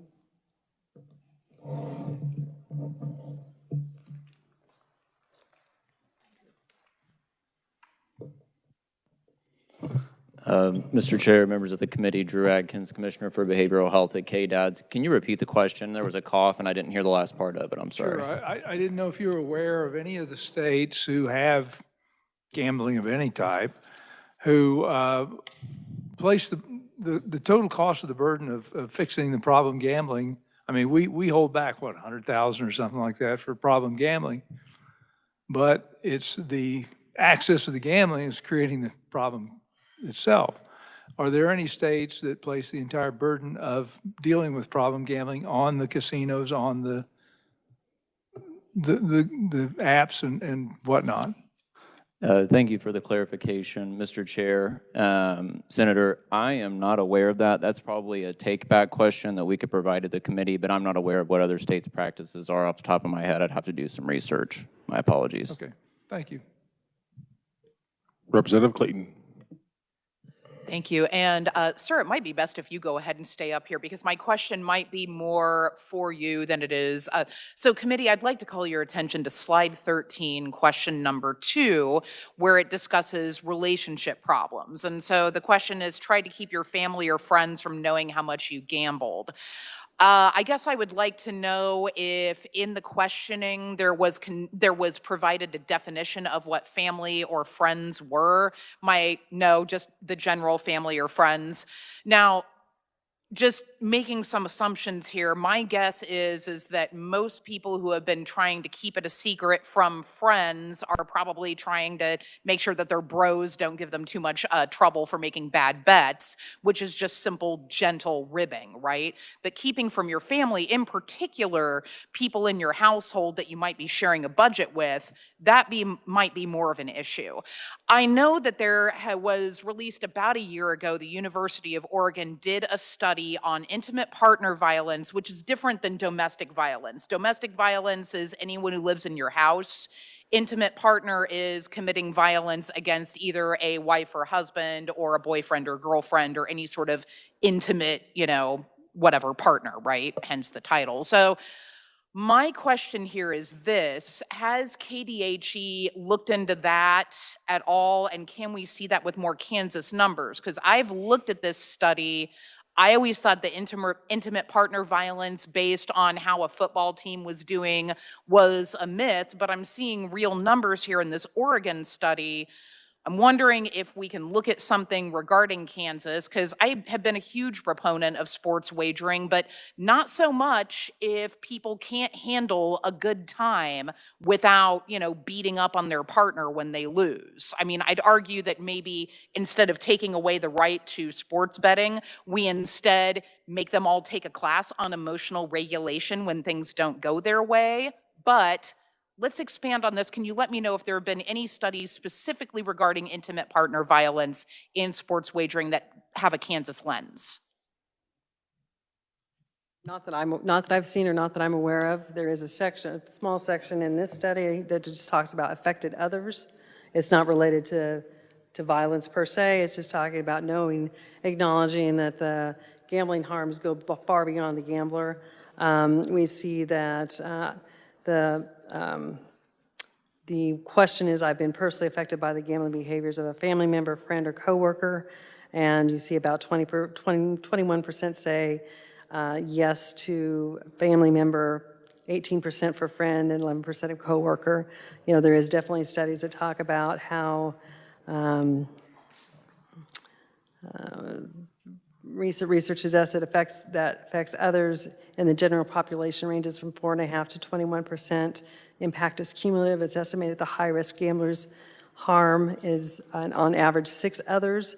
Moderate gambling risks affect 3, and low gamblers' risks affect 1 other person. So we know that it's there. Something that could be elaborated on in future studies, in the types of questions that we're asking to get more information on that. So, but right now, the data that we are currently looking at just means others, which could be anyone. Specifically, it just says they're asked specifically about family members, again, non-defined, family members, friend, non-defined, and coworker. Okay, thank you. And those numbers are all higher in 2025 comparing to 2017. Yes, substantially. Substantially, yes. Representative Mosley. Thank you, Mr. Chairman. Going back to Ms. Cheney's presentation, on the slide when you said often, seldom, when people, was that's self-identified, correct? Were they, and then were they given a definition? Because if that's like really relative, so if I like compare myself to my dad, who was like a nerd who didn't gamble at all, and I like gambled twice, I might say, oh, that's frequent. But if I compare myself to my aunt, who on multiple occasions lost 5 figures worth of money gambling, I would say I seldomly gamble. So is that a self-identification that's relative to that individual? It was self-reported, self-identity, yes. Okay. And a lot of the questions we potentially could be potentially better defined. However, we did want to be able to keep them as much the same as possible so we could do that comparison to prior surveys. So we intentionally didn't want to change too much so we couldn't compare to see how much change we'd seen since 2017. So we tried to keep a lot of the survey questions the same so we could make sure we're comparing apples to apples. Okay. So some of those, the way they were asked in 2017, we kept the same so we could say we can compare those two to see they were asked the same way. So even though they maybe weren't defined the best in 2050, we can see. However, they were self-reported in 2017. They were self-reported in 2025. And I have one more question, if I may, Mr. Chairman. You may have mentioned this, but how was the survey? How was it like? Was it like a focus group? Was it like phone calls, or like how does this survey administered? It's an online survey. We worked through. It's a paid panel. It's a marketing research panel. They do screening through, they have people throughout the state of Kansas.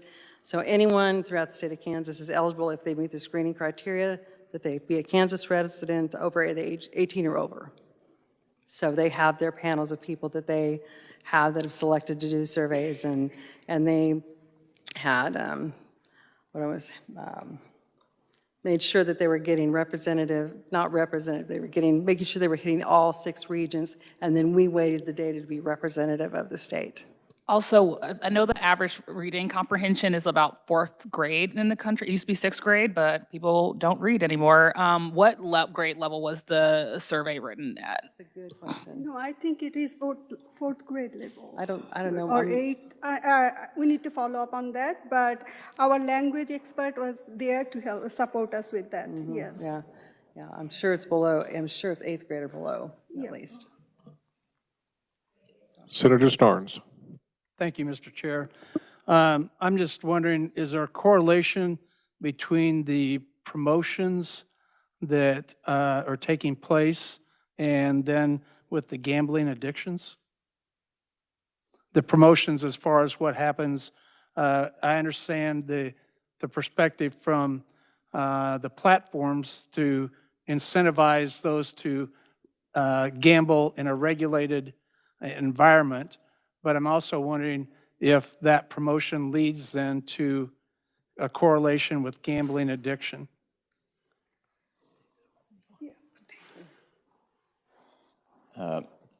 Mr. Chair, Senator, thank you for the question. So one thing that I can tell you, an observation that we've seen, is I believe my staff had let me know that the call line that we have for problem gambling has gone up by about 25 to 26% since sports wagering has come into effect. I believe that was 2022. We've also had to move more dollars for uninsured and underinsured treatment for addiction treatment. So that includes gambling treatment specifically for those individuals. So those are some correlations that we've seen on the state sides for the resources we've needed to move around in response.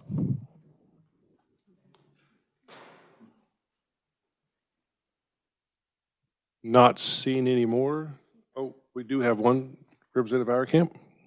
Thank you, Mr. Chairman. Anybody want to comment on this? So we've been hearing a lot of different testimony today.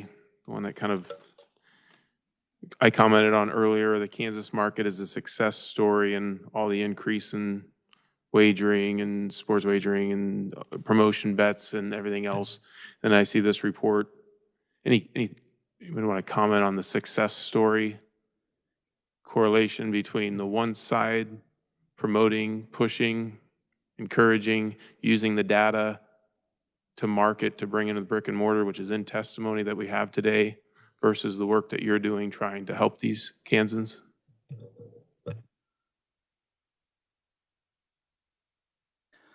Mr. Chair, Representative, thank you for the question. I will try to accomplish a satisfactory response. So I believe, as I was mentioning to the Senator earlier, we are seeing internally for the resources that we normally allocate towards problem gambling year over year, we are seeing increases in that. So that would lead us to say that there are more resources needed for things like marketing and promotion for services that are out there for individuals. I think you heard Greenbush before mention that,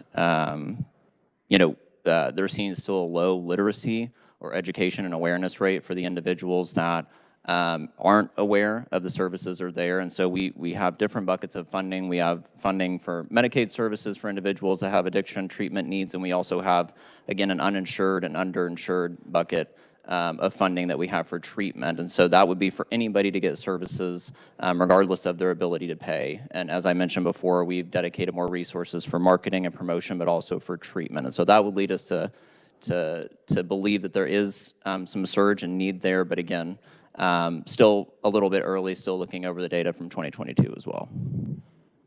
So, quick follow-up. Thank you. Would it make more sense, rather than trying to fix the problem that we're promoting, and we know it's an addiction, and we know the constant marketing feeds that addiction. It's kind of like pouring gasoline on a fire. If we're pouring gasoline on a fire, rather than trying to find a bigger fire extinguisher, any thoughts on just banning the marketing of gambling? Mr. Chair, Representative, I do certainly appreciate the question. I think that's above my pay grade, respectfully. I'm here just to report on what we're seeing and what we're doing as far as problem gambling goes and the resources that we're given by you all. We're certainly always helpful to take recommendations on what policy is created and how we need to respond to that. Do you think there would be a significant drop of problem gambling if we banned the marketing of gambling? Mr. Chair, Representative, again, I do appreciate the question. I believe it's above my pay grade, but I appreciate the question. I'm not sure that I can answer that as it's a hypothetical. Thank you, Mr. Chairman. Senator Thompson. Thank you. One for our Greenbush people. Did you differentiate between illegal and legal gambling when you were doing the survey? No. So we don't know whether some were, betting on platforms that are not legalized in the state or not. I don't believe there's any form or activity that we included in the list that would be illegal forms of gambling. Okay. All right. Just curious. No. Thank you. No. Not seeing any more. Lisa and Dr. Farzana, thank you for your testimony today. Thank you. Thank you for your time. Next up, we have Jonathan help me out here, buddy. Awazan with ID Pair. Hey, welcome to committee, Jonathan. Thank you. Thank you for having me. My name is Jonathan Iwazian. I've been called a lot of variations of that, but that was pretty good. Thank you for having me here today. I'm here to talk about the National Voluntary Self-Exclusion Program. I have some slides to share as well, if you could please. Thank you very much. So I just want to start. Let's see. There we go. I just want to start by introducing myself and the company. I'm a former gaming operator. I launched sports betting in New Jersey, Pennsylvania, and about a half dozen other states. And through that experience, I saw where the responsible gaming safeguards were falling short of helping people. So that's why this company was started, to address those shortcomings. And a couple of the things we work on are improving responsible gaming tools. There's been talk of app jumping and things like that, where players will get noticed at one app and move to another. We're looking to connect that data across the different apps and across jurisdictions with regulatory oversight, and also through self-exclusion. So I serve on a research advisory board at Morgan State University, and through that work, we're working on doing some research. I also am partnered with the Kofran Logan Center of Addiction Research and Treatment at KU, and we're looking to try and get meaningful data to actually understand things like what does very often mean? Is it 4 bets? Is it 6 bets? These are the kind of things that other states are moving forward with data collection, and there's a number of states that have done that just the past 2 years. So I can always come back and talk about that later, but I'm here to talk about how we can help the people, the small percent. I would say it's a little higher than 1%, somewhere between the 1 and the 6% that we have in New Jersey where we're based, are looking to self-exclude from gambling, which means to give their information to the state, to the regulator, to get that out to all the different operators and actually block their access from the online gambling apps, and also prevent them from collecting jackpots on casino floors, and also sometimes be recognized through ID scans and things like that at the casinos. So it is a legally binding agreement. The person is doing this voluntarily. They're coming to the regulator saying, I have an issue, I need to block my access, please help me do that. So it's not something that's being done to the person, it's something they seek usually after they've suffered some harm from gambling. It helps families, it helps communities, it reduces social, financial, and psychological burdens associated with problem gambling. It's really kind of the best tool there is to actually stop gambling.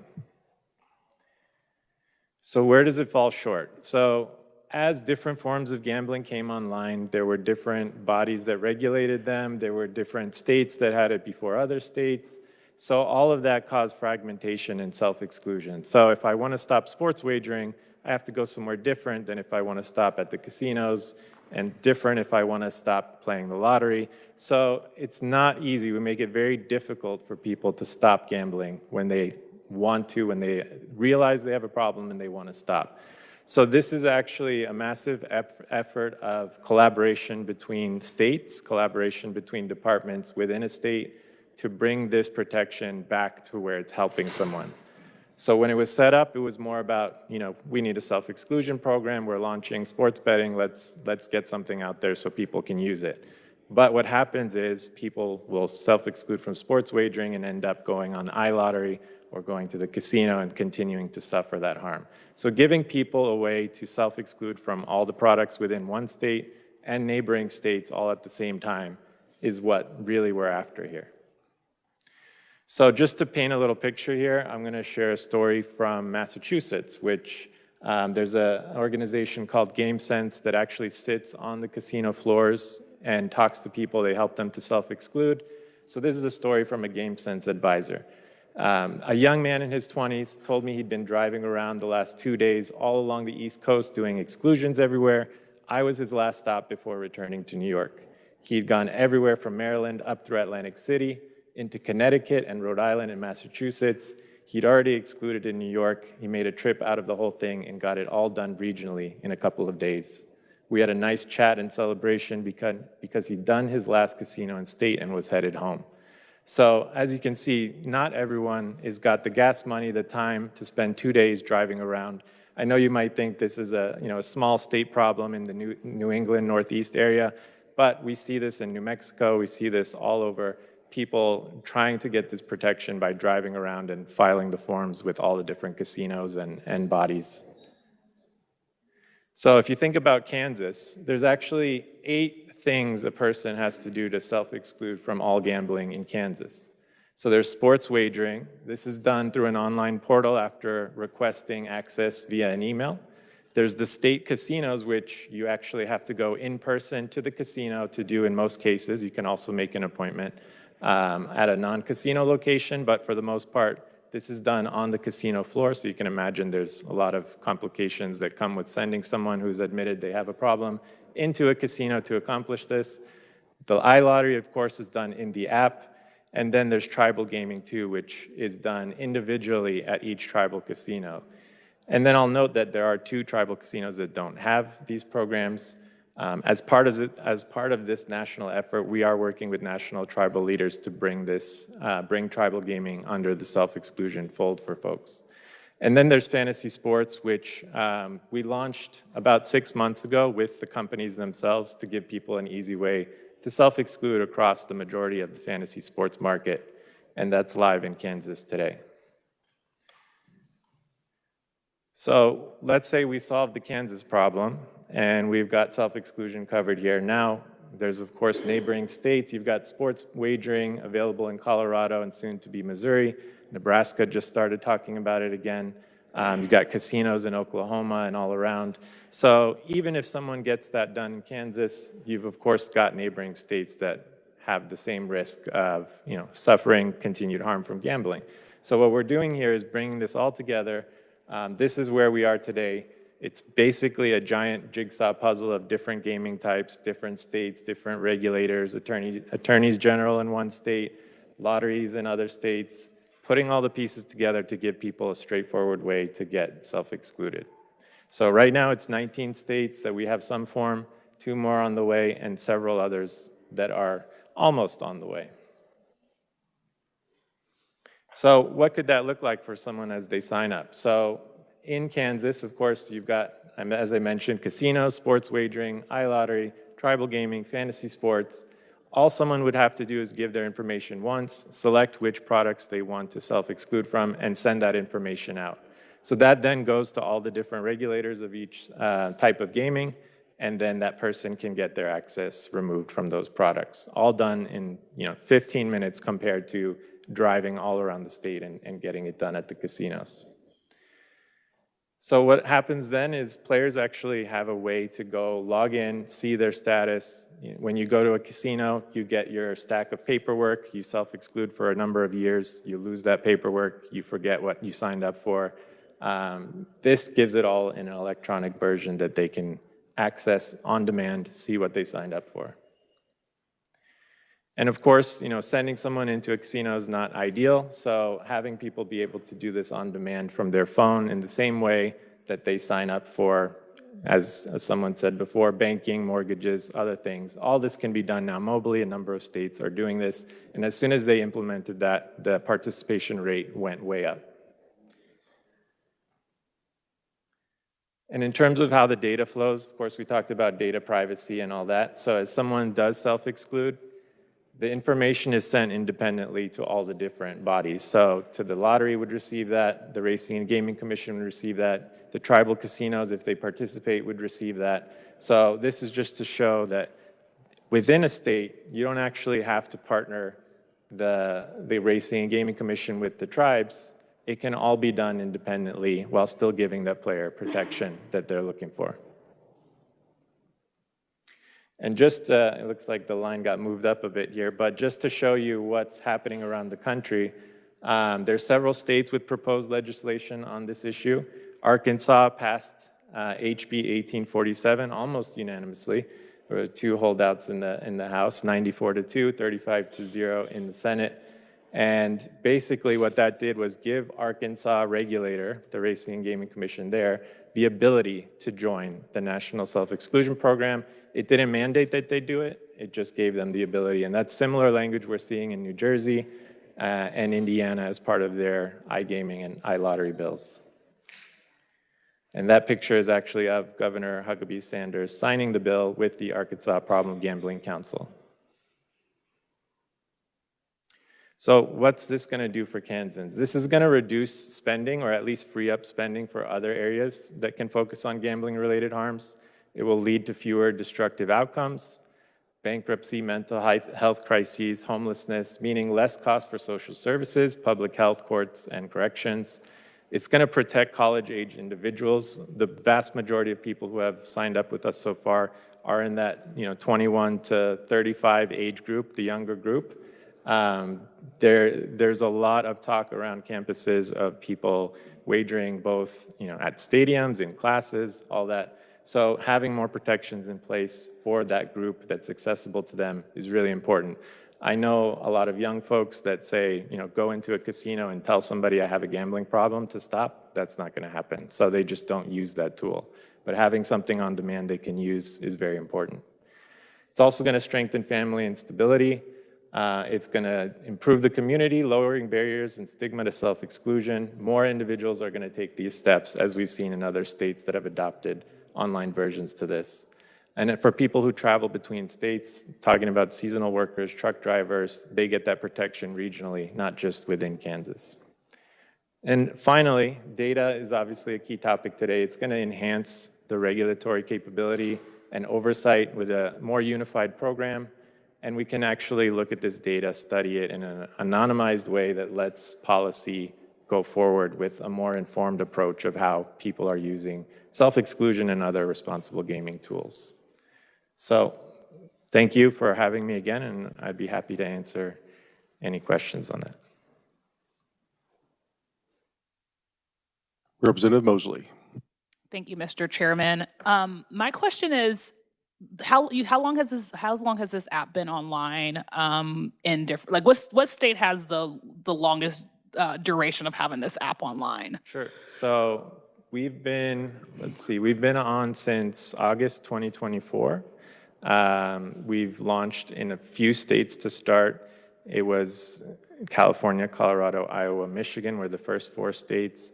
And then since then, we've expanded into a total of 19. When we did that expansion, the numbers just, as you can imagine, went way up in terms of people using the service. Okay, my question is, how many people have signed up to opt themselves out? Because I know you did like that individual who went to multiple places. That's kind of like, that's qualitative. So what is the quantity of people who have signed up for that? And then, yeah, so like for my first question is, how many people have signed up and opted themselves out of being gambling? Yeah, I think the best way to answer that is to look at the last 30 days or so. Yes, that's fine. So in the last 30 days, we've had about 300 folks sign up through the self-exclusion platform. You said 300? 300, yes. Okay. And then, okay, because just sorry for finish interrupting. really quick there, just to tell you how it kind of looks on a Sunday. There's usually 25 folks on football Sunday. There's usually 25 or so folks on Saturday. It's a little less because college football is not as popular, but it's very calendar dependent on, people usually sign up right after the games end on a Sunday because they probably had a bad day. This is my last one. Yeah. My house is already gone. I might as well sign up. Right. Yeah. But we do see a lot in the middle of the night too, and usually you might lose and then go play on ping pong in Europe or Ecuadorian soccer or try to win it back. You don't win it back, and then there's a desire to completely just wipe your hands of it. Okay, and then for the states that have it, how is it implemented? How do people learn about this app? Do they learn about it through the gambling app that's trying to get them to gamble more? Or do they learn about it from like their state? Like how is it implemented to folks? Typically, so there's the associations on problem gambling in each state, a number of those listed on their websites. Also, we've partnered with some of the websites that write stories about, if you search what's the biggest bonus on sports betting, they'll publish all the bonuses, and then at the bottom of the page, they have a link to self-exclude. So we try to get it out there in any way we can, but it's not currently listed on any particular sports book. And then an ounce of prevention is worth a pound of a cure. How are you guys advertising this to people like very early on? Like, gambling could be a problem for you. Like, before someone turns 18, they start to gamble away their financial aid. For college, are you guys like going on college campuses and just like warning them? Is there like, are you guys like sidewalking at like KU on Westco Beach to make sure that kids know that this is not for you? Like this is not on campuses or anything like that. We do kind of look at certain keywords that people look for when they search how to stop gambling or, those so you're type doing of things. SEOs basically? Okay. More like that, but I think as time goes on, we'd like to get more out there. A number of tribal casinos we're working with are starting to put our materials on the premises of their casino. We want to be out there in any way we can. We're just expanding the program and seeing what works and what doesn't. And then my last question for you is, like you said, 300 individuals have opted out. Do you know how many people have at least downloaded the app? Like they're thinking about it? Like that's like the step of knowing someone has like I'm thinking about that I probably have a problem. Sure. So it's So it's actually a browser-based thing, so it's not an app download, but the traffic there, as you can imagine, it correlates again with the calendar of sports and things like that. So it's about 10% of folks that actually navigate to the page that complete the process. So if you're already looking for how to stop gambling, it's, you're probably almost made that decision or have made that decision. So 10% is a pretty good number of people that land on the page to actually complete those self-exclusion programs. And that's live. So if I typed in right now, I need to stop gambling, would that your page pop up on my search engine optimization? It might. In Kansas, we're not as highly listed, but in certain states, it should be one of the top results. And it's also free to sign up for people. So in some states, you actually have to locate a notary, pay for a notary, and things like. We cover all the costs for actually getting your information in there. So it's free. And then I have one last question, because you mentioned it was free. Often when things are free, that means you are the product. What do you guys get on the back end of that with individual, like having this information on individuals? So we don't do anything with their information. Usually the state or Department of Health, or in some cases the operators, like in the case of Arkansas, that bill that was passed there assessed operators. I know there's operators behind me right now, but sometimes the operators have to pay for these things. Other times the state has money set aside. In cases where there's responsible gaming funds, it can come out of that. It's based on the gross gaming revenue per state, so it's 1/10,000th of gross gaming revenue, which means it would be somewhere between $60,000 and $80,000 annually for Kansas. Yes. Sure. I would like to point out, although Jonathan's pretty knowledgeable for Kansas and what we do in Kansas, but we also have some people here from the Kansas Racing and Gaming Commission as well that could answer questions if we have something very specific about our database. Representative Schmo. Thank you, Mr. Chairman. This is great information, and I'm sure that it's utilized well. My caution would be, what are the safeguards in place to make sure that someone else isn't putting your name on a list?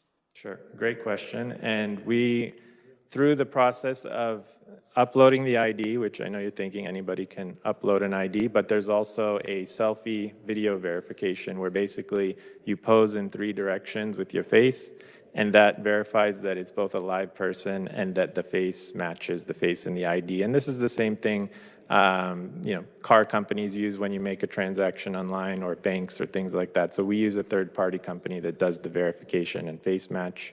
But right now, I believe, and the KRGC can correct me if I'm wrong, it's just sending in a photo of your ID. So it may reduce the number of protests that people have that say, I didn't sign up for that. It was, somebody sent in my ID. This actually verifies it's them in front of their device at the time of sign up. If it were the case that someone felt like they were signed up against their will, what are the steps to get off of this list? So first, you cannot come off the list until the time has elapsed. So if you choose 2 years, then your 2 years must pass before you can come off. And then we follow the process of the state if they require you to meet with a counselor before you come off, or if they require you to file other paperwork, basically removing liability from the commission or anybody else. We don't change anything there. We just keep that as is. If somebody were to say they didn't sign up, we have the evidence in their file that we have their selfie from the different angles, we have their device, we have their timestamps, we have their driver's license. So it would be very difficult to say it wasn't you. I would imagine somebody could come up with an excuse of why they were sitting in front of the camera, but that's a lot weaker argument than, somebody sent in my ID card. Thank you very much for the information. Sure.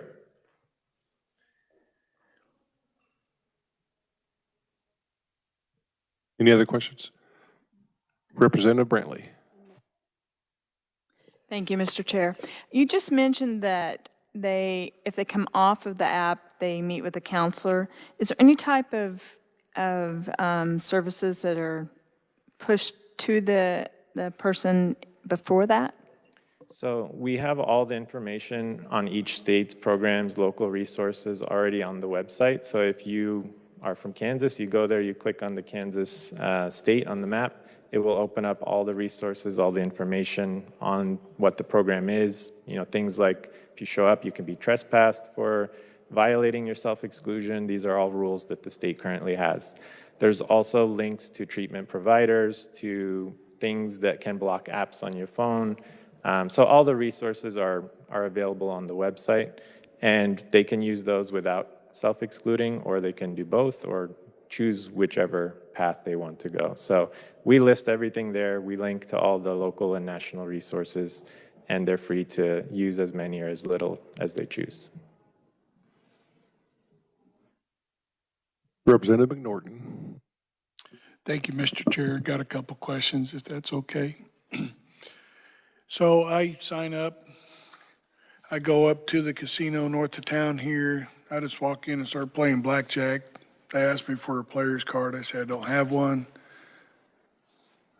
Is that, do they have a facial or would you be able to gamble, I guess? So that's another great question. The casinos generally do have facial recognition unless it's a smaller property that is not as equipped, but they may or may not use it for self-exclusion. There's no requirement that they do. So in general, if you're playing blackjack as a cash player, you can continue to play and not be detected.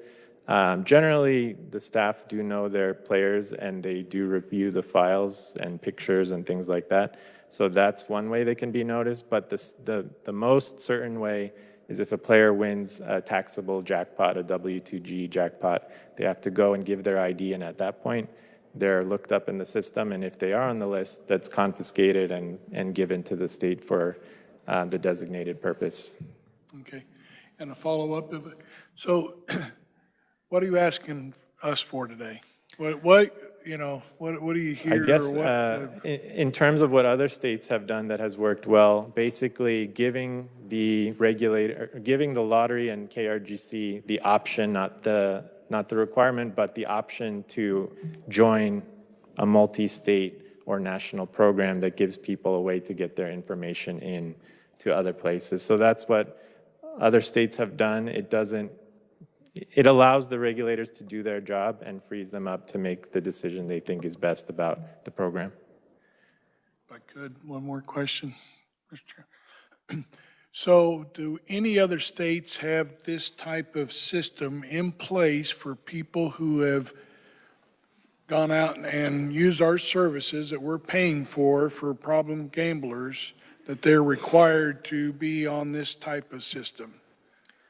Generally, nobody's required to. It's a choice the person makes. So it can be talked about if they were to go to a counselor. It's often self-exclusion is brought up as an option for people.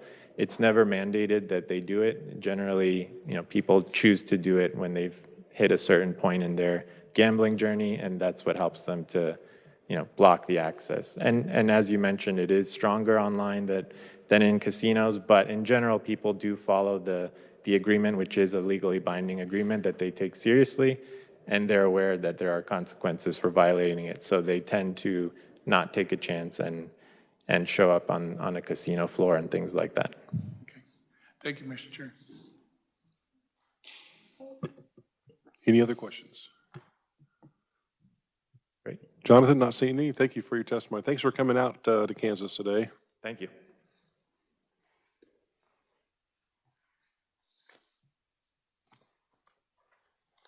Well, committee, this kind of ends our testimonies. Is there any discussion on today's events?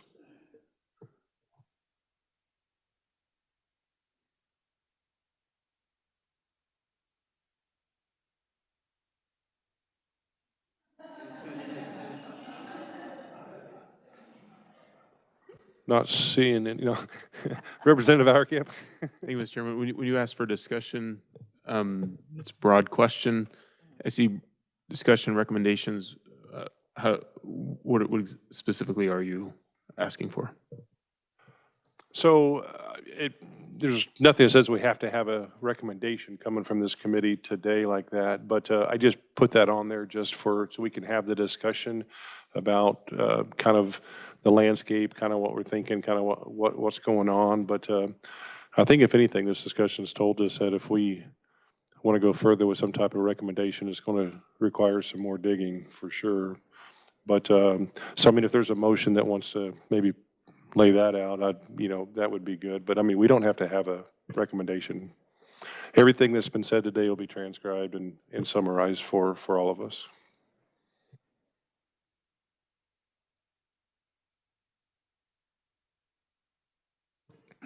Representative McNorton. Thank you, Mr. Chair. So we don't have a recommendation today. Are we going to meet again before session or just pick this up during session, come up with the recommendation at that time, have another, what do you foresee how this is proceeding going forward? I'm going to use KDAD's line. That's above my pay grade.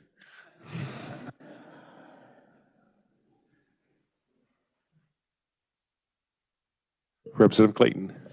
I do have a question, at least as far as that's concerned. So no recommendations at all, and, just letting this sit. I guess, my main thing that I would just say here for posterity is that I would like the committee, especially since a lot of us are members of Fed and State, or, I see some commerce people, I see some tax people here, is that at least when we reconvene in January, that we at least consider the possibility of, in the event that the sports teams that we wanted to attract have decided to come to Kansas, that we perhaps look at a sunset for that, only in the event that it works. I want to make sure that we get either the baseball or the football team over here, but I see no need for that, the monies from the sports wagering generated to get put into those funds if it is moot. It should,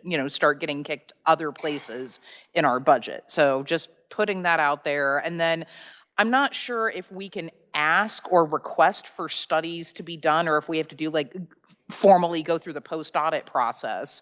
But I would really like to see some more studying done, especially regarding intimate partner violence and sports wagering. So just, again, I'm not sure if that is something that we have to ask nicely in the context of committee, or if we have to do a formal ask for that kind of study. So not sure what the etiquette is on that, but want to make sure those are two things that are important to me and important to my constituents.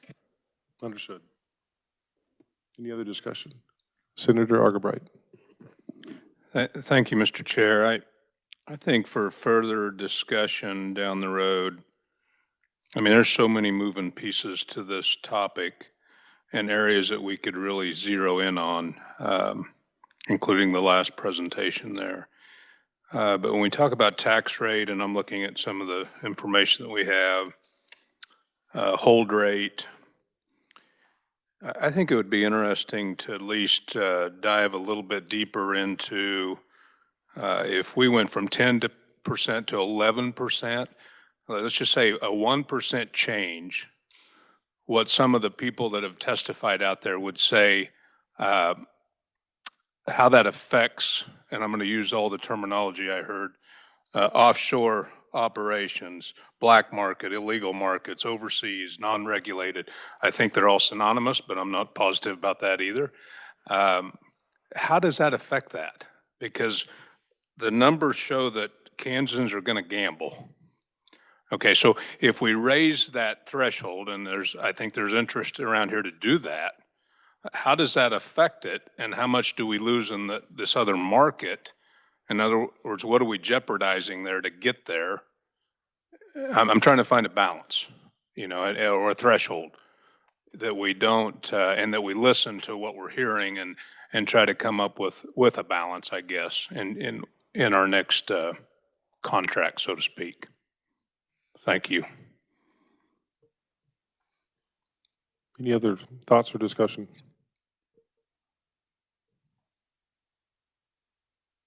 Representative Auerkamp. Mr. Chairman, I'll just keep repeating the same thing. I think there's two main points. One is the money and two is the data. If we want to maximize revenue to states, there's plenty of great examples that we can copy. This is not that complicated. Some good examples. We don't have to settle for 11%. We can get 50%.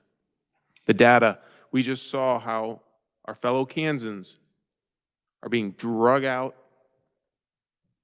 soaked for every dollar they have, and we see the impact. It is real. This is important. We have to take that seriously. The data is being used to find ways to keep squeezing money out of these people.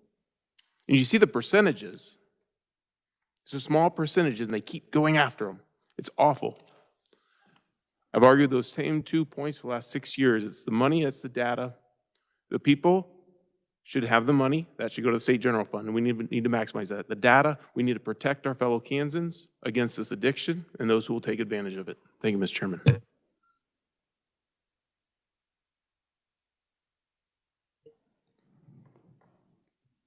Any other discussion? Senator Thompson. Thank you. I would agree with Representative Auerkamp.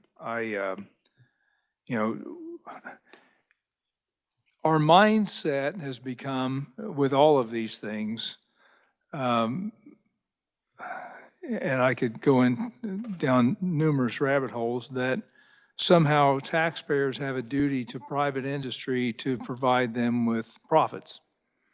Whereas we are here as representatives of the taxpayers, and our job should be trying to fund core government operations, try to find savings to be able to help our taxpayers. We've got folks who can't pay their property tax. And it's a huge concern for me as well. I look at the Attracting Professional Sports to Kansas Fund. And if you read that statute very carefully, it draws some questions, because it says the Secretary of Commerce authorized to pledge all or a portion of the funds, I'll kind of skip ahead, credited to be to the Attracting Professional Sports to Kansas Fund for the benefit of any professional sports team, and used to pay the principal or interest on any bonds issued by the state or any municipality, including but not limited to bonds issued pursuant to KSA 12-1740. So in other words, we've got $13 million that went into that fund this year, sitting there so that we can pay bonds on something to help a professional sports team make a profit, get a stadium, and come to Kansas. I've never seen any, and I said on Legislative Post Audit, I've never seen any evidence that these things pay for themselves, that the taxpayers will see a reduction in tax rates, a reduction in property tax rates. And so we're kind of in the same boat here with this discussion. There's a lot to take in. We heard a lot of data today, and I do think it takes some time to mull over it, but I think my aim would be to see how can we get more money for our taxpayers out of this? How can we help the taxpayers of Kansas?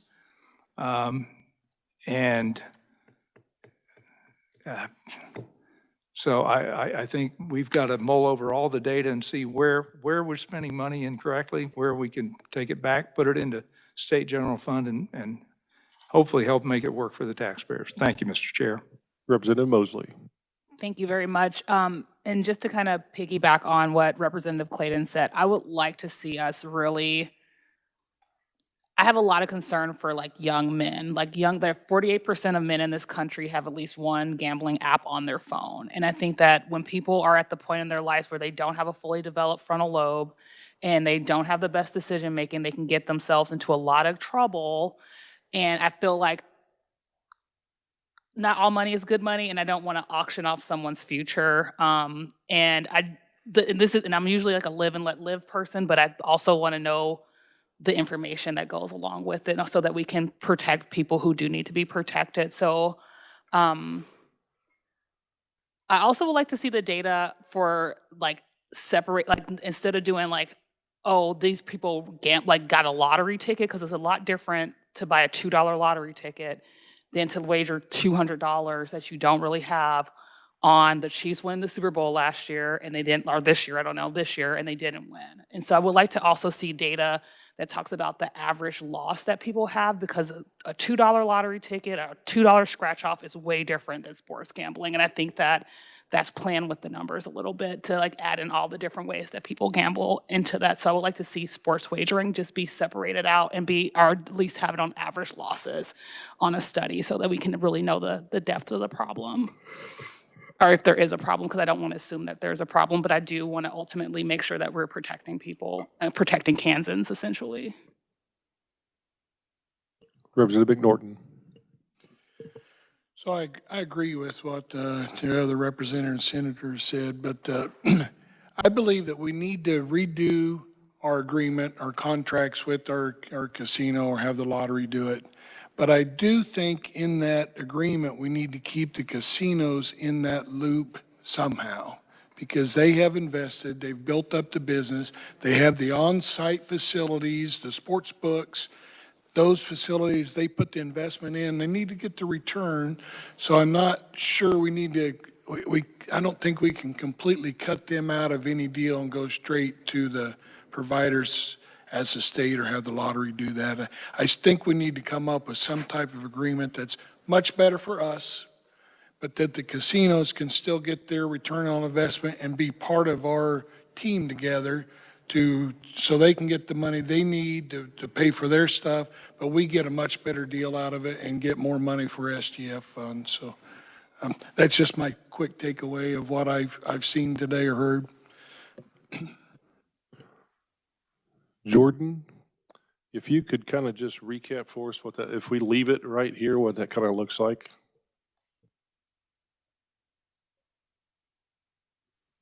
Thank you, Mr. Chair. So I have a bulleted list, and I've combined a couple of these bullet points just based on the discussion. So if the members feel like they should be separated out or stated differently, please let me know. But this is kind of, off the cuff here, since this is how we typically do it with these special committees.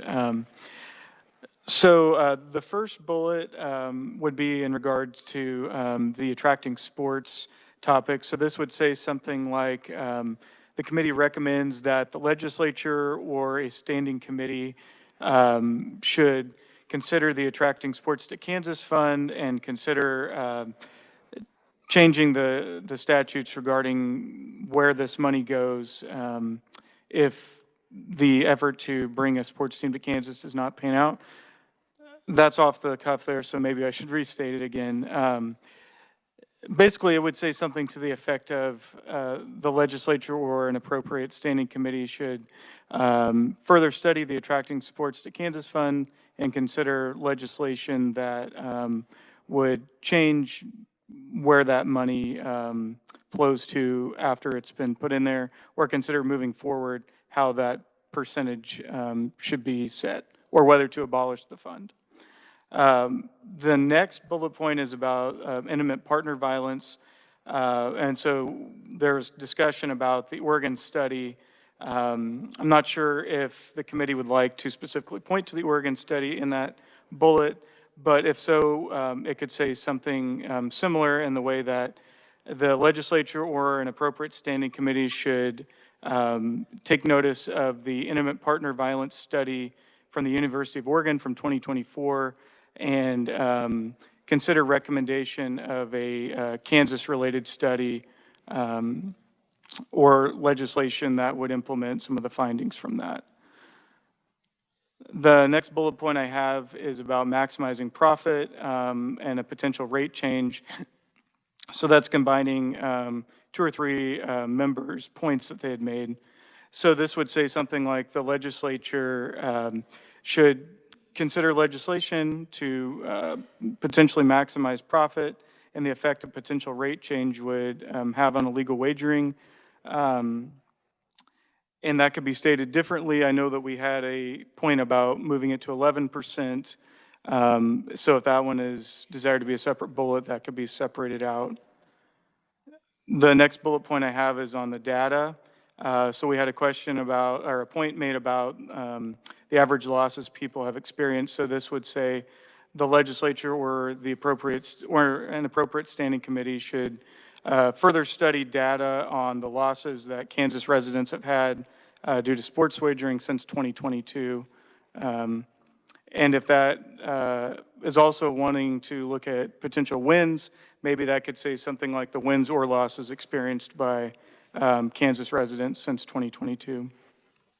The final bullet point I had is about the contracts. So this would actually say, the committee recommends legislation be introduced on the casino contracts, specifically in regards to sports wagering. And if there were any other specific points that wanted to be added to that, those could be made in this report, but that would be something to discuss now. Otherwise, I would just leave it at generic. The legislature should consider legislation on the parameters of contracts between the casinos and sports wagering vendors.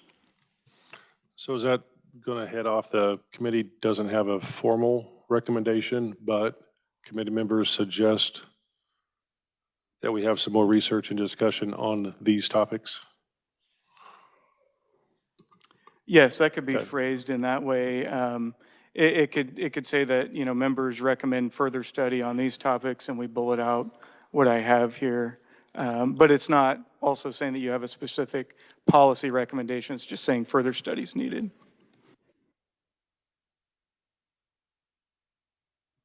Representative Brantley. Thank you, Mr. Chair. What about like researching some on the promotional deductions? Would that be something that could be recommended?